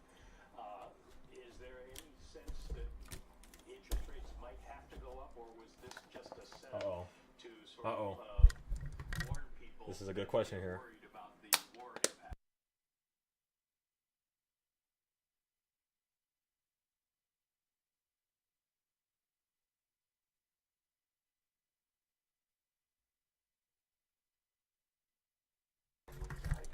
I'm up 43% on Tesla now. Same options that I was talking to you guys about earlier. That's another $2,000 right there, right in our bank account. In our brokerage account. Soon to be in the bank account. But these changes, it's a form of forward guidance, and you don't want to make them in a way that they will be sustained and continue to make sense, and not something you need to take back, fairly quickly. So I think a group of us, including me, didn't feel like we needed to be in a hurry on that. That markets are not confused about our reaction function. We don't have a problem to solve on that. But the other side of the argument is a good argument too, as I mentioned. It's a perfectly good argument to be having, good discussion to be having. So, and it came out the way it came out. Well, you've got three dissents in favor of two-sided warning. You've got yourself staying on the board. You've got the criticism that does come from elected officials, and you've got a lot of critics.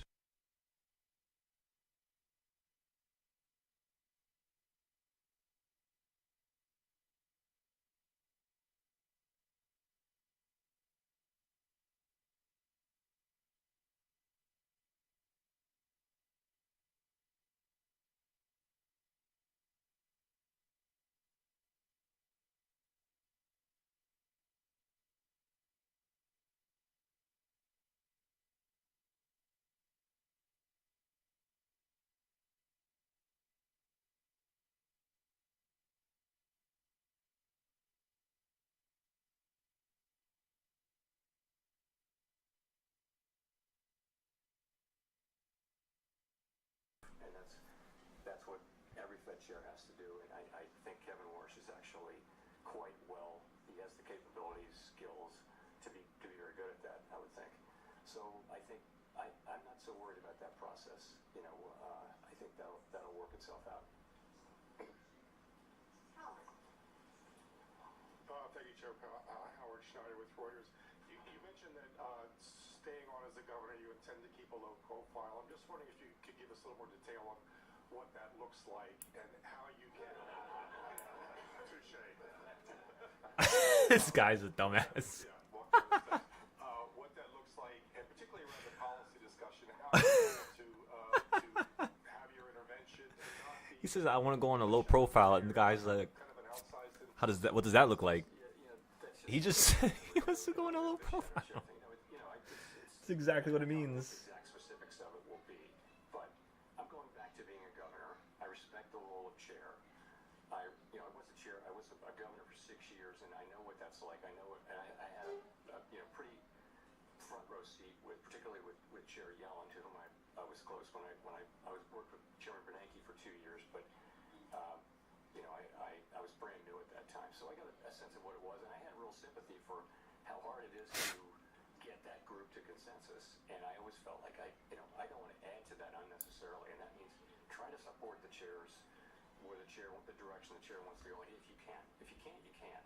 But I think that's the way it's always worked there, because the chair only has one vote, plus the ability to develop consensus. And if people won't be, they won't, if they're not flexible at all, then how do you ever do that? And so that's why the chair has the authority. The chair has really is to develop relationships with people and work with them, and then put something forward that has consensus. And I propose to be a very constructive participant in that process, really out of respect for the office of the chair. And in your view as a soon-to-be governor, how do you see the risks of oil prices bleeding into core inflation in coming weeks? Because that was, it seems like the commentary that was coming from particularly some of the Reserve Bank presidents, they were elevated concerns about the bleed into core. And here we are with 3 cents now. What do you see as the prospect of a core inflation? Those prospects are real. Remember, though, they're real, and the real thing is we're going to have to wait and see. We're going to need to see. And the good news is we think our policy stance is in a very good place for us to wait and see. We're right kind of at the high end of neutral, or perhaps mildly restrictive. The labor market shows more and more signs. Keep talking, pal. I'm loving this. Where inflation is kind of misbehaving, and so maybe a little bit of restriction or the high end of neutral is just the right place to be. So we can wait here and see how things work out before we act, and we'll see how much that how much does come through in the core. You see it already in airfares, of course, but you may see it in many other places. We just don't know yet, and it's so unknown, because how long will the strait be closed? You can develop any number of scenarios that you want, but we really won't know till we know. So fortunately, we're in a good place to wait and let things develop.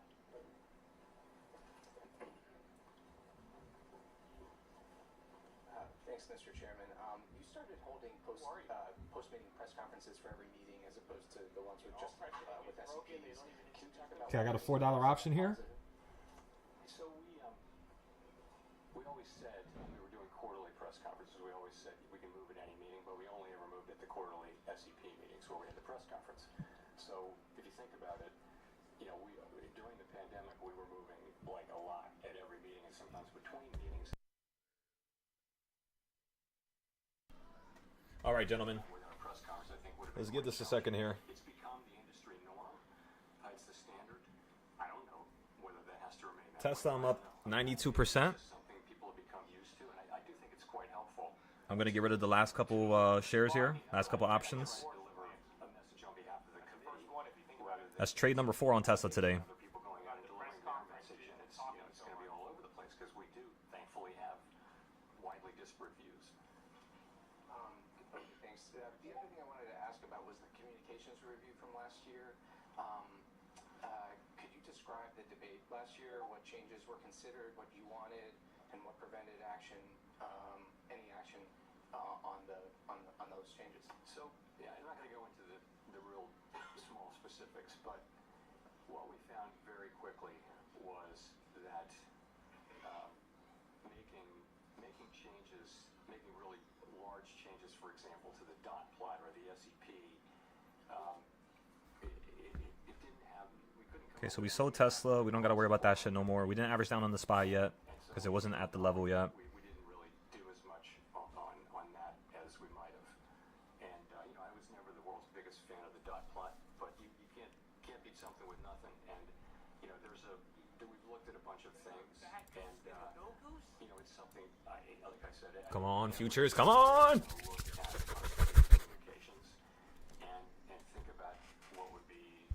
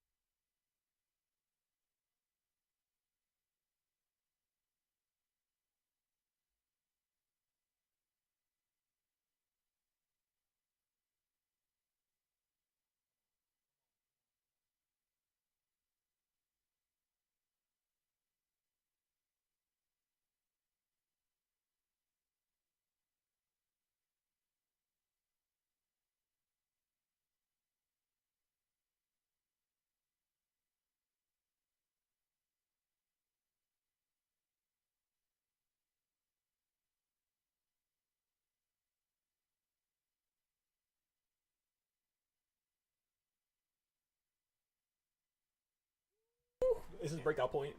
I can see it. I can feel it.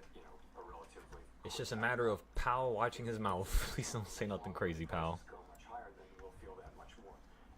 Not today, please. I'm talking about aggregate inflation numbers. We know, we're very well aware that people are experiencing higher gas prices. What time was it? 3 o'clock? Now, and that hurts. And those hikes may continue to happen.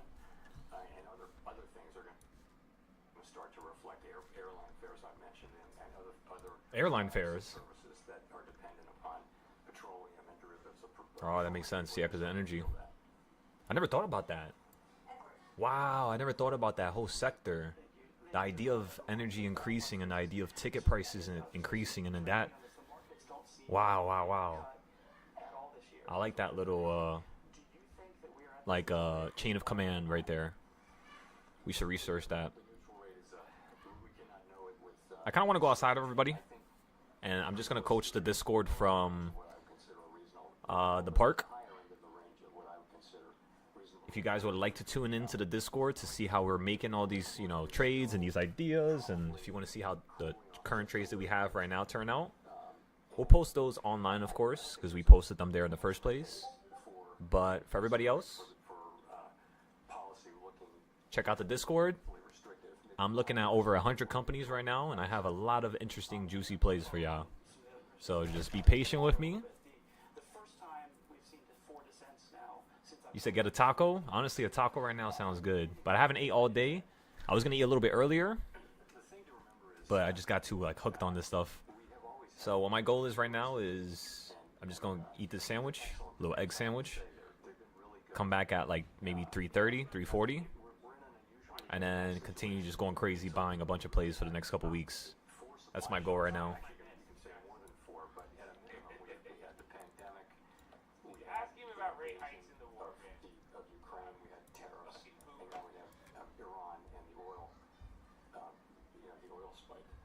So every supply shock has the capability of Stop eating the wall. What is wrong with you?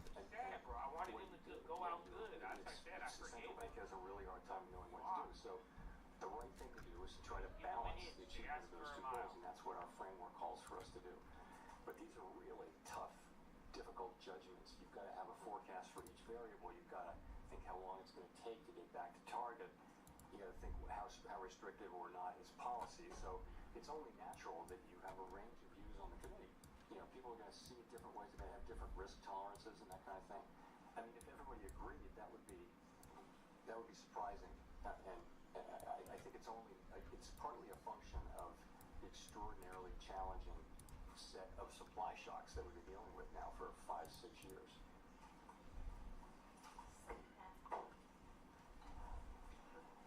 Thank you so much, Chair Powell. Selena Wayne with ABC News. Are you confident that Kevin Warsh will stand up to political pressure from President Trump?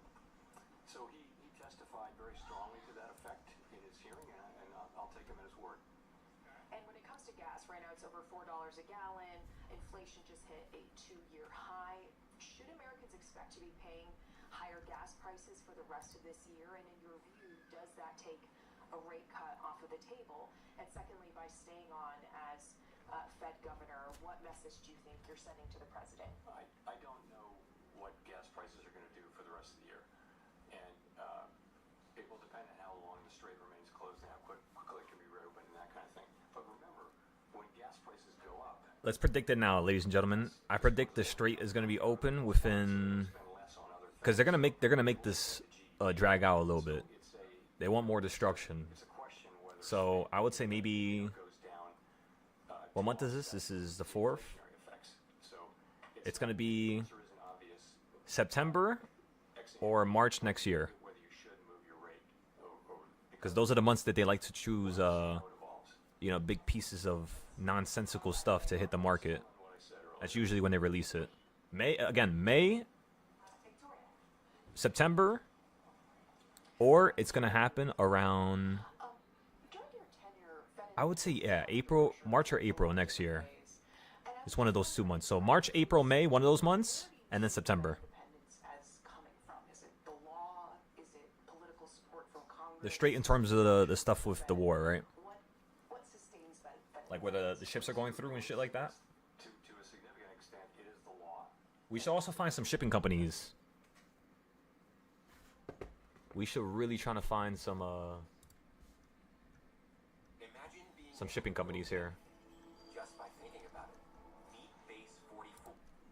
I was about to say, why did I just crash? And so part of it is law, but it goes beyond that, though. There's a set of customs. There's a boundary line between the Fed and the administration, between the Fed and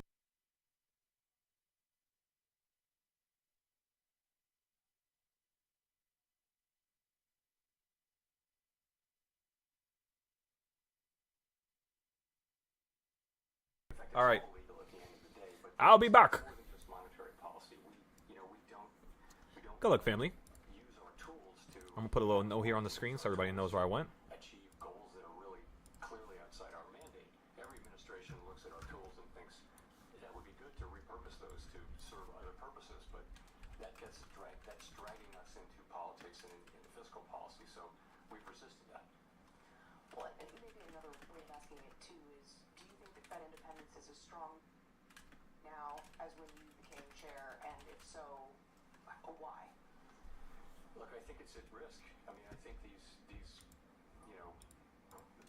legal assaults, if you will, as I mentioned, the institution is being battered over these things. We're having to resort to, the courts to enforce our legal, it's not so much independence. It's really the ability to make monetary policy without political considerations.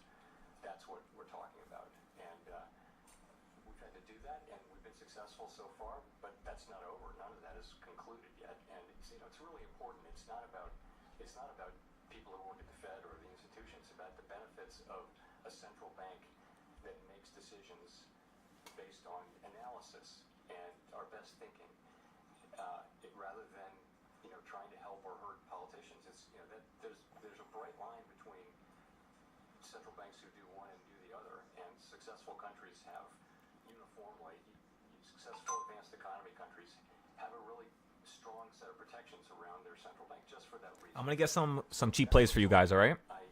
Just give it like 10 minutes here. We're gonna buy back into another call. If it runs up higher, we'll buy into the puts. Rigorous analysis and not on political considerations. But See you guys in a few.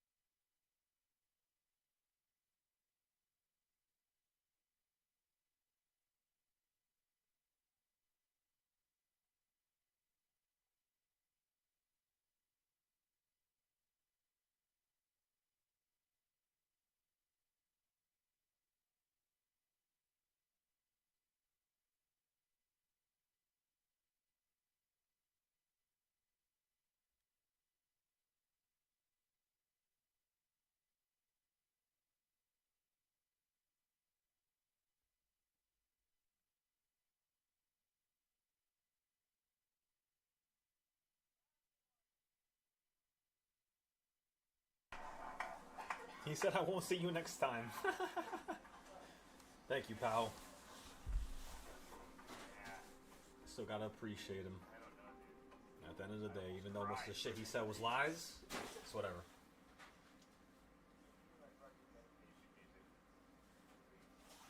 Alright, ladies and gentlemen. Now just wait for the last 30 minutes. Too, like I was saying earlier, I don't know if you're ever confused why the market ignores a lot of shit.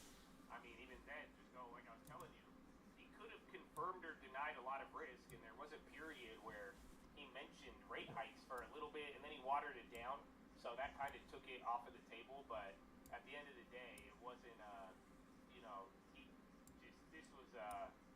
this one did not, they weren't talking anything about the market. They were literally, because he had an opportunity. I mean, in the beginning, it would have went different if he did announce his resignation as per the custom, since, again, 1948. I'm sure we would have probably had more economic questions, but a lot of people were more concerned, again, with Fed independence,